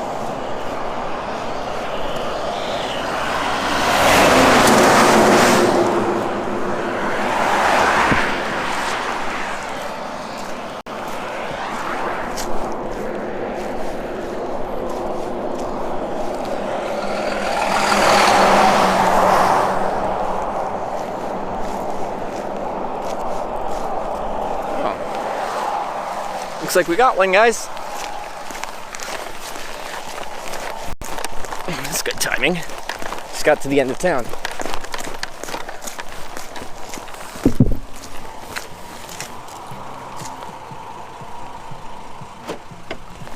Hey, how's it going? Yeah, Whereabouts you headed to? I'm in Thunder Bay. Thunder Bay, that's where I'm headed. Cool. So, no, I'm documenting the process of hitchhiking. So this little camera thing here with me, is that something you're okay having in your car? Oh yeah, no problem. No problem? All right, bag in the back seat? Yeah, yeah. Yeah?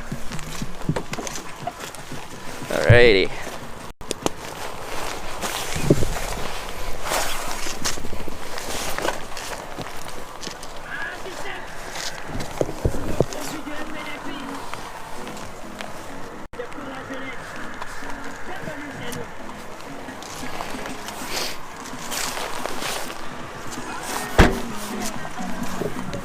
Alrighty. Alright, well thank you for grabbing me. Okay. You are a journalist? Yeah, I guess you could say that. So yeah, I document the process of hitchhiking through a video live stream. Oh, yeah, me, I'm a teacher. You're a teacher? Yeah, yeah. What- Teacher French here. French? Okay. Yeah. In Ignace here. in Agnes? But we have a meet at Thunder Bay. With, Oh, okay. Oh. How often do you drive between Ignis and Thunder Bay? well, I mean, I live here. Oh, you live in Ignis? Yeah, I live here. And you teach in Thunder Bay? No, I live in Ignace and I teach in Ignace. Oh, okay. What are you going to Thunder Bay for? For the meet for many colleagues with Oh, okay. teacher. Yeah. I'm meeting with the teachers. Cool. Yeah. How long are you there for? Come on. What? How long are you in Thunder Bay for? Oh, 1 year. You're in Thunder Bay for? No, yeah. Yeah. 1 year. Before I live at North Bay. You know North Bay? Yeah, no, yeah. No, yeah. I'm a teacher at North Bay. Oh, okay. Oh. Do you usually pick up people hitchhiking like me? Yeah. Yeah? Because Before coming in Canada, I teach. I learn in French. Okay. Donc I make stop. Oh yeah. Donc I like when I see people to make here. Yeah. I can pick up.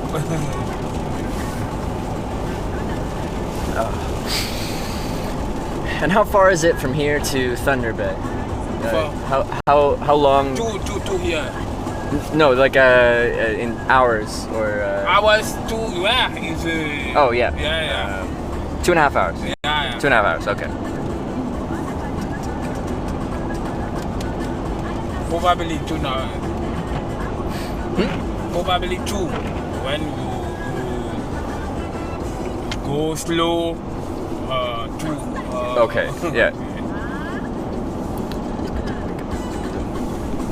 And have you hitchhiked too? You pick people up? No. No, you've never done it yourself. No. Okay. You don't do what I do. Okay. No.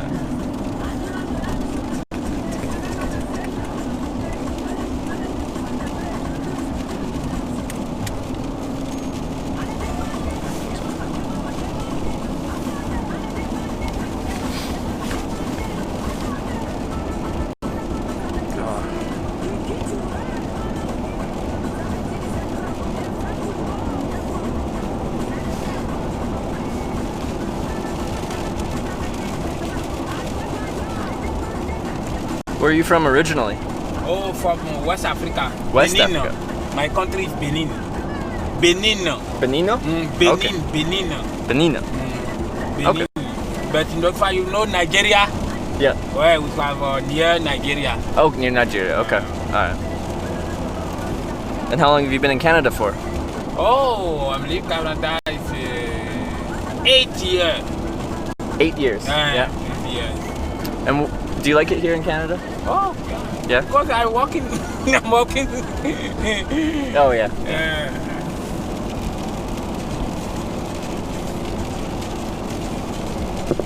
And you from Canada or? Yes, I'm from Vancouver Island. Oh, Vancouver. British Columbia. Yeah. Yeah. I don't know, but I understand Victoria. Yeah. Because Vancouver is the town very, very expensive in Canada. Oh yeah, Vancouver is very expensive. I could not afford to live there.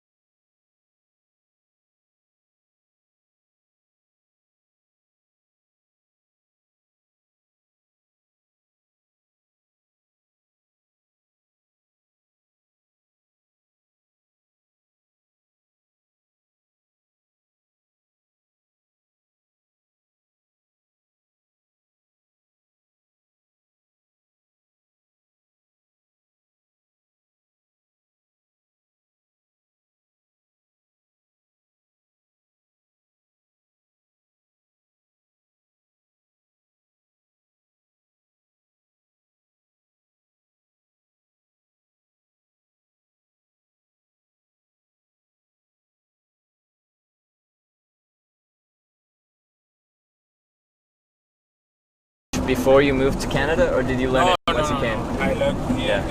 But I'm trying. Did you? Was it difficult? Oh, yeah. Yeah. But it's, when you speak it's slow, I can understand. Okay. Yeah.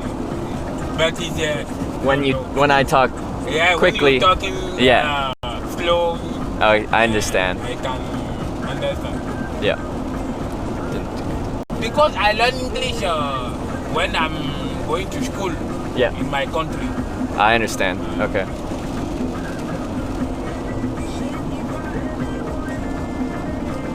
But now I practice. Mhm. Improve my English practice. Yeah. Kylie, thank you for gifting us up to PMK. PMK. Welcome to the Torch Guys. Kylie, thank you.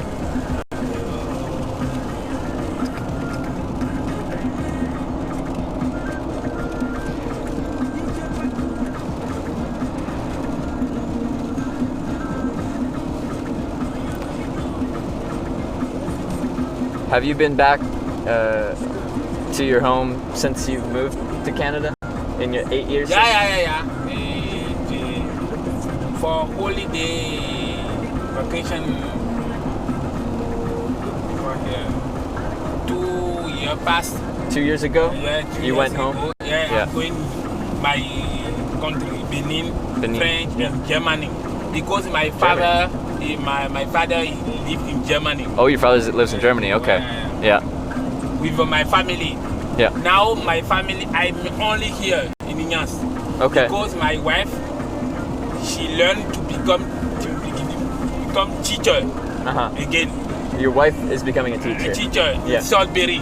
Oh, okay. So you're both teachers? Yeah. Yeah. But now I have two children. 2 children? Two children. How- My family, my wife Yeah. live with my children. I have one daughter and one boy. One daughter, one boy. yeah. How old? My daughter are 10 10? and my boy Lax Yeah. 5. 10 and 5. We're 5. Okay. December has 5.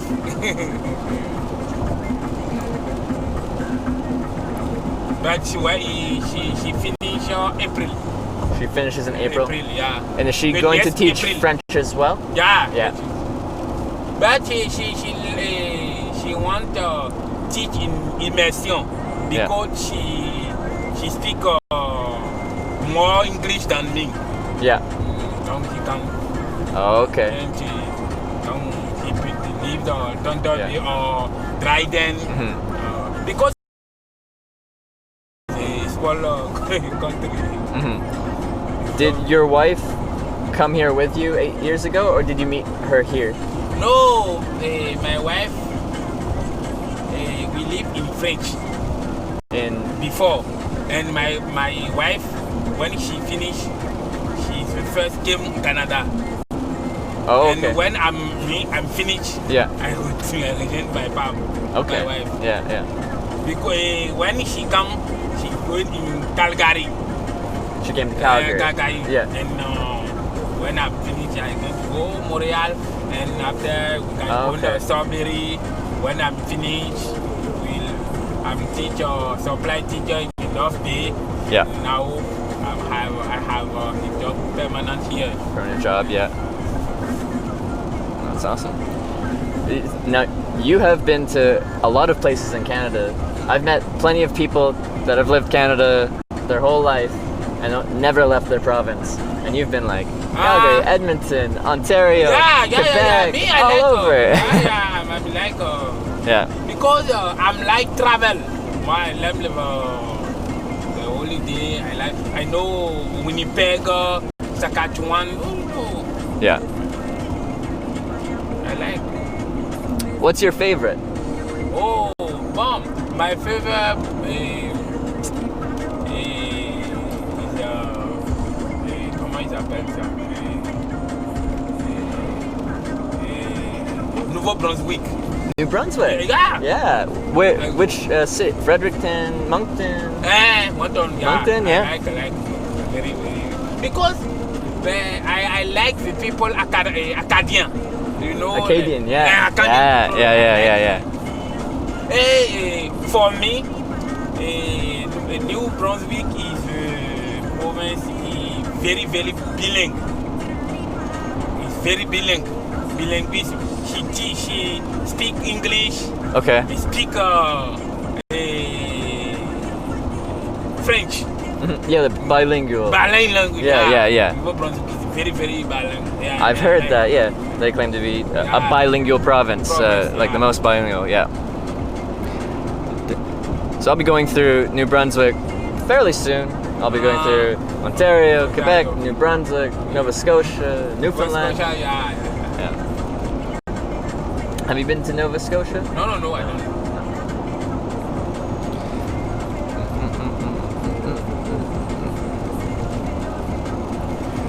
Are you going to maybe try to move out to New Brunswick, Moncton? In the future? Yeah. Move over there? Yeah.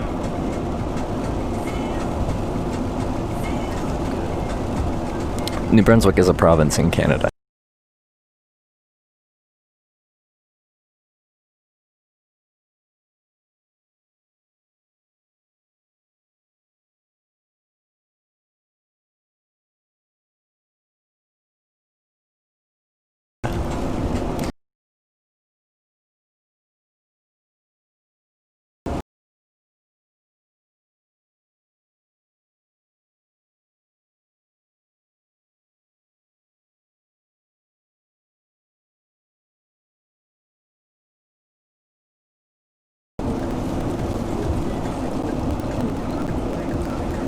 So, besides your home and Canada, what other countries have you been to?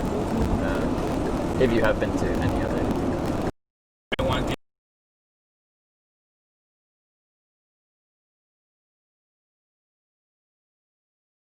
You visited? Okay. I visit many countries. Many in Europe. countries? Yeah. In Europe? Yeah. Okay. Italy, Germany, Yeah. Spain. Yeah. I like Portugal because I live 10 years in French at Paris. Paris? Yeah, French because I live in French. Yeah. Yeah, Okay. Paris. Do you like Paris? Yeah. Yeah. I have many friends. Yeah. I like very well. Yeah. But when I finish, because I learn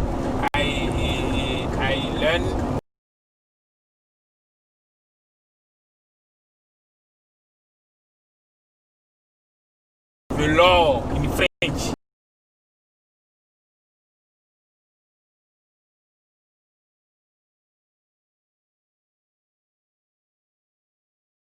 So when I'm came here, I can begin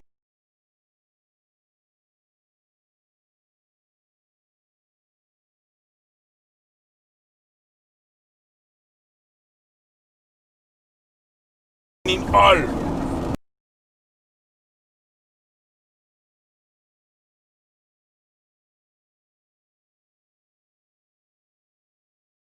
Beginning to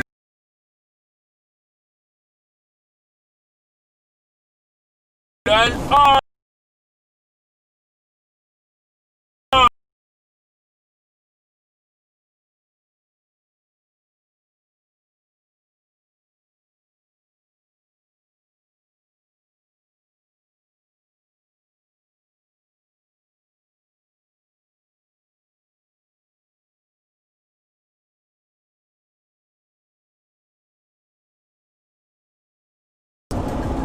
The law international, you know. International law? Yeah. Okay. The public international law. Yeah.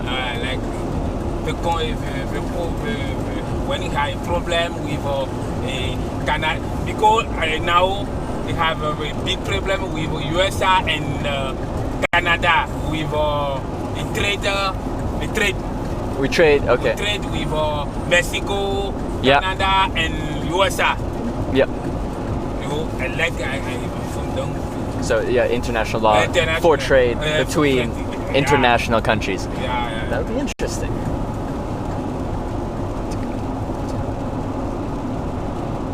Because because USA have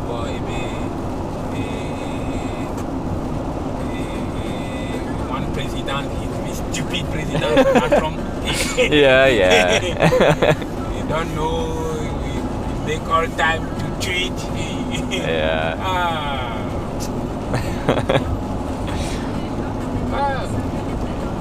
I think that next election he can lose. Probably. I think so. You think so, but who knows? Have you visited the United States? Yeah. I know Chicago because Chicago, yeah. my uncle live in Chicago. Yeah. I like Chicago. I know Chicago. I know New York. Yeah.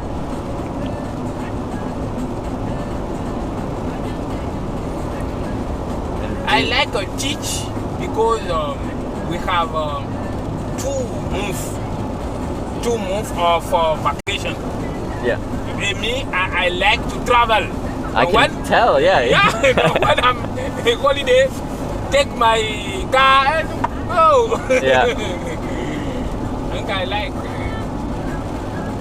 Like, you travel a lot. What's your favorite place in the world that you visited? In the world. In the world. Anyway. For my country. Your Benin. country?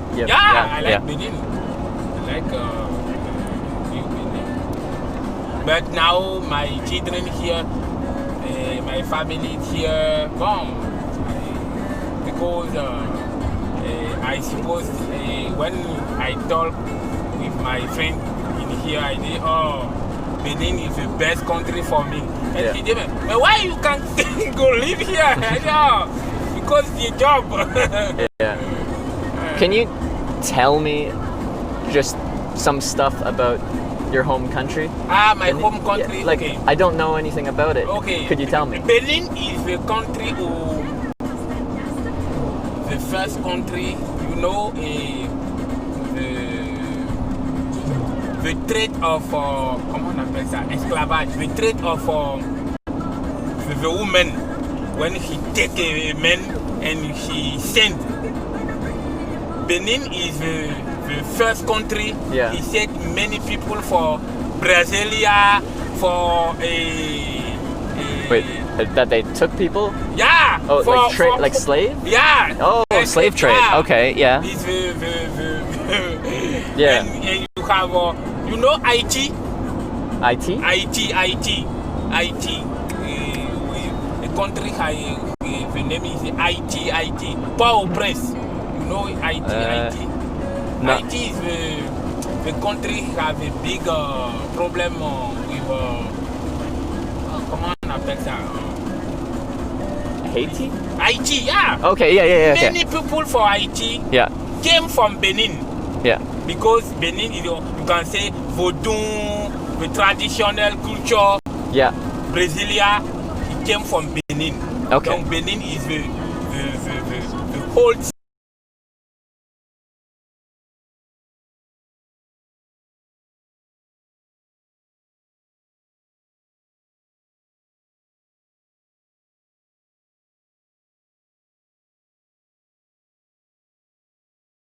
city.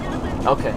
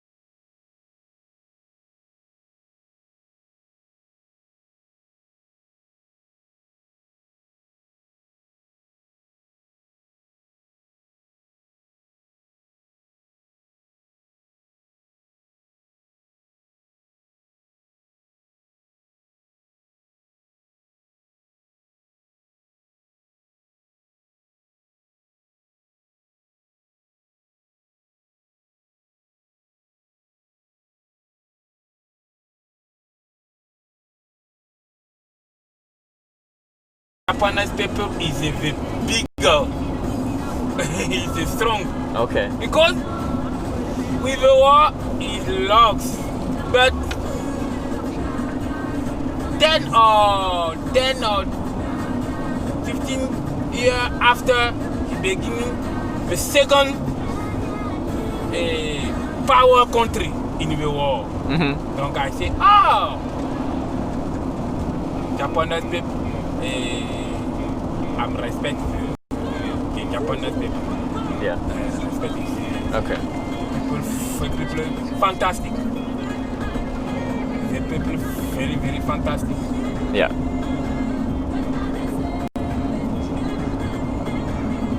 But my dream go Hiroshima Mm-hmm. and Nagasaki. I've been. Before to die in the war. I can't.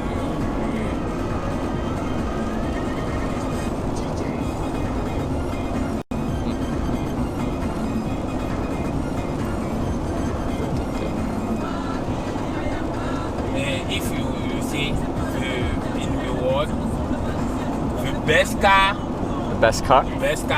car is for Toyota, is from Japan, Toyota or Honda. What do I think? Yeah. I like Subaru. Okay. You know Subarus? No, I don't. Oh, okay.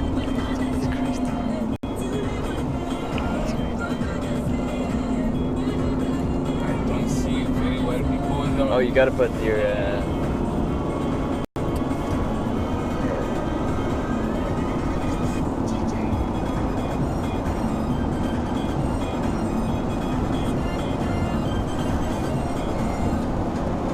Should help. why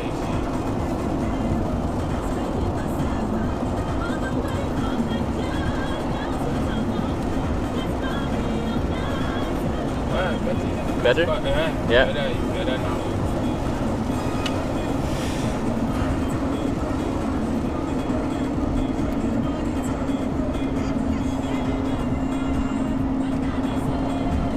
And you,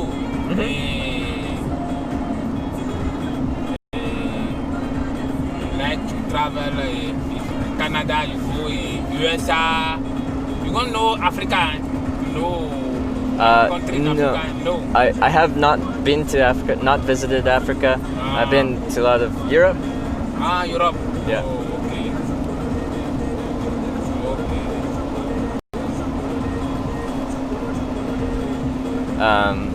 I've been to Russia, Japan, Australia. Australia. Yeah. Okay. All 50 United States, so all around the U.S., all across Canada. So I've been to 25 countries now. Oh, Yeah. nice. You have a family or you are only now? I have siblings, mom, dad, but no girlfriend, no wife. Yeah. Okay. Yeah. But your girlfriend lived in... No girlfriend. No girlfriend. No girlfriend. Oh. Yeah. You have... When I travel all the time, Yeah. like all year, it's hard with the distance. Yeah. Yeah. I see. You are free now. Yes, free. Okay, yeah, it's good.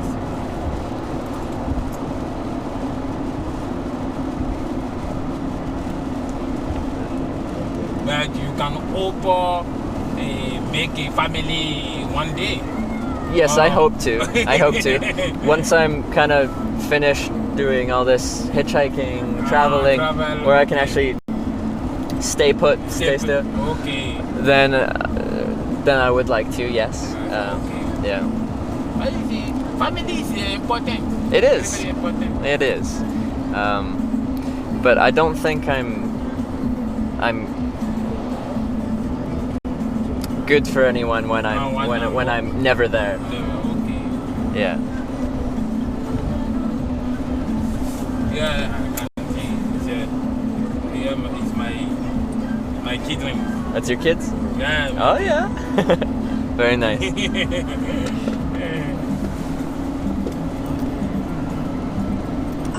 And there is a darling. Doctor, the name is Darling. And boy is a Daniel. The name for my clinic. Yeah. My doctor, the name is Darling. Darling. Darling. Yeah. And boy, the name is Daniel. Daniel. Delia. Daniel. Okay. Because my wife, the name is Diana. Diana. Donc I like D. Ah, I see. Me, I'm Sosten. Sos and Ten Yeah. is my name. So my your name first name, yeah. is My Sosten. Sosten. Sosten. I can give the student Sos and Ten. Sos Ten. 10. Sosten. Sos 10. Sosten. Okay. My name's Trevor. Travel. Oh. Yeah.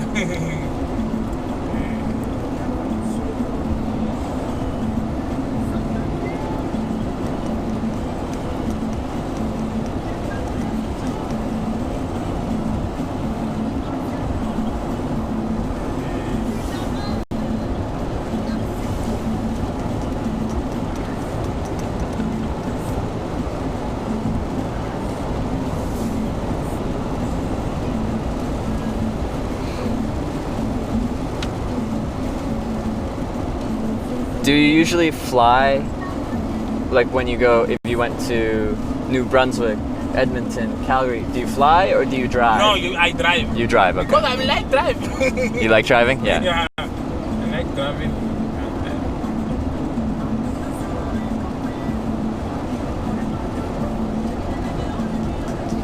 Before I call my wife. Oh, it's very light. Sleep and tomorrow you can go. No. I want to go this time. Yeah. Because tomorrow we beginning the meet at 10 o'clock. Meetings at 10 o'clock? At 10 o'clock. In the morning? Yeah. Are you staying at like a motel? Yeah.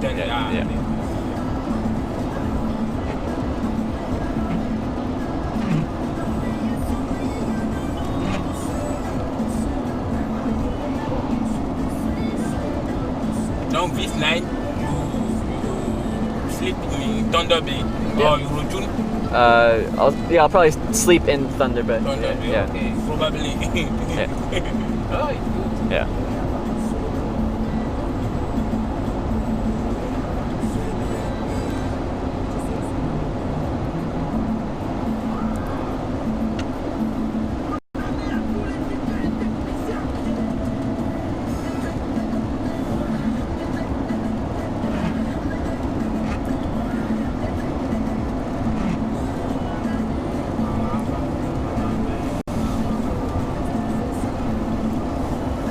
If there was a good job in Paris, like a good job, would you rather live in Paris or Canada?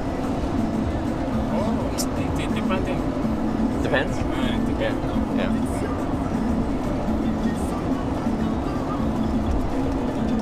Me, I'm living in Canada because with my children.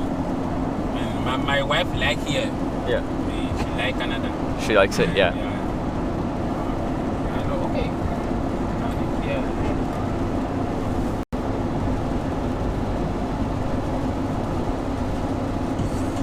But I think that the people Canadian is very, very tolerant. It's good.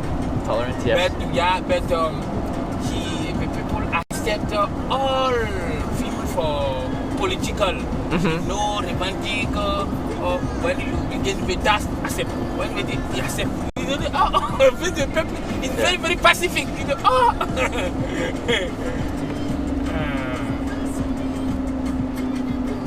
but it's good. I do like it here in Canada.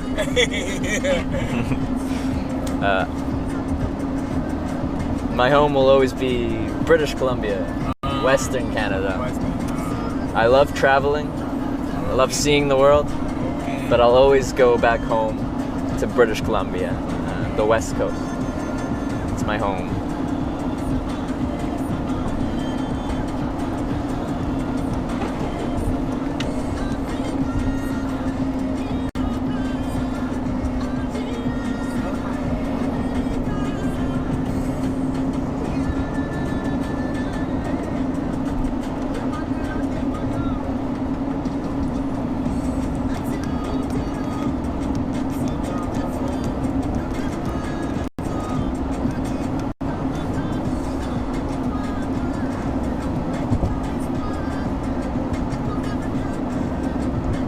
One day, you have to go to the West Coast, to British Columbia. Yeah. Yeah. It's probably It's beautiful. the next holiday. Next holiday? Next holiday. Yeah? Probably we're going to Elbridge. You know Elbridge. We are calling Alberta. In Alberta. Elbridge. The town, the name is Elbridge. Elbridge. You know. Can you spell it?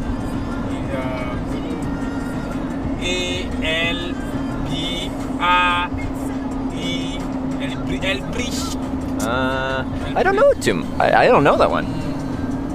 Then we go with my family. We go Yeah. Regina. Regina. We go before Winnipeg because I have a friend in Winnipeg. Okay. Then we can live Yeah. 2 weeks Yeah. in Winnipeg.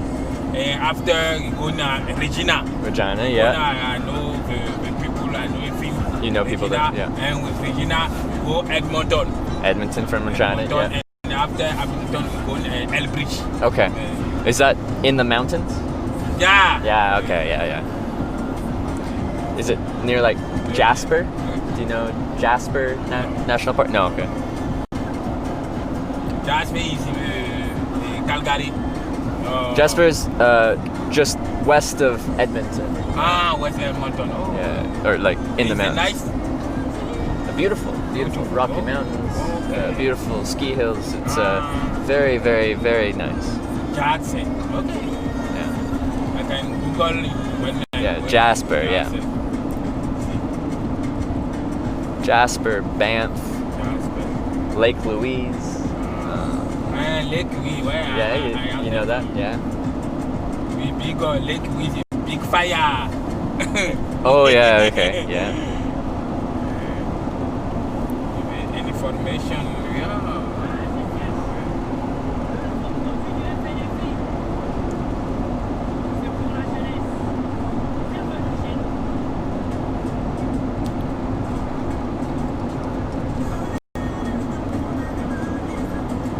When I'm going to take a gas, I see you and you Yeah. come for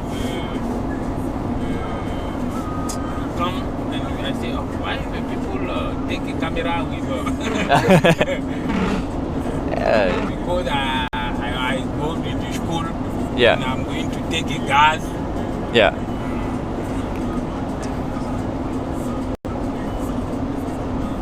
Go. Okay.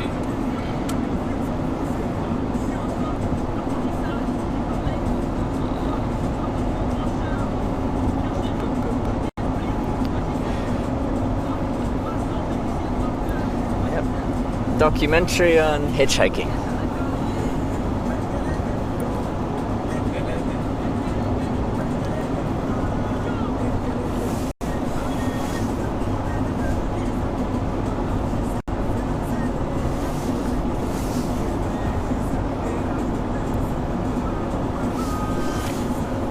One day you can live to go Africa. Africa is I would love to.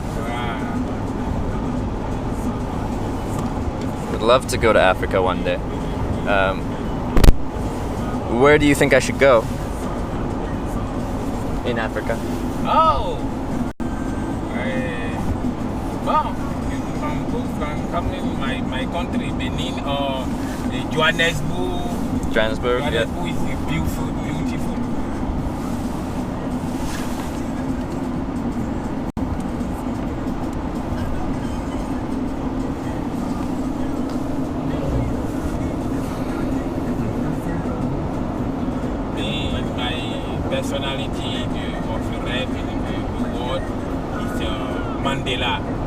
Mandela? You Yeah, know okay. Mandela, Nelson Yeah, Mandela. Nelson Mandela. Yeah, I do know. Yeah. Yeah, Very nice person. yeah. Except to forgive all things. Mm-hmm. Very, very important for the peace in the world. Mm-hmm. Forgive. No, I agree.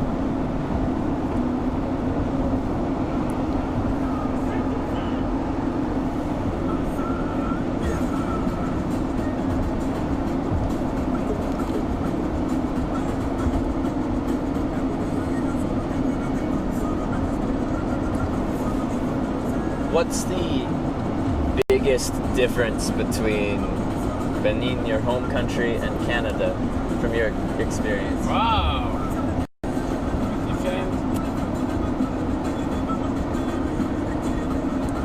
For what? For job or for the people or for... Oh. Any of them, really. Like, what stands out to you? For me? Yeah, for you. Me?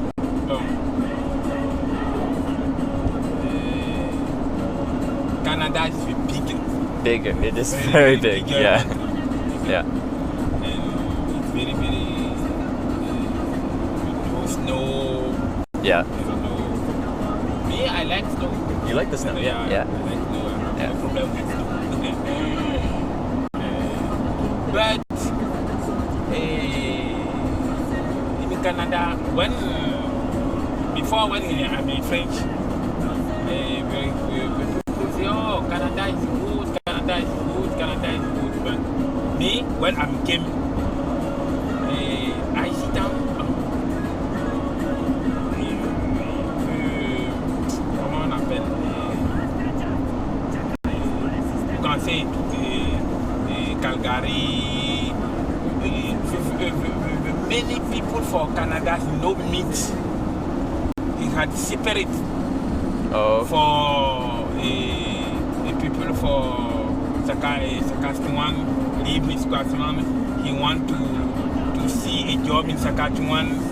Wife in your wife in Saskatchewan, died in Saskatchewan. He not move. Yeah. Me, I like you because you can move for. Going Britannic, it's very, very far than here. Yes. But, Very far. Yeah. But in Canada, no. We prefer to live in the town, Yeah. see the job, working, and die here. I see.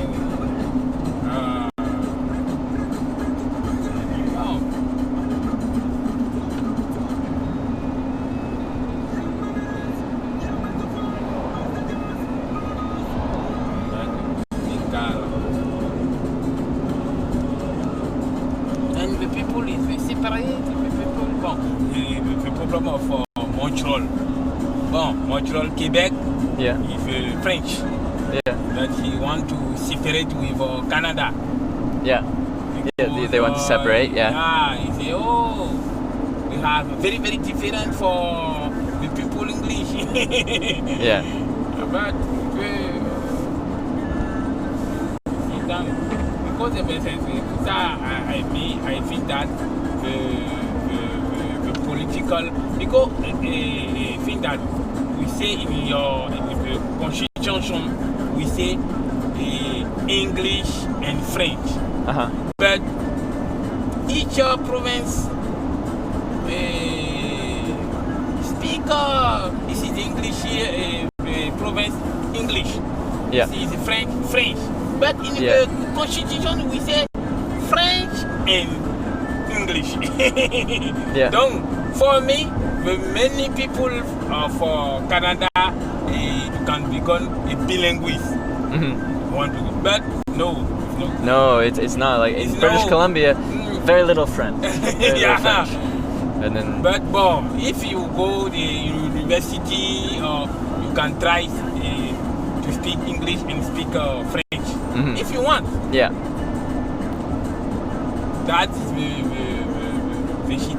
I see that I like New Brunswick because he bilingual. yeah. Yeah. He make people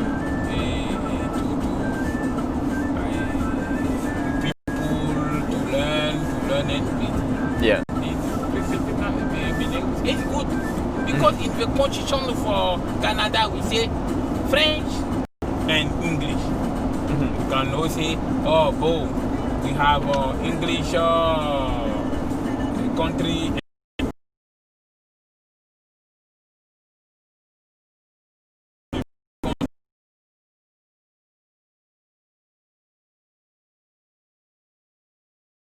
Important for the country.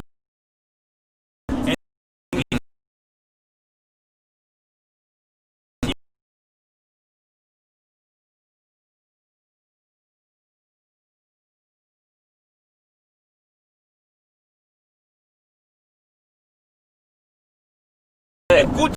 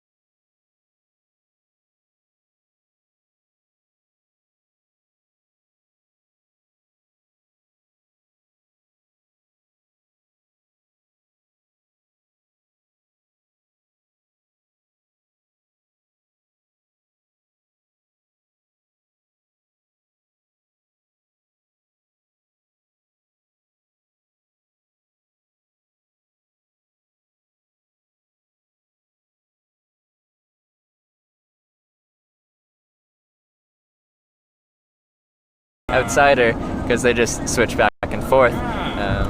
He passed it's cool. English and French. Yeah. It's good. Yeah.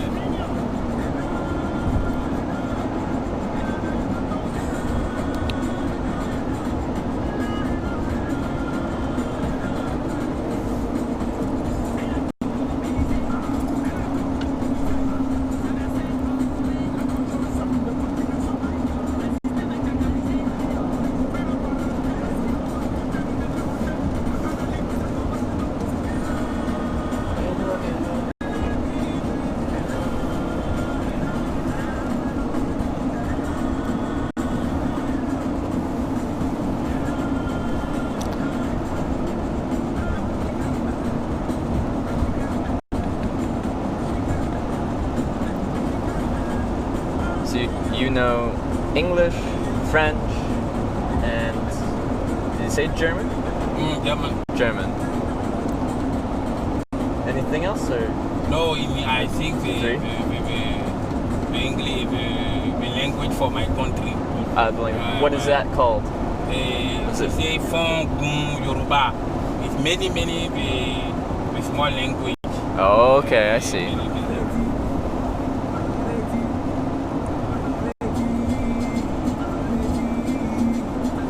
Sorry about the video quality and also the connection quality. We're in the middle of nowhere, so it's gonna cut out.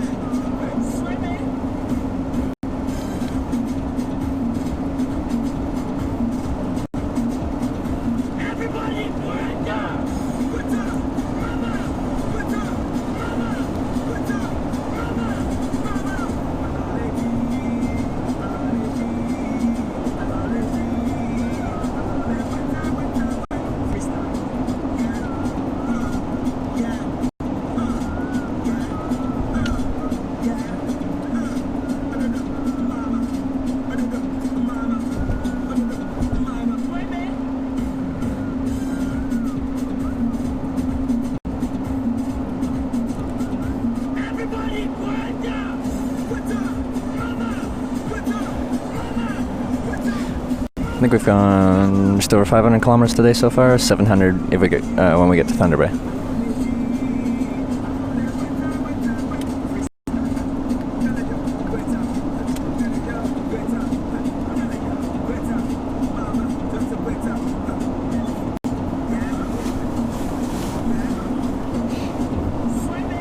Are these your night lights?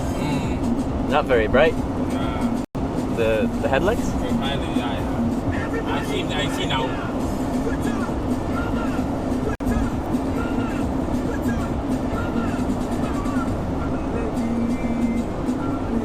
But when the big car came now, it's very difficult for me because I go slow and fast.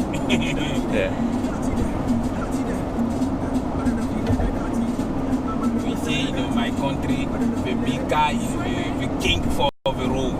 Big car's the king of the road, yeah.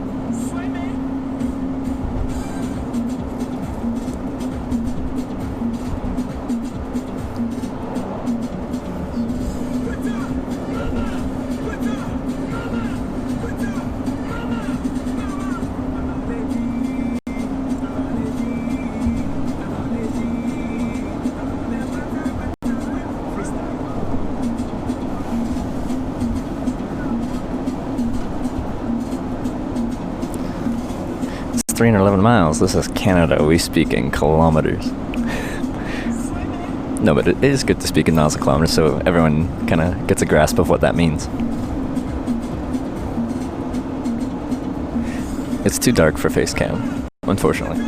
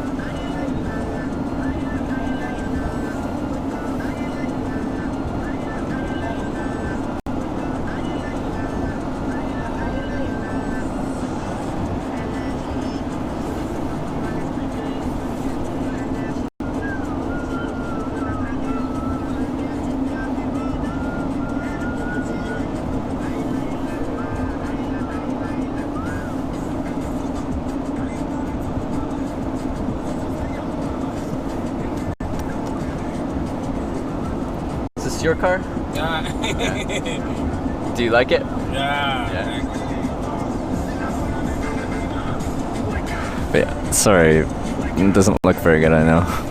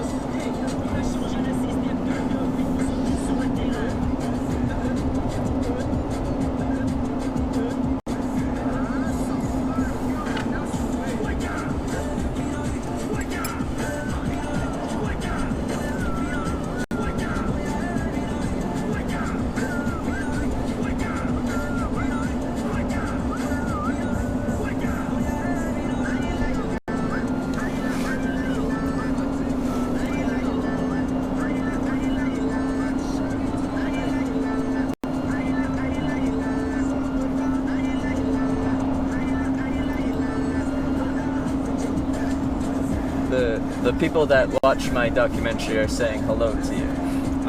They're saying hi from the internet, from around the world. Because it's broadcast through the internet as it happens, and then people talk. So people are talking and saying hello to you from different places around the world.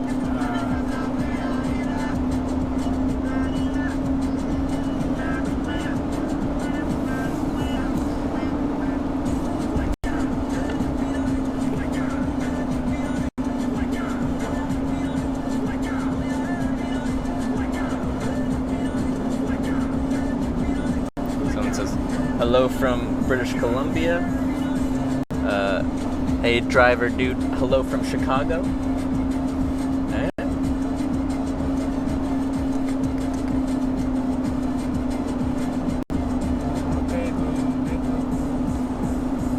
Hello from Michigan. Yeah. Hello from Finland. Okay.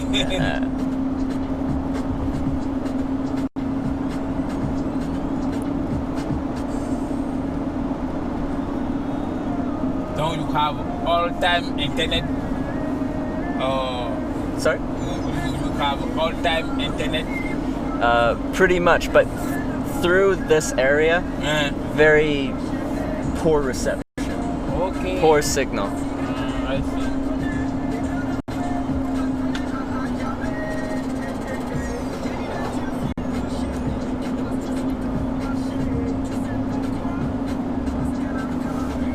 It's important from the world to make a different person change one word.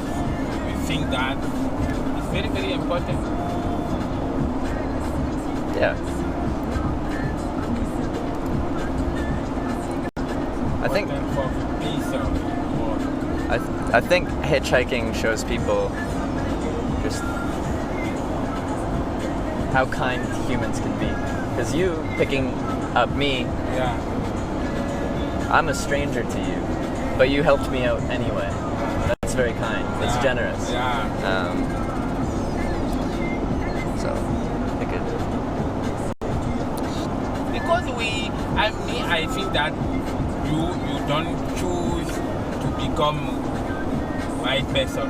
Me, I don't choose to become the black person. True. But we can accept the different thing. Yeah, it could be friends.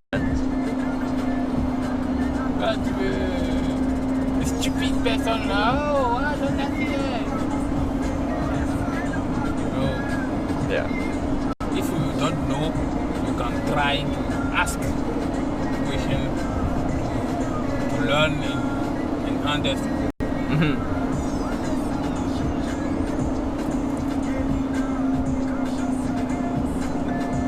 I say all time is the two probably person racist in the world. Yeah. It's a person he don't know. But why he don't know? Yeah, fear. Oh, I don't know that. You can tell him, oh, it's the same thing. Yeah. You can tell the person, the man or woman, it's think that. Mm-hmm. You have the hair, you have the hand.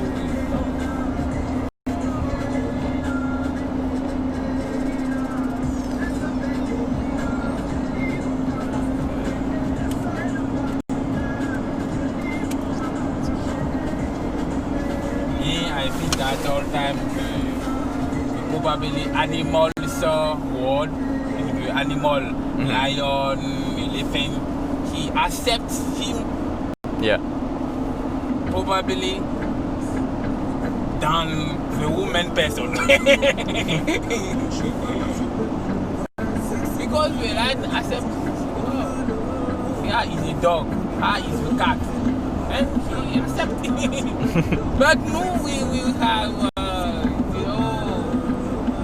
different is problem for me. Different problem for me. Why? Yeah. Why is a stupid person? He's different because he's different. Yeah.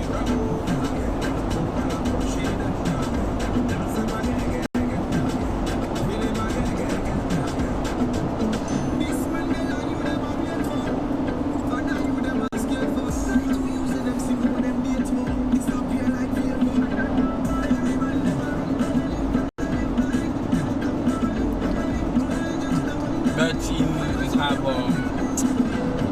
you can learn in the school. It's important to change the people. Mm-hmm. If you have a good teacher to explain you, you can be tolerant, you can accept the person. Yeah. When it's homo, lesbian, you can accept this person. School is very, very important. I agree.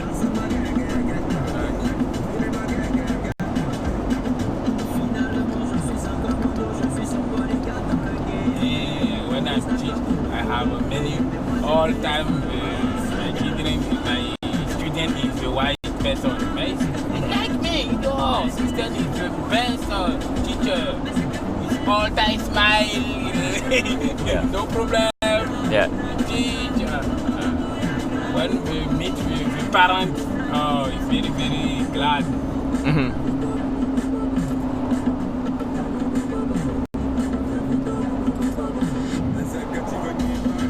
Anyway, when we have a North Bay, when the school finished, he gave many parents, students give me many gifts. Yeah. If a vine, but me, I like drinking wine. Dragon Bite? Wine. Oh, wine. Yeah. Wine. Yeah. Wine, chocolate. Oh, yeah. Many. Because it's making different in the life for my children. It's very, very important for me. Mm-hmm. Oh, I like you. So I think my job. It's my job. Can say that for me, your children is for my acts is as my king.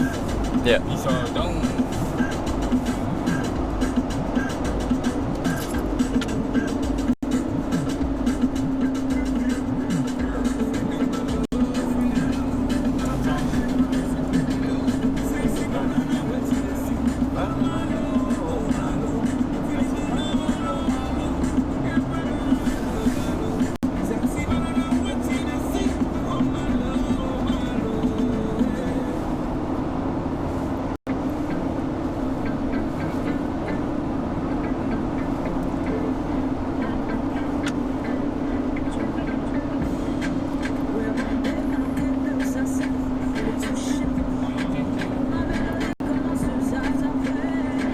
So, would you be interested? So, in this town here, if we, so you come in this spot and talk to the internet, talk to people that view, and then I can take over. I have driver's license. Would that be something you'd be interested in? Or do you like driving? No, I don't know. Yeah, because I have driver's license. If I drove and you talk to the internet, talk to the world with the stream? No? No. When I'm driving, no telephone, No. I drive. You use telephone. I have driver's license. Okay. Yeah? Would that be?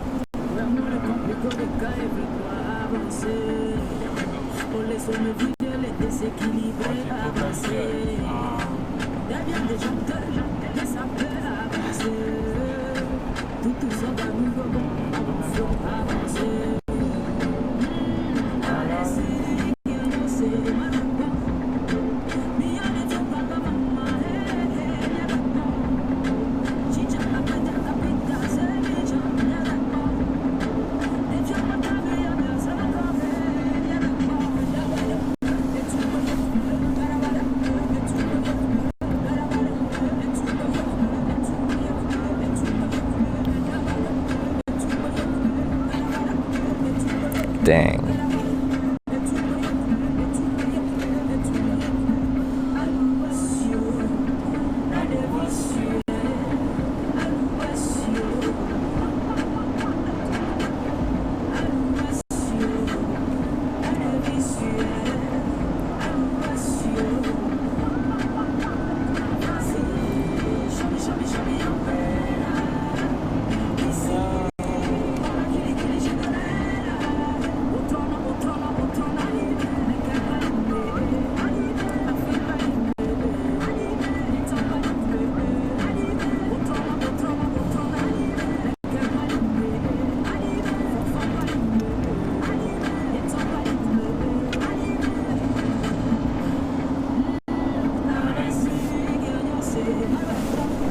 He's just not using his lights really correctly, and he's very scared of oncoming commercial traffic.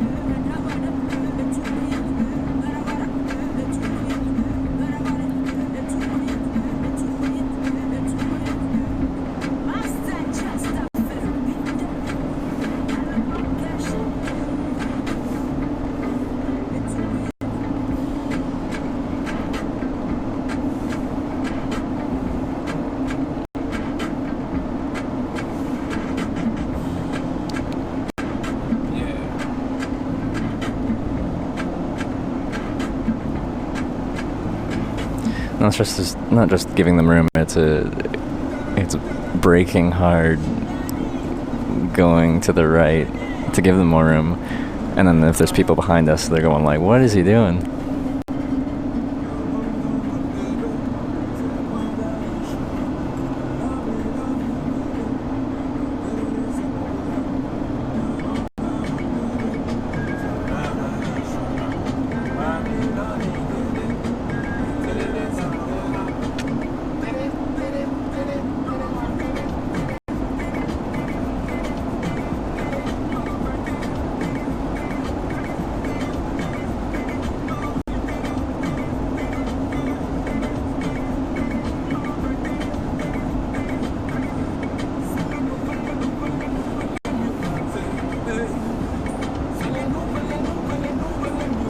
And yes, he should be using side beams between cars.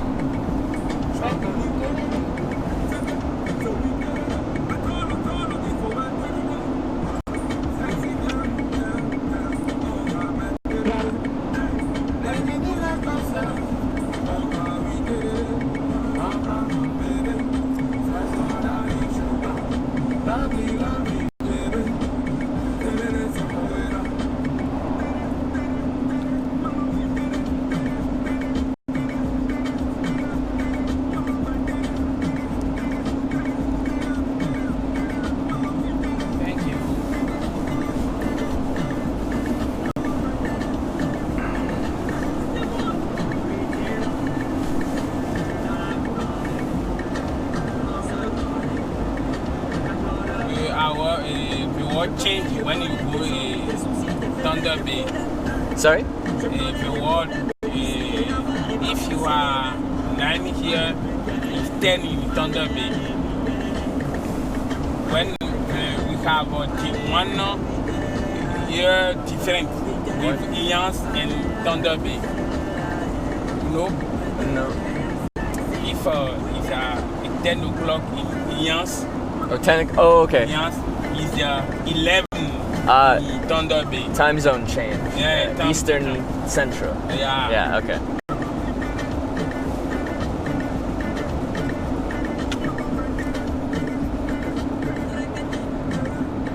Because we have 1 year different. Yeah.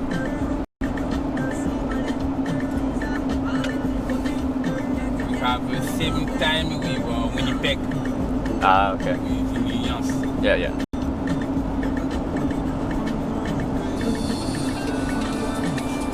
Tanya called me after I come.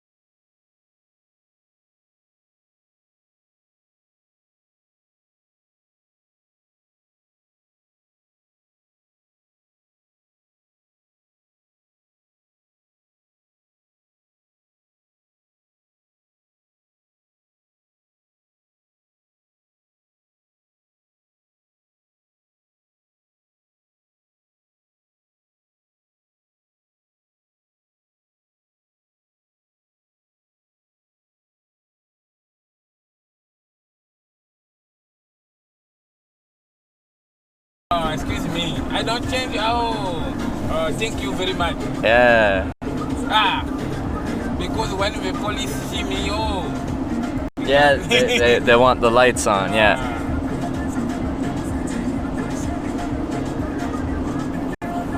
But I met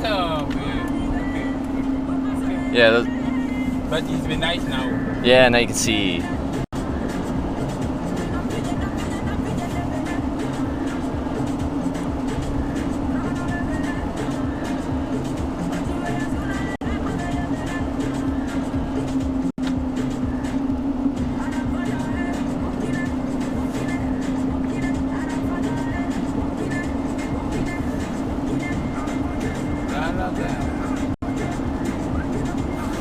That was a struggle. You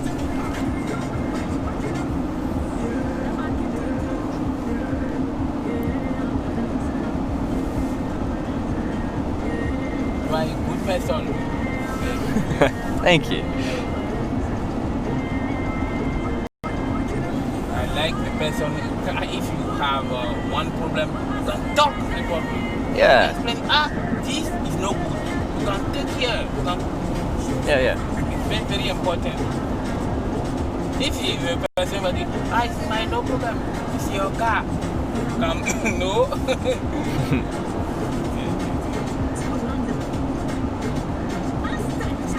Attitude. These aren't his high beams, these are just his regular night lights.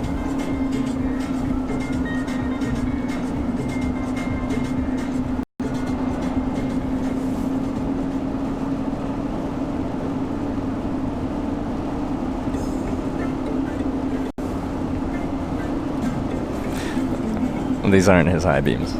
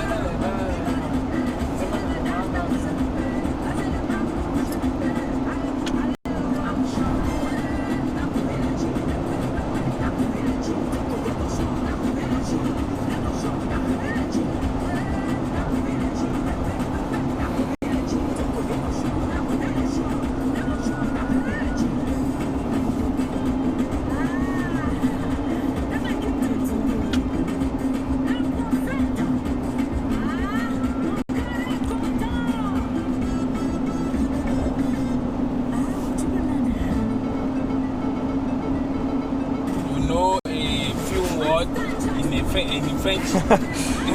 Not really. Je ne parle pas français. Parle pas français. Ah. Parlez-vous anglais?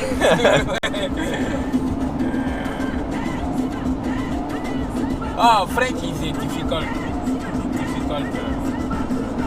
It is very, very difficult for the people English. I found it difficult to learn in high school, in school, grade school. Difficult, but yeah, I should have put more effort into learning, and I would like to continue, like actually learn the language.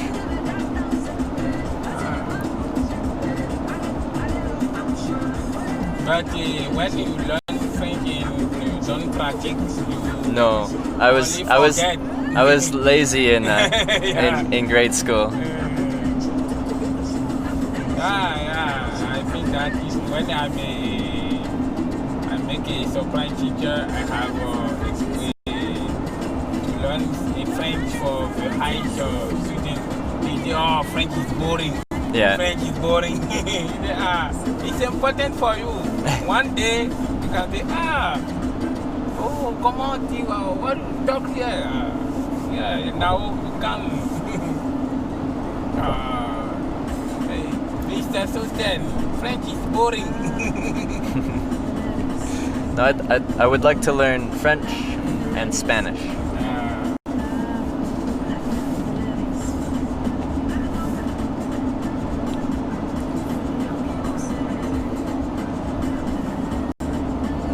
It's true, French is difficult, very, very difficult.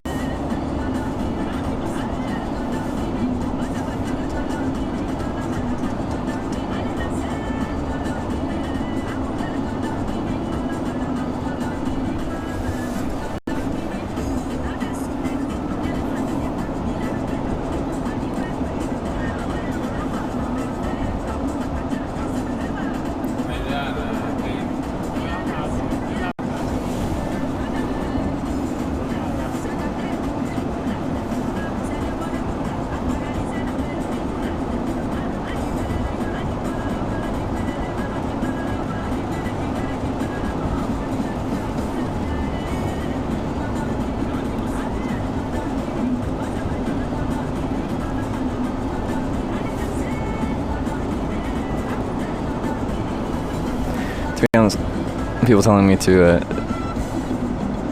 try to create conversation. I wanted to focus on driving. Yes, I have one sister and then two stepsisters, two stepbrothers. Like a split family. Parents are remarried.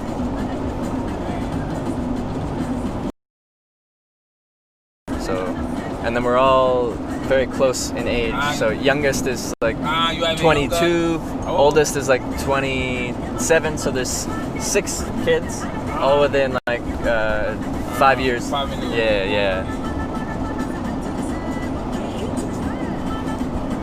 They are only for my mother and my father. Me. Yeah. I'm only for my mother and my. You're the only child. Yeah.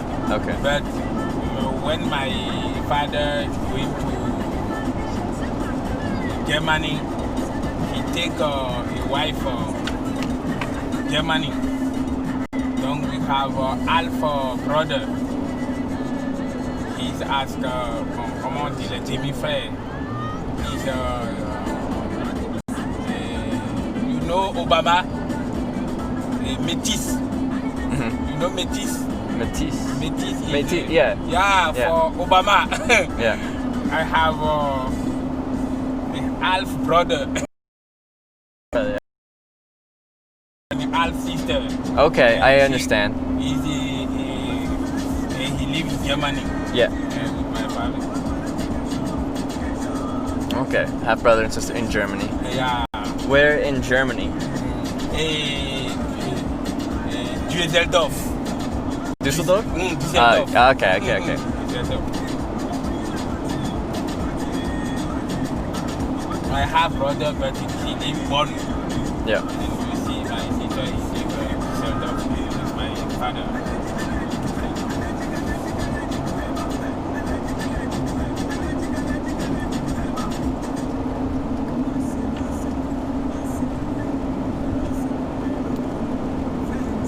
Does your family come visit you in Canada? No. Because he work and my mother work in Benin. Yeah. We have no time. I see. But I hope one day probably my mother came to visit. Okay. Like snow. Oh, Canada is very cold. Yeah.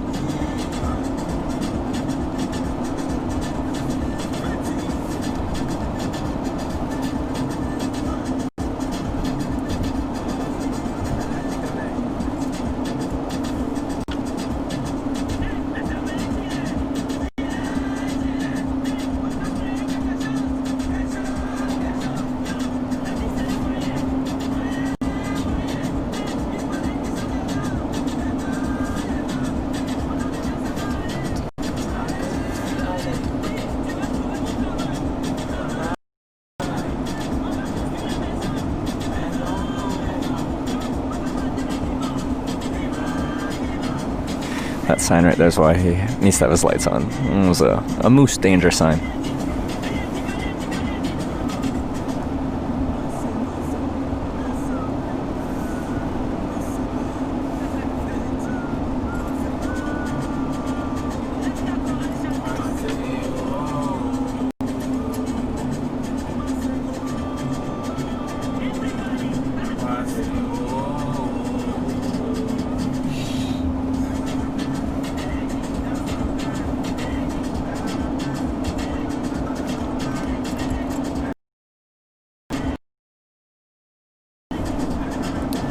Are you now a citizen of Canada or a permanent resident still?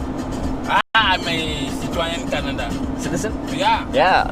Canada for Very nice. 5 years? Yeah. Oh, nice. I become a citizen Canada. Nice.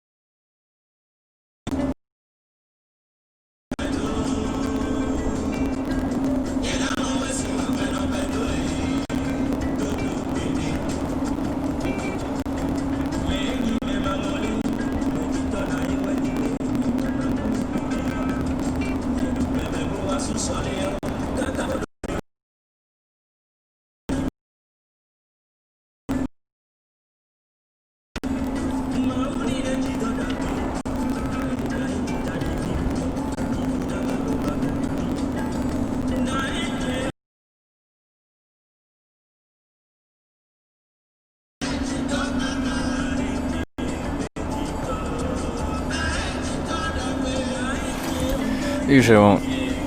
Traditional music. Oh, my okay, yeah. country. Traditional, yeah. He talked about for mover. The mover is important in the life of a king. What was the word? Mover. Mova? Is very, very important in the life for one kingdom, one Okay.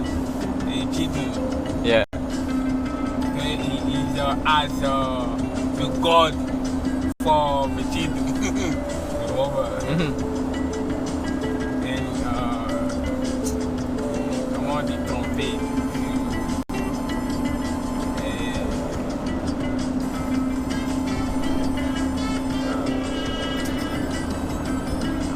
I checked the water.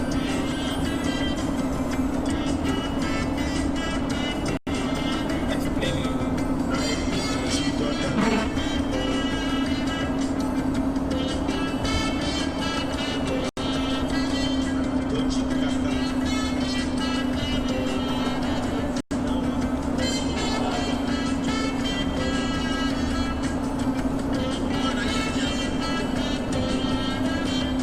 She said, in your life, Okay. you can have many fathers, Okay.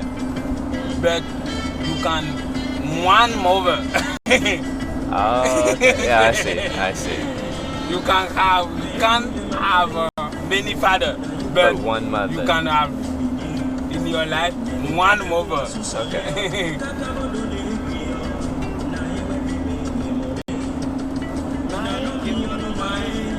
So we pray all time for the mother. The mother is very, very important for many people.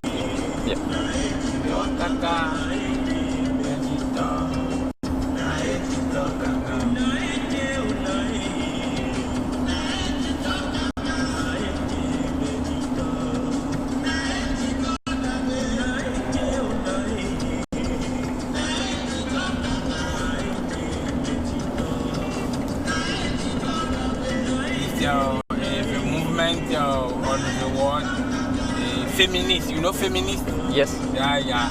And me too. They like to talk about women. Ah, yeah.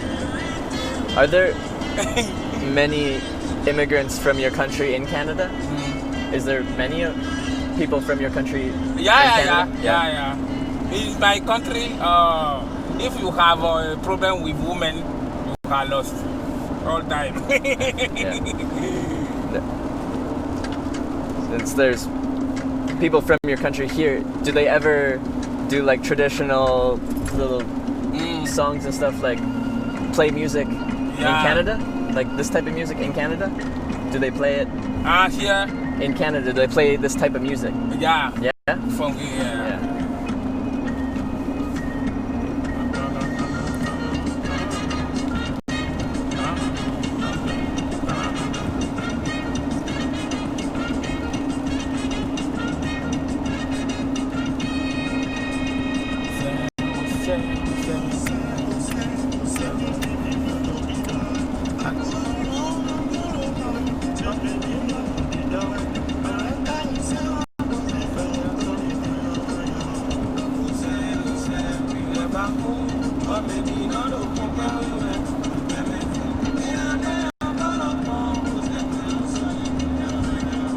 Here, he talked about a God.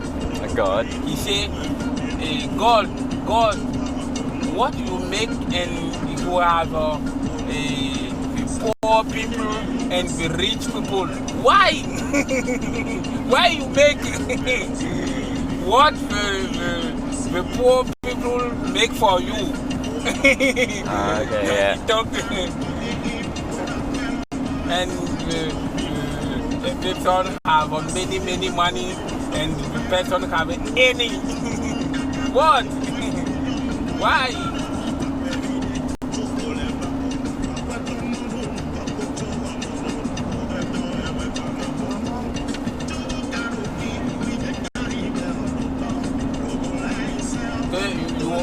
God, you say you are the father for the world. But why you make poor people and the rich people? The person work, but he don't begin rich. Yeah. The people no work and he begin be rich. Yeah. Why? And he talked about that's the philosophy. You know philosophy? Yeah. Philosophy. Yeah. Philosophy, Yeah.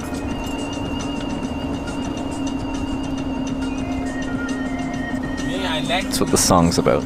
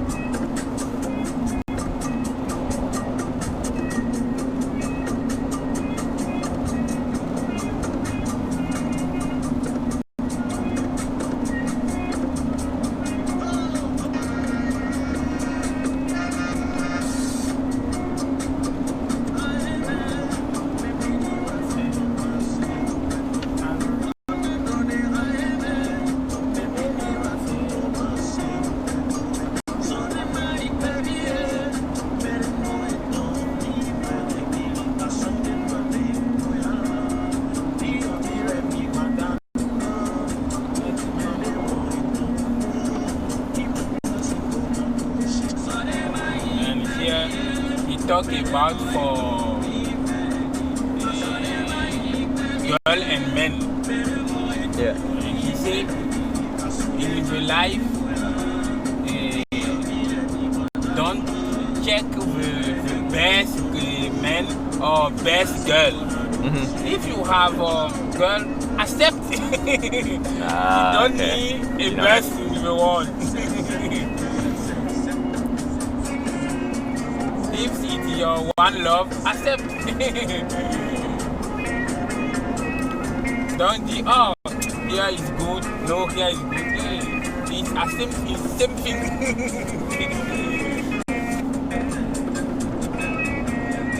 If you hope you don't know the best man or best girl.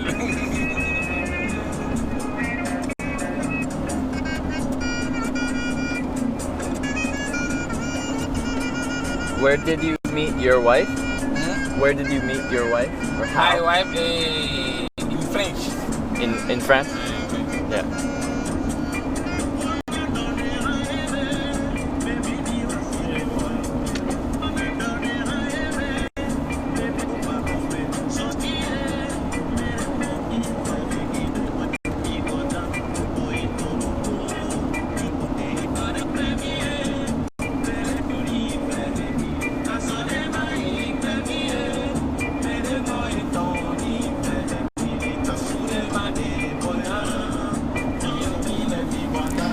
says France. He lived in Paris for 10 years, so that'd be France French.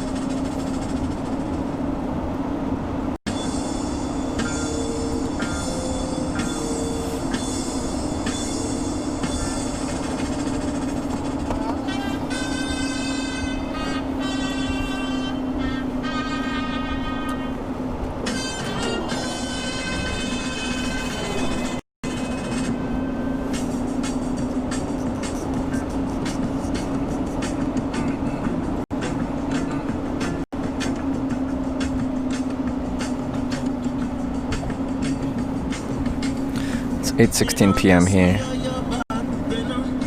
and the GPS says 50 minutes to Thunder Bay. That's 50 minutes to Thunder Bay.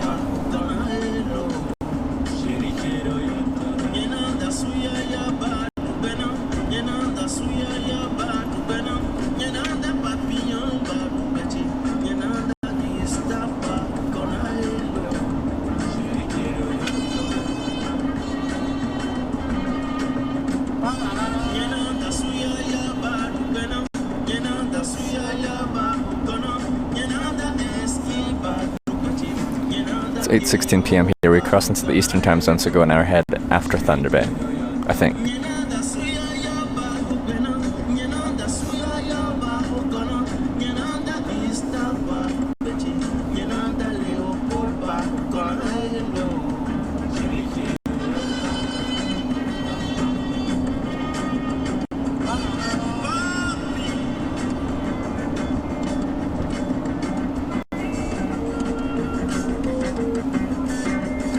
And what is this song about? I kind of, yeah, you've been telling me what each song is, what message. What message here? Yeah. Bon, he said I want to marry one girl to have a luck in my life. Okay. If she's good. Yeah. I hope to marry, to have a good girl.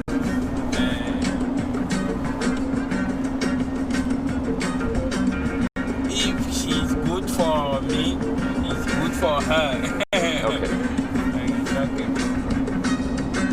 That's the message.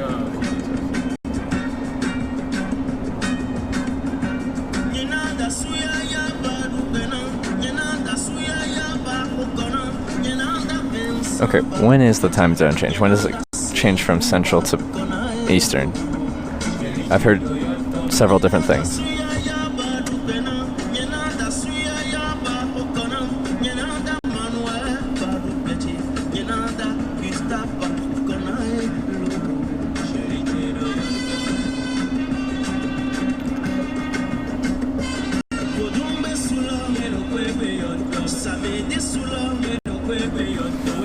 Just before Thunder Bay, okay.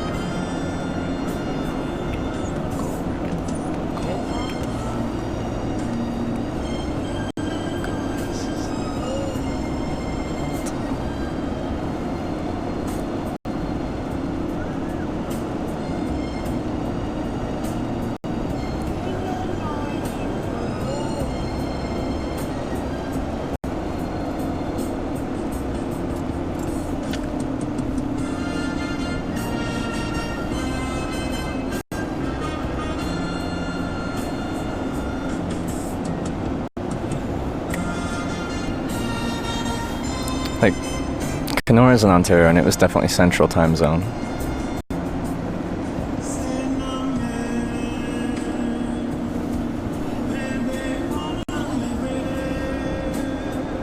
At least I think it was.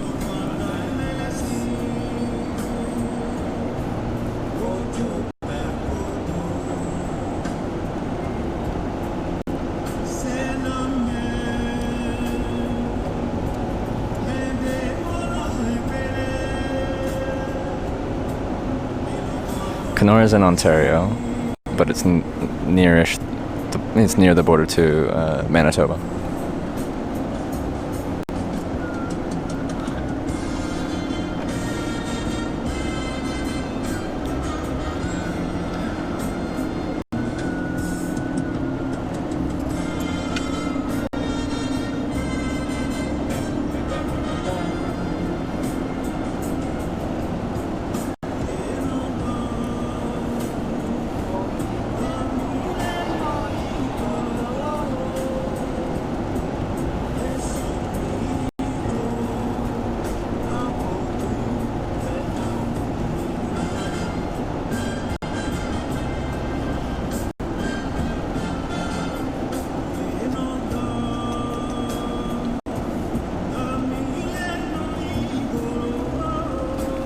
Brains, it's going good.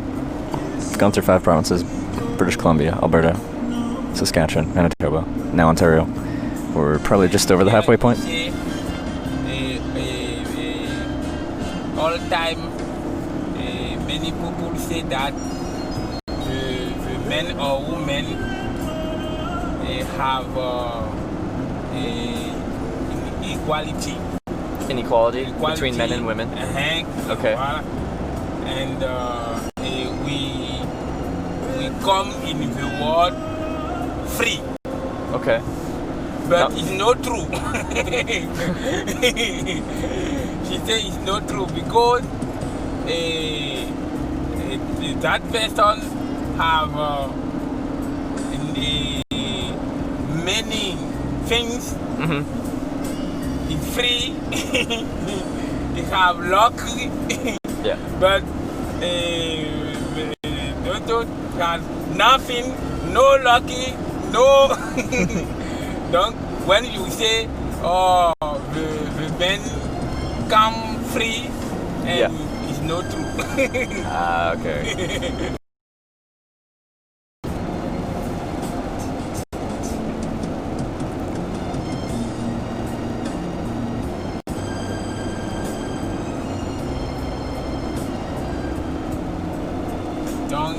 Also, to have work, to have your job. Don't hope if you in the world, all people is free, you have money. No, it's not true. Okay. If you work, you have money. If you no work, you not no money. Yeah.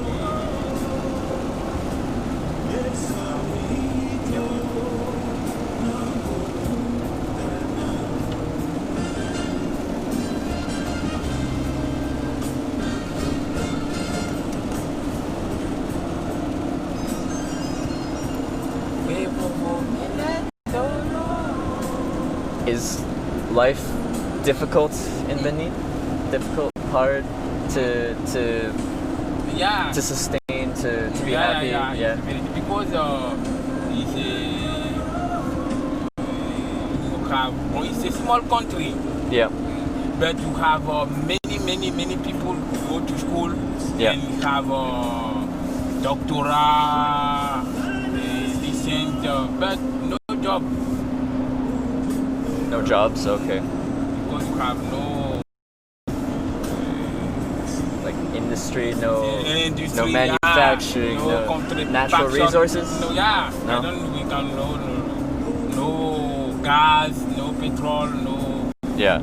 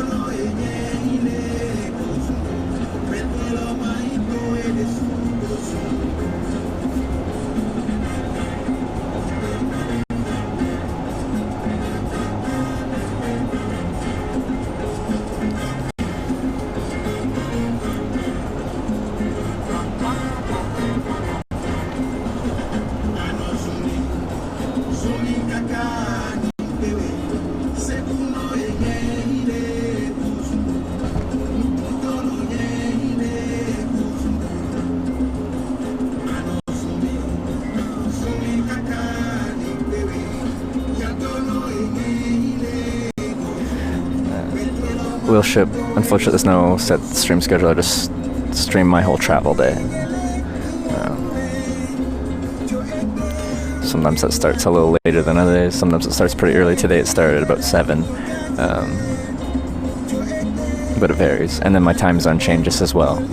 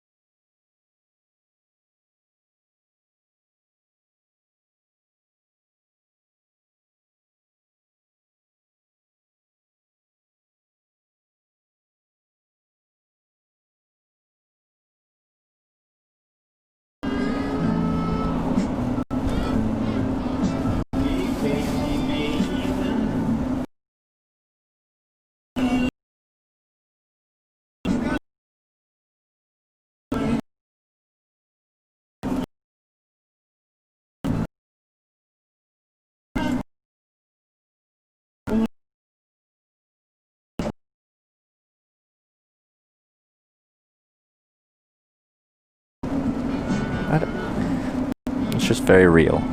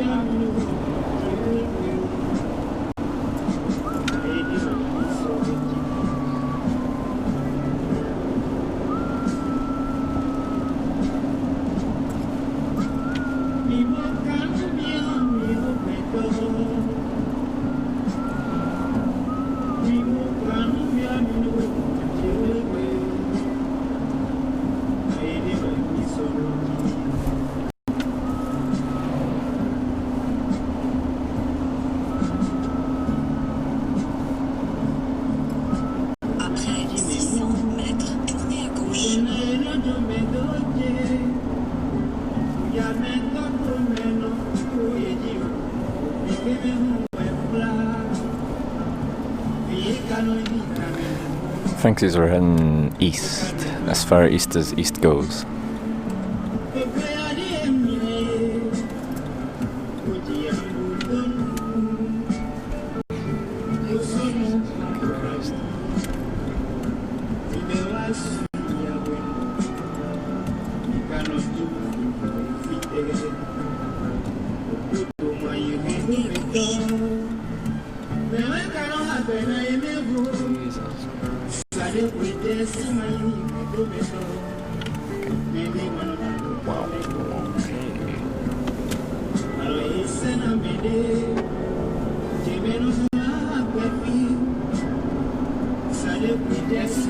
Not sure if going through Toronto proper or not.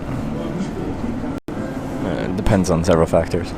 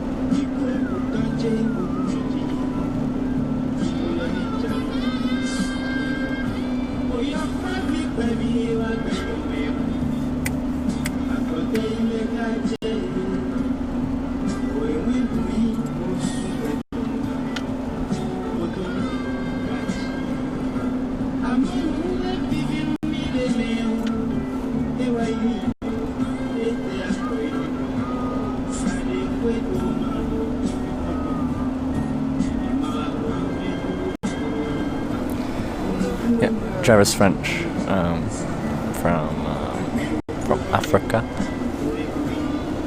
And he already told me his favorite place in Canada. It's New Brunswick, actually, of all places.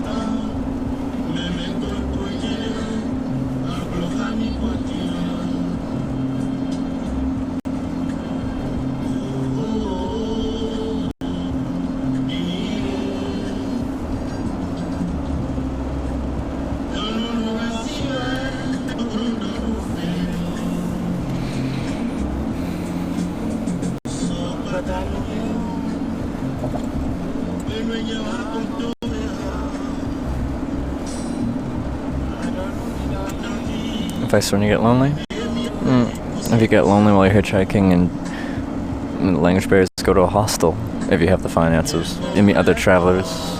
There's plenty of people that want to be social, make friends.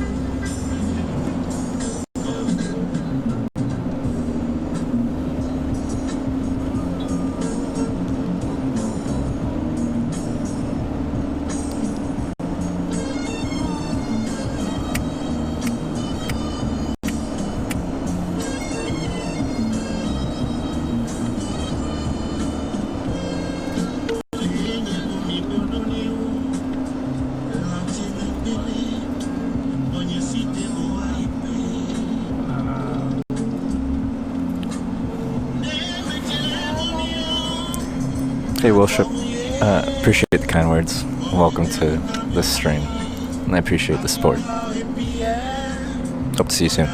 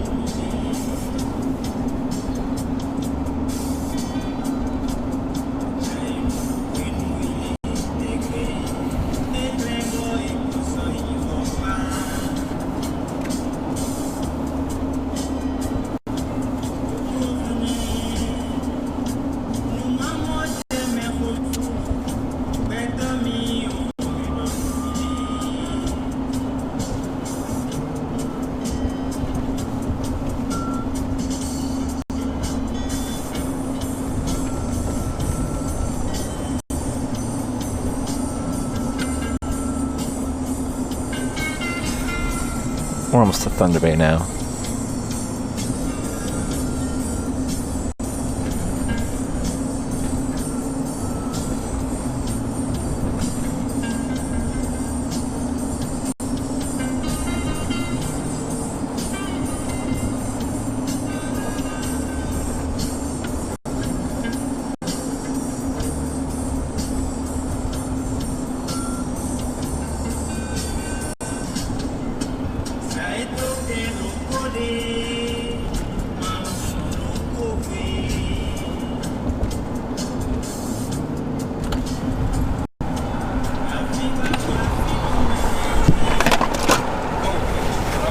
Oh, it's all good.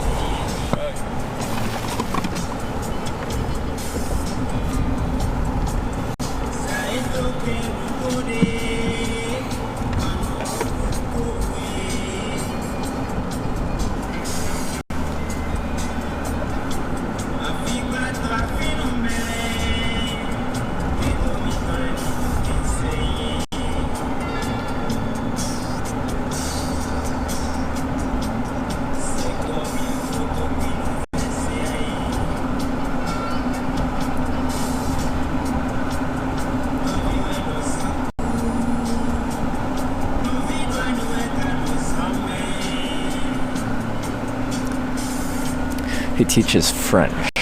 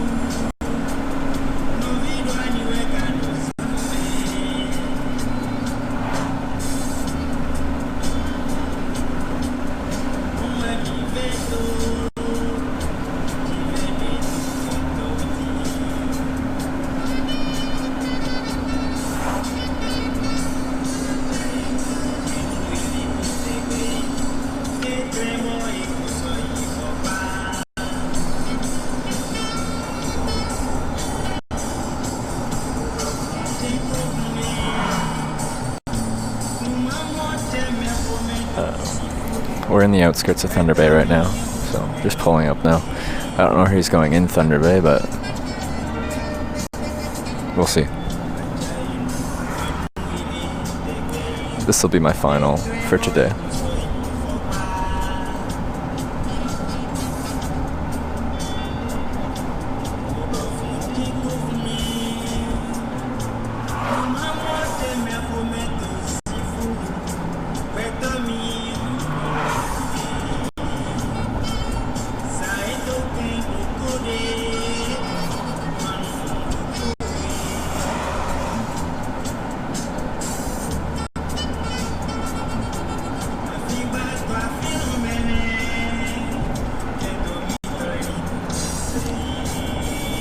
Me too, Mr. Puddets.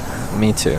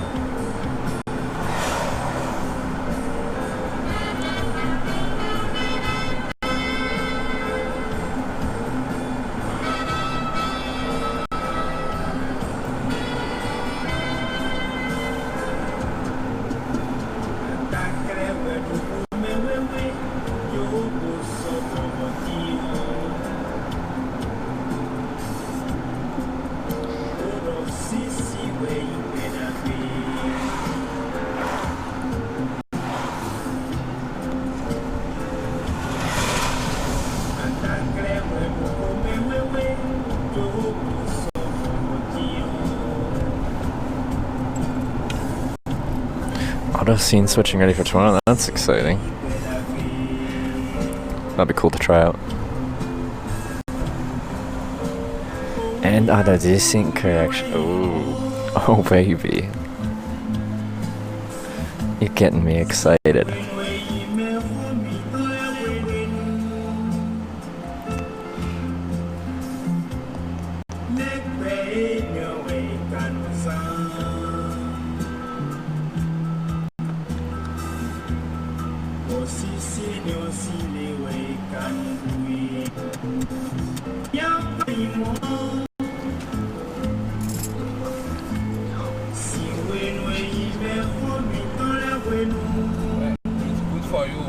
Anywhere here is good for me. I'll because I'm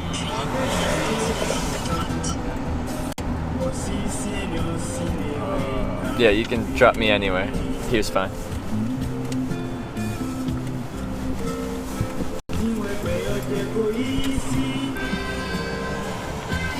okay.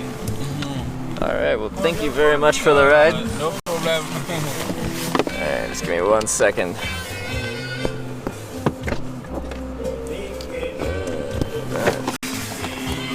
This.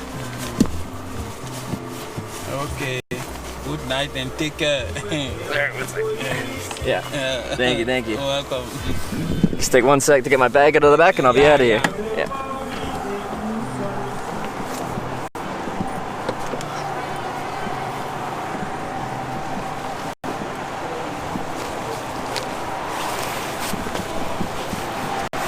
I'll give him my card. Oops. I'm gonna give you a card if you want to see what I do with my video. That's where you can find it. Yeah? Alright, have a great rest of your day. See ya.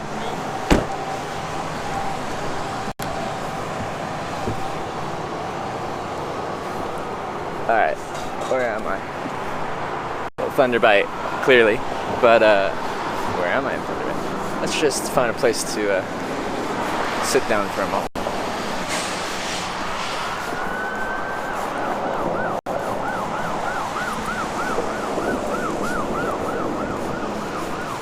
Okay, so I wanted to do a debrief on that one. So nicest guy in the world.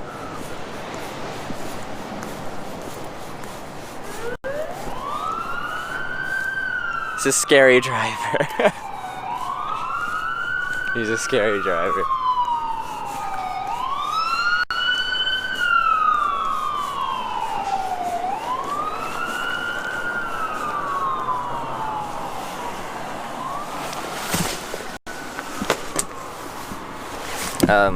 I'll explain that in a second. Sorry, I told you something and then I didn't explain why. Or, really, that requires an explanation. Okay, I just need to set you guys down for a sec. All my batteries are getting low as well. Okay, so to start with, he's unaware how to the controls of his vehicle, so he doesn't know how to turn his night lights on. He was running his daylights, or his running lights, instead of his night lights at night, which are not very bright at all. They don't really do. They're more for other cars to see you rather than for you to see. Okay, so that's one thing. He's unaware how to run his windshield wipers, either than the auto setting or pulling it to run fluid, and then it does a few things like that. So he doesn't know how to put it onto intermittent or full and change the intermittent setting. So doesn't know how to use the windshield wipers or turn his headlights on. And then he didn't like interacting with other traffic. So here's how that goes. So speed limit's 90. He'd go 85 to 100. He didn't keep a consistent speed, but when, say, there'd be a truck coming, very abruptly, he'd brake pretty hard, slow down from 90 to like 75, and the slowest he slowed down to was about 55, just because there's an oncoming truck or car that he felt like braking and then swerving around for. So if there's any traffic behind you, it's not safe because he's driving erratically. He's driving in a way that you can't predict. So for other vehicles, that's dangerous.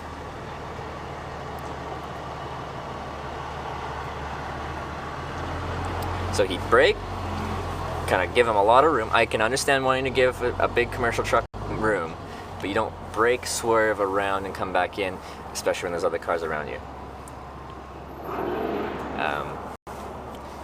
Because you're driving erratically, and being unpredictable on the road is a good way to have someone not paying attention, or even paying attention. If they're following too close or something like that, game over. Okay. I just swapped some batteries because things are getting very low.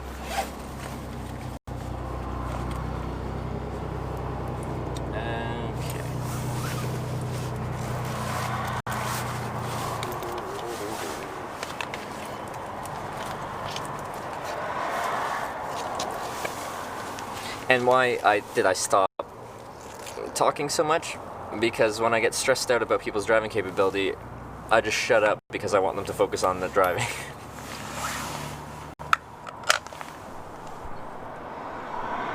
Must have been a train of vehicles. What? Why does it say you're charging? You should not be charging until now.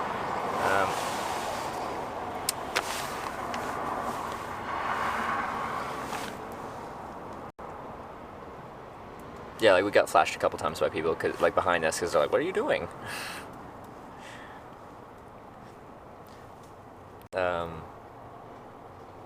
Yeah. So just the braking because there's oncoming cars. Don't do that. Don't do that. Consistent speed. If you're not comfortable passing cars or having cars oncoming at that speed, then slow down a little bit. Just stay that speed.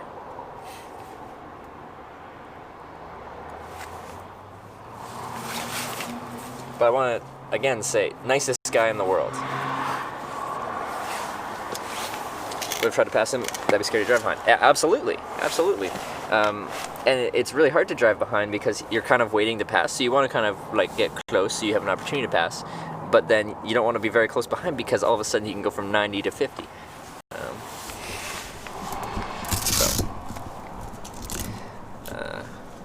Yeah. That was that.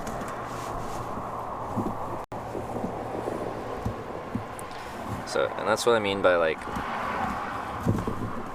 the driving's the scariest part for me. Not much stresses me out. I'm just fine with most things. But if people are dangerous or incompetent or the risk to other people behind the wheel, then that gets me a little stressed out. Another interesting day, at least? Absolutely. Always an interesting day on the road hitchhiking.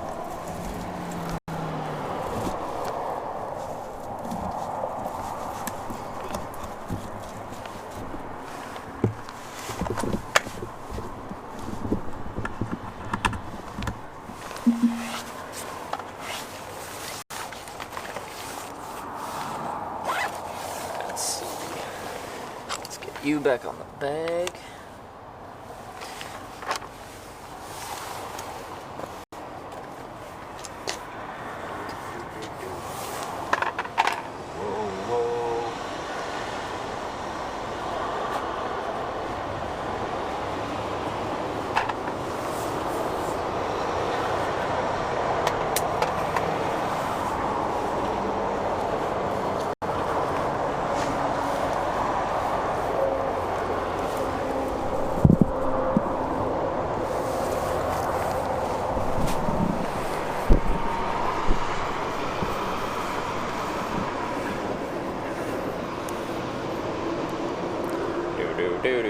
So I need to figure out where I am in Thunder Bay, what I need to do.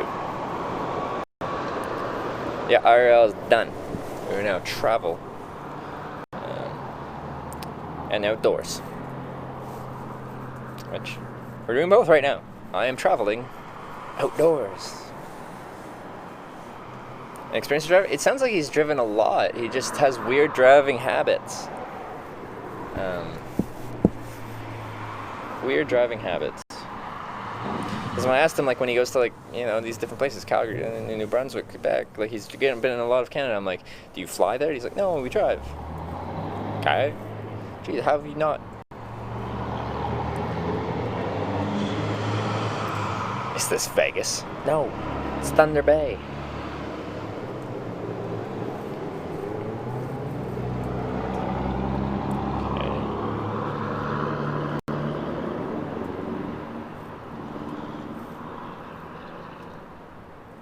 So you get for a free ride? Well, I guess. Oh, I'm already in the... Okay. The rain's let up for now. What have we got around here? Oh yeah, that looks pretty good.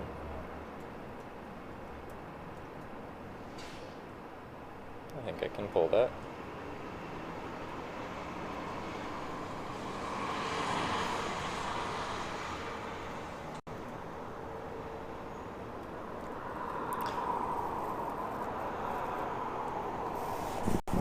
Don't get struck by lightning in Thunder Bay because it's called Thunder Bay. Name pun thing. Go for tomorrow.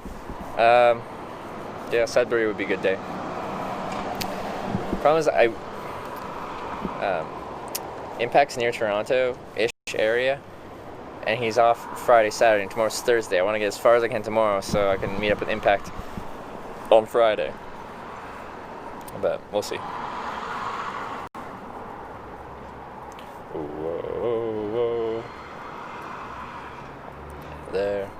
Is that way? Excuse me. Can you show me? I can show you the way. No? Not gonna show me which direction I'm facing? I think it's that way. That way. Whoa. Oh, that'd probably be good.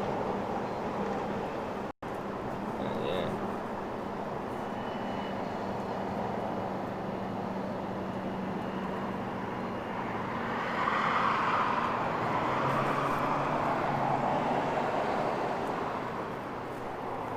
Alright, let's walk up over there and wind down the stream.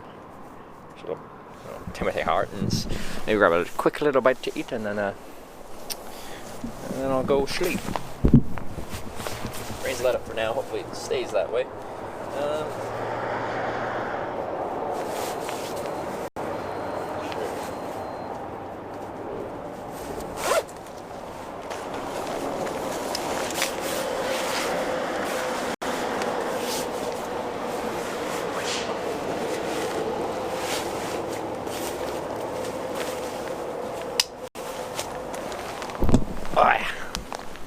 Still streaming feels good, man. Of course. We never stream or stop streaming. We do, because I sleep, and I don't stream when I sleep. But I do stream a decent amount.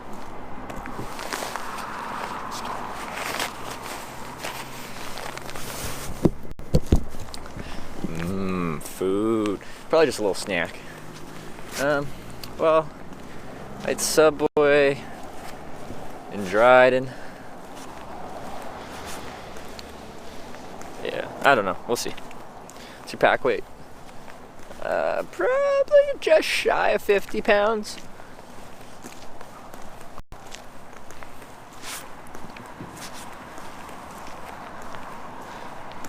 Try to meet up with Deadmau5 in Toronto, just an idea.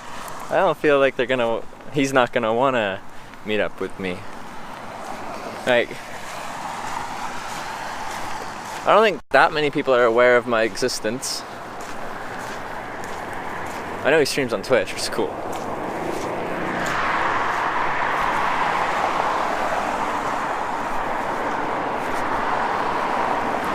Gotta go see a man. Need to eat a full meal? Probably would be a good idea.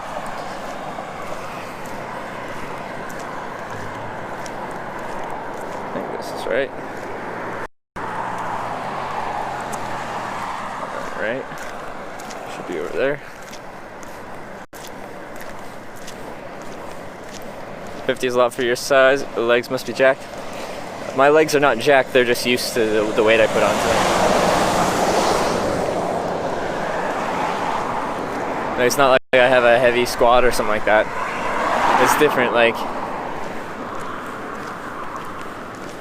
I don't know. Work my endurance muscles, not my, like, large size muscles. Neat. I got good chili where I'm going. What's our camping? Camping. I don't want to pay for accommodation. I have yet to pay for accommodation on this trip. I want to see how long I can keep that going.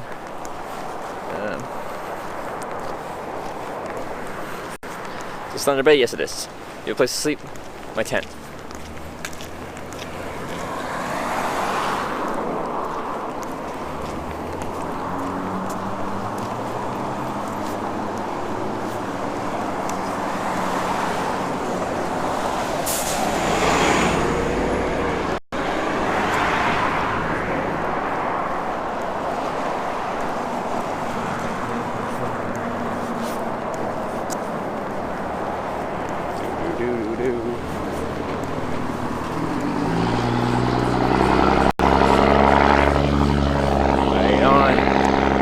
With the status update.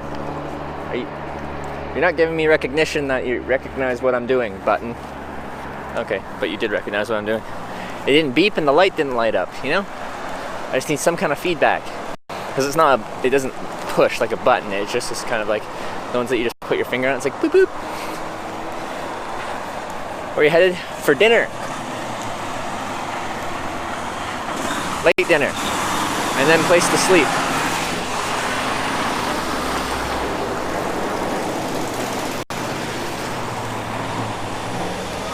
Hey Mad, how's it going this fine evening? We did a good day today. This is probably our biggest kilometer day on the trip so far. People said Winnipeg to Thunder Bay, we're looking at about 700 kilometers.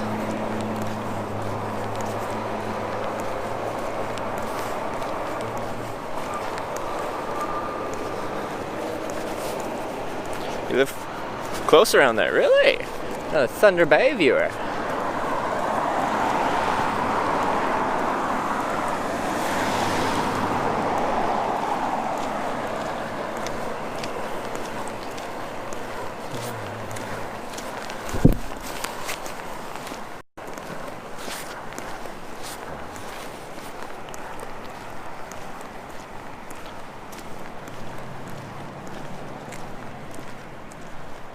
Because of this trip, we're not timed like we're in the States, so it seems more casual. Except for the fact that I gotta be in California for TwitchCon.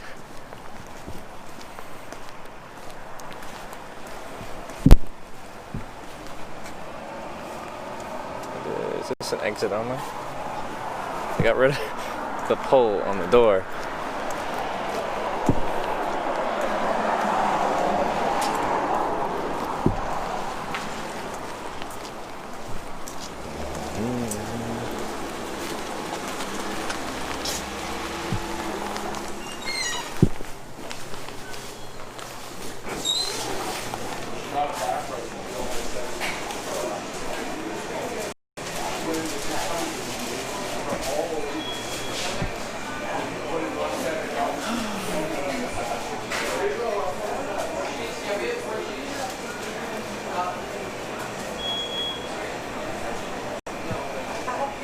Hi.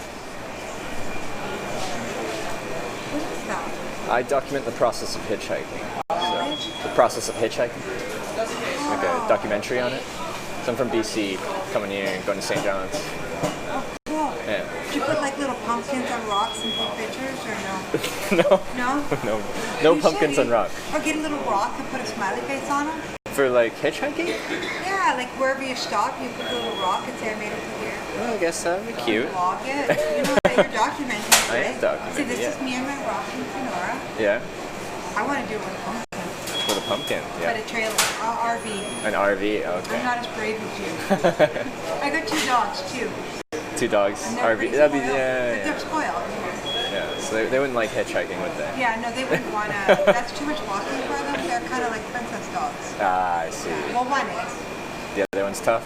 Well, the other one's the other one's a scaredy cat. She was a Oh. stray, It's a so little. she's kind of scared of her own shadow Yeah. and everything. Really loving, but you go poop. She runs up the bed and I cries. see. Yeah. Okay. What can I get for you? Do you have any chili left? And I really don't want to say that because I know you're probably cold. You're probably excited. It's okay. Probably just grab a muffin then. I'll grab the is it banana bread muffin. For sure. Yeah. You want to eat it with butter? Yeah, that'd be nice. They're kind of warm now.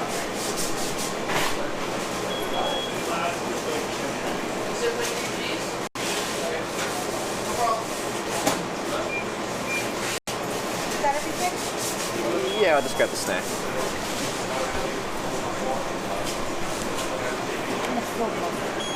And that's everything? Yeah. 210 and sugar. On credit card? Okay. MasterCard.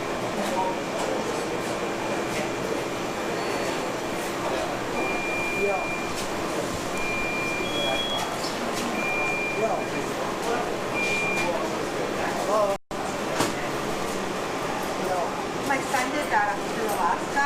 Did he? Yeah. Okay. Yeah, I'm here. I'm outside. What did he? And then he just kind of worked different places that he went. Okay, yeah. Yeah, Can I get a chocolate chip muffin, please? that's great. Thanks.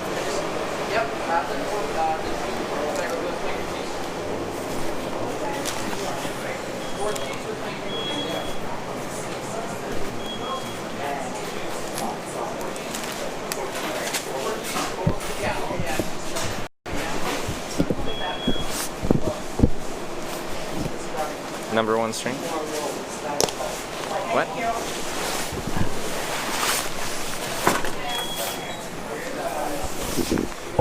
I was still talking to the lady, and the person just came up behind me like, oh, grab a cookie. Chocolate chip cookie. Hey.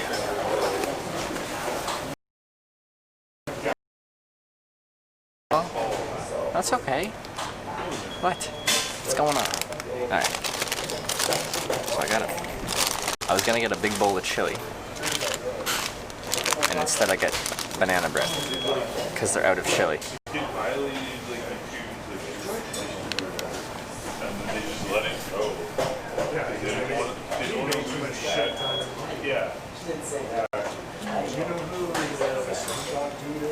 Making fun of me? Who's making fun of you? Eat more than a muffin?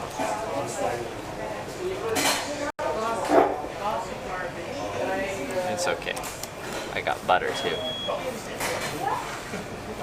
It's not actually a muffin, it's a slice of banana bread, you know? A slice. What's the destination tonight? This is Thunder Bay, Ontario. As far as I've been told, I am now in the Eastern time zone, which is nice.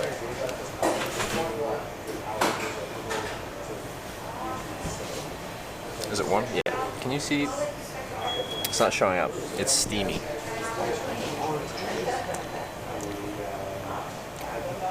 Hey, no, it's good.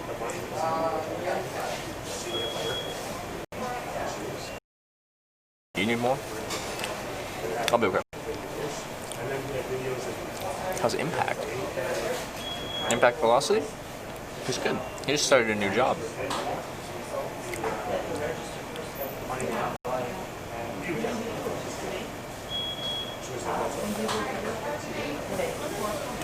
Vapors, you made chili? I'm jealous.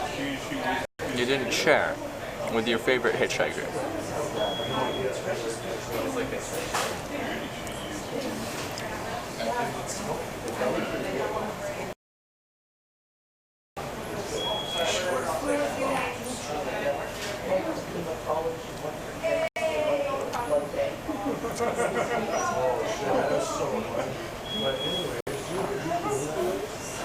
It's 10:29? Yeah. It's kind of late for me. When I've been camping out lately, I've been going to bed at like 7 something, or setting up my camp around 7 something because that's when the sun is setting. If I can, I try to set up while there's still some kind of light. Makes it easier to find a place. You'll share a pic. You're just gonna make me sad. Do you want to make me sad, Vapors? It's not enough dinner for Trevor. Well, I ate like a early dinner, I guess. What time did I eat in Dragon? Like 4 something?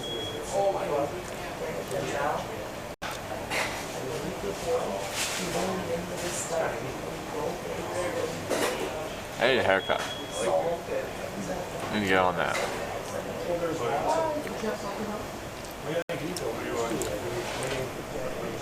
Have you done a hitch in Canada like you did in the US, where you're trying to hit every province? Well, that's what I'm doing right now. Going across Canada. And I think I'm going to try and hit all 10 provinces. The only detour I'll have to make to hit all 10 will be to PEI.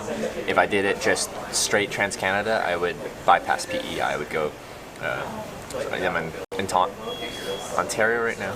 Next, Quebec, New Brunswick, Nova Scotia, Newfoundland would be direct.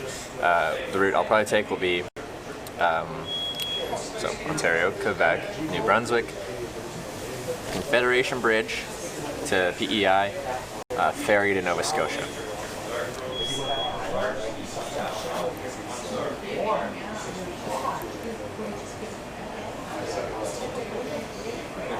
Chance a moose could accidentally stop my tent. It's unlikely that a moose would be this much in the middle of town, I think. But I suppose it's possible.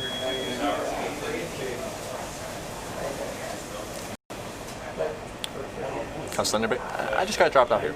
You know, I've never spent much time here in Thunder Bay.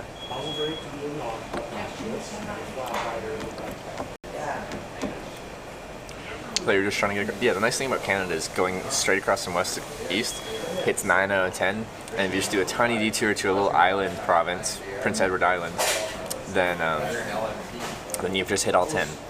You know, 2 birds, 1 stone. You're going across. Oh, you're also hitting all provinces.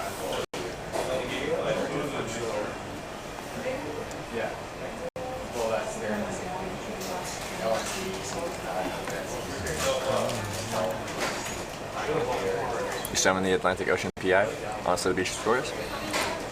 I've never swam around PEI. I swam in a bay in Newfoundland. That was cold.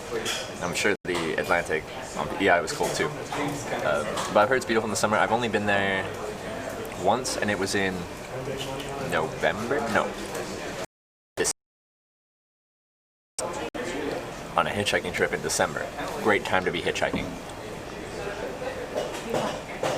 Great time, the best time.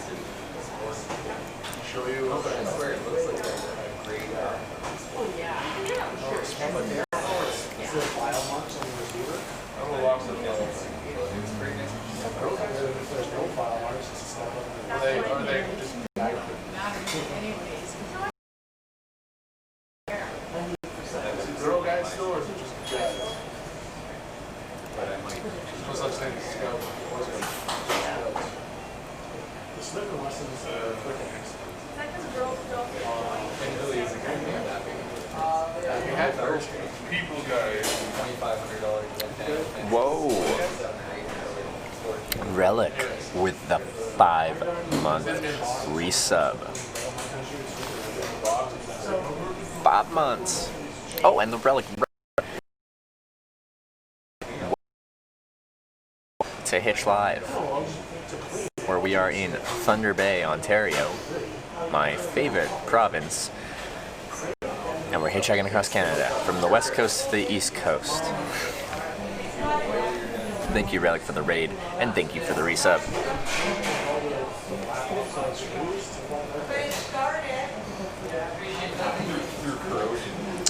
I just had dinner. It was a slice of banana bread.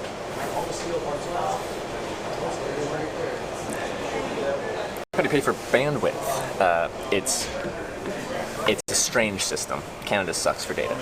Okay, so I couldn't find unlimited options in Canada. So, what I have to do, essentially a third-party U.S. cellular provider on AT&T's global roaming network, so it's an AT&T kind of roaming plan, but not through AT&T, through a third-party, roaming in Canada on one of their roaming partners, and then it can be unlimited, unthrottled Canadian data, and then I spend money. Well, and that requires spending money.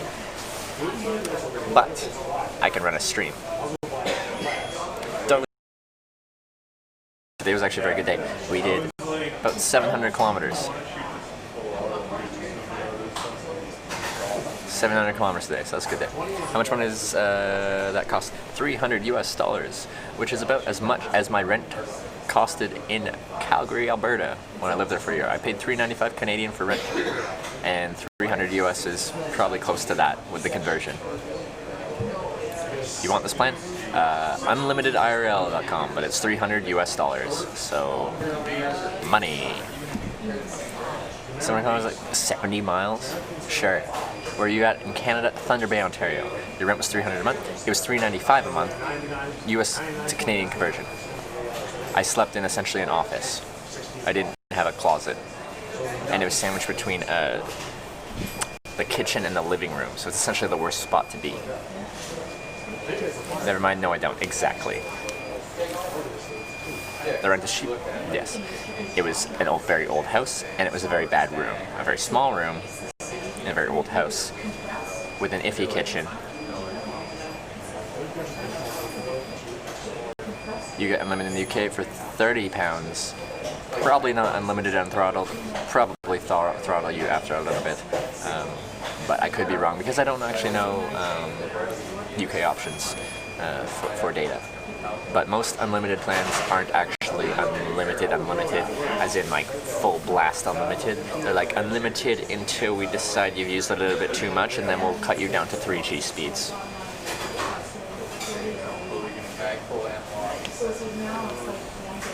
We're in Ontario, Thunder Bay.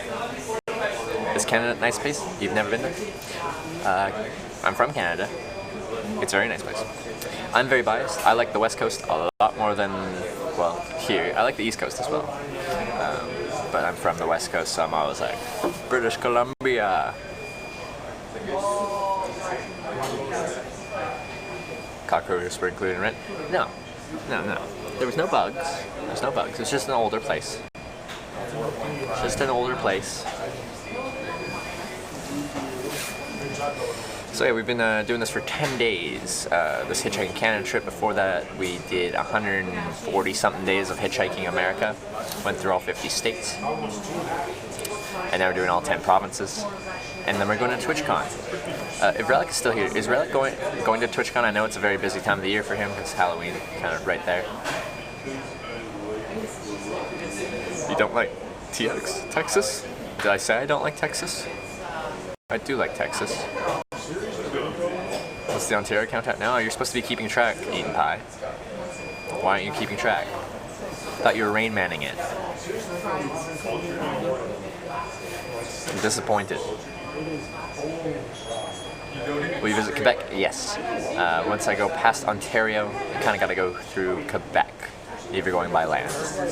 You miss Hitchhiking America? What's wrong with Hitchhiking Canada? I'll just take a guess and say over 9,000. Ah, Relic, you are going to TwitchCon. Then I will see you there in 1 month, 30 days.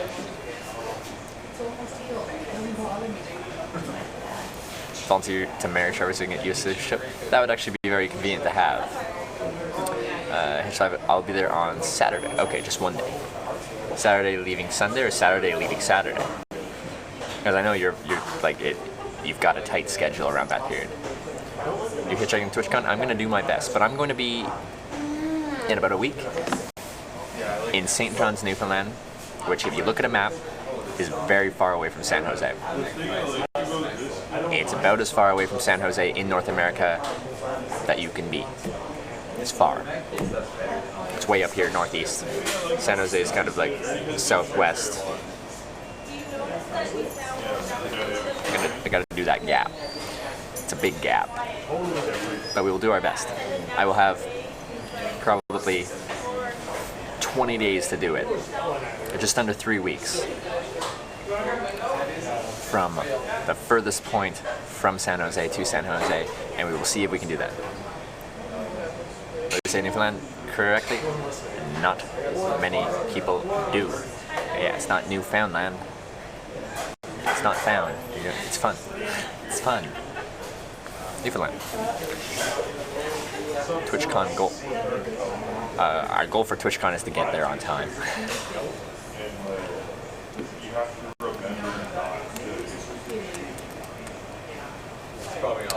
Are you in Timmy's? How dry is the food? I didn't even know they actually had banana breads. I thought there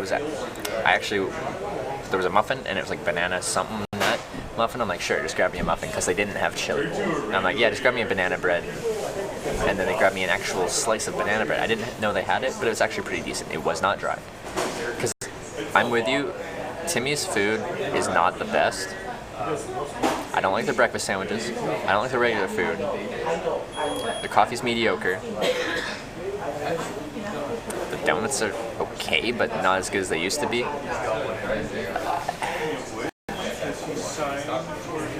It's just old reliable.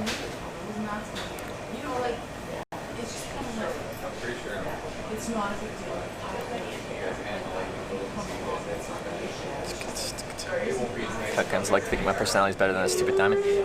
I will never buy a diamond ring ever for anyone.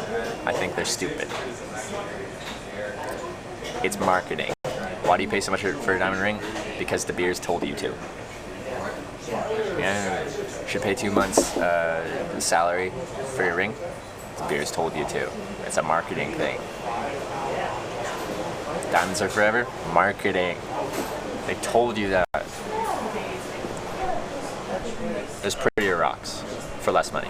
Fly out Friday night at midnight, land, go to TwitchCon all day Saturday, and fly back to Texas to be at the haunted house for opening Saturday night. So basically 40 hours straight with no sleep. That is brutal. Dedication. I like that. What's the purpose of TwitchCon? I've just heard it. It's fun. Networking, meet your community, meet other streamers, unwind a little bit. If you could hitch to TwitchCon, that'd be amazing. It would shut up all the people complaining that they can't go because of distance. Well, some people are on a different continent, which is hard to hitchhike from. Not impossible, but difficult. And most people just are not going to hitchhike. Been screeched in Newfoundland before? I have. I've been screeched, but maybe I'll do it again. We gotta stop how horrible this is. It is horrible. Literally, I gotta go to the back house. I tried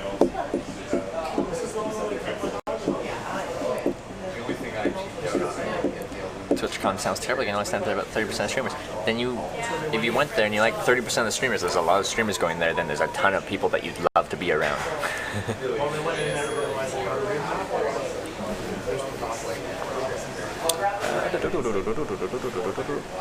Mind me asking roughly how much you've spent so far in travel to Beast down to roughly from like eating stores. I have not paid for accommodation. I have not paid for much transportation. Albeit a city bus to go from like near downtown Edmonton to the outskirts of Edmonton was $6.25. I will. I'm done with Edmonton. I was already done with Edmonton, but I'm even more done now.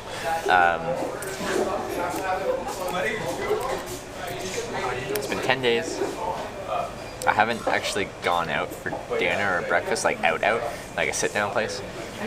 They're probably under $100 so far. So it started out as Or maybe $100. I didn't even barely fire it. I cleaned it, took it down to nothing, and then changed every single I haven't been logging it, stop. but I haven't been spending very much money. Wait, no, I have sat down for dinner.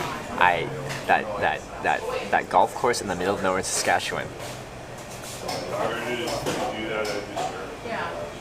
That golf course. It was okay for being in the middle of nowhere of Saskatchewan. Like really, there's not much there. Oh, it's where they invented the oil can. They have a big statue of an oil can, like the little metal thing with the metal nozzle oil. But that's okay.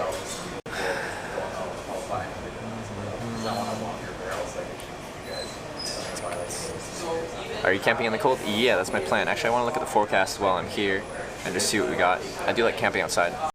How is hitching in the winter? Well, we're not in the winter yet. I did camp in the snow in Edmonton because Edmonton got snow in when I was there. It was the summer, so slept on 2-3 inches of snow, and I got a little snow overnight too. That was cool. But it's getting colder. I like hitchhiking in the cold.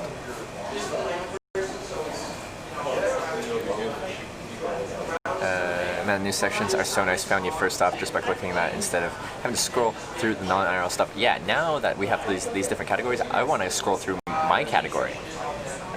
Travel and outdoors. What outdoor stuff are people doing out there?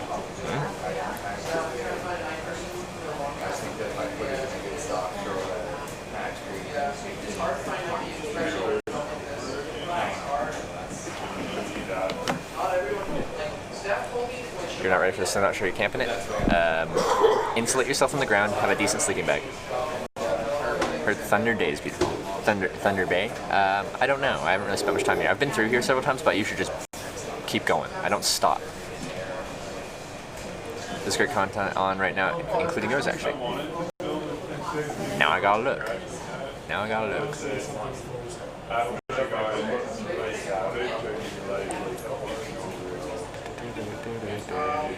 Hitchhiking cold weather sounds a lot better than sweltering heat. Yeah, I can regulate my body temperature. I don't sweat. I stay relatively comfortable. If you have the equipment to stay comfortable in cold climates, I think it's superior. If you're not prepared for the cold, then you risk exposure. I don't fit into a category. Oh, yeah. What category are you?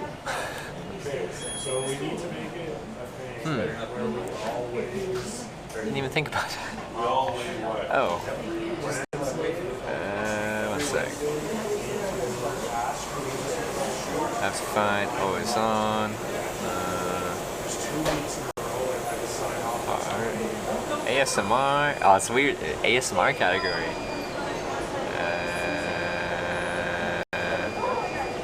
Traveling outdoor. There we go. A real shook one. Hitch Live, the CJ ride, Bone Clinks, Skeeter McGavin, haven't heard of him. Ocean Giant, 30 Beers, Casey Bounty Hunters, yeah. Nice. 70. Love me some 70. What's for dinner? I had a slice of banana bread. This is definitely ASMR. Yeah, it's a hitchhiking stream. That's actually an ASMR stream.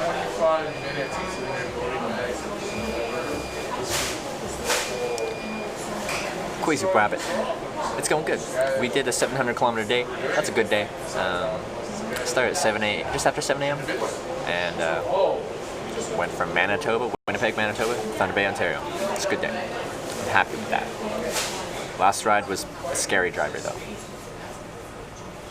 Skeeter's a female streamer from Seattle. Oh, okay.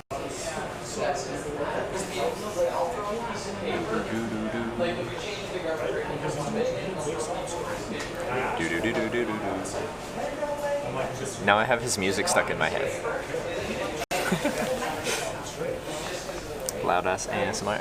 You guys love the Hitch ASMR. 700 was one ride? No, it was first ride to that place just before the Ontario border. I forget, something lake or something. And second ride to Kenora.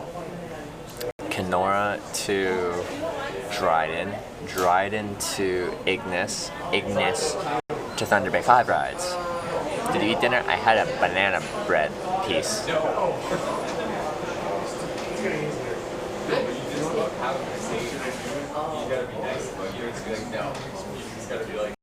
Okay.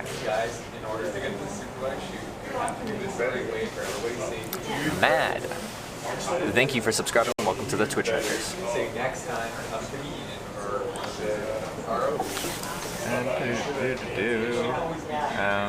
Yeah, so that's pretty much it for the night. I'm going to go set up my tent. I don't stream that, especially when I'm around Civilization. I did stream that in the middle of nowhere in Saskatchewan because I'm in the middle of nowhere in Saskatchewan, and there's like nothing there. It's flat and fields, and there's really not much there. But here, in Civilization, I will avoid doing that. So, it's time for me to sleep. I will be back on tomorrow. I'll be heading east. I want to get a lot of kilometers in because I'm trying to go see my man, Impact Velocity. And he's kind of in southernish Ontario. Time is it there? 10:50.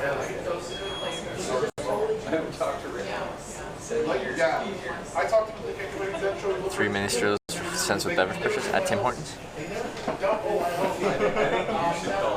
Keep track of that. I remember quite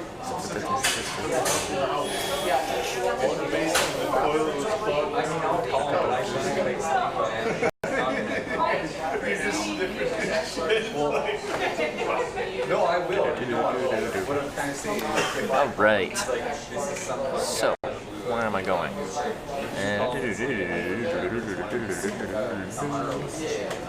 Let's send you guys over to.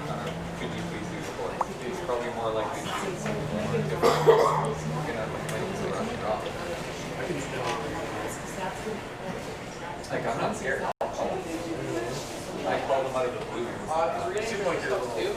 One second. Well, I just don't think it's the best way to get it.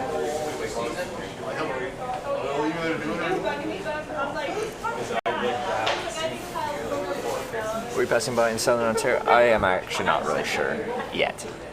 I'm not sure if I'm going right into Toronto or not. But thank you everyone for watching.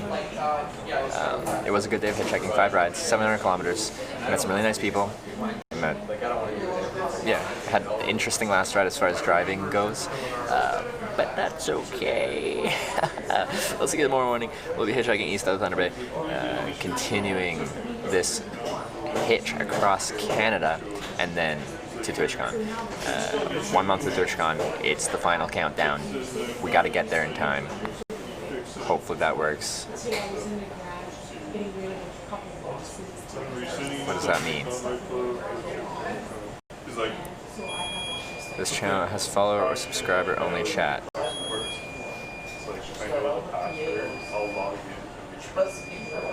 I don't think it worked. I have no idea what I'm doing. This room for 5 months. What am I doing?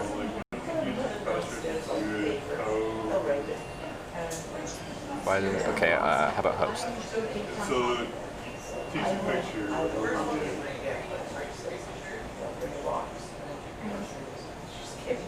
Alright, let's try that. There we go. Alright, good night everyone. Love you all.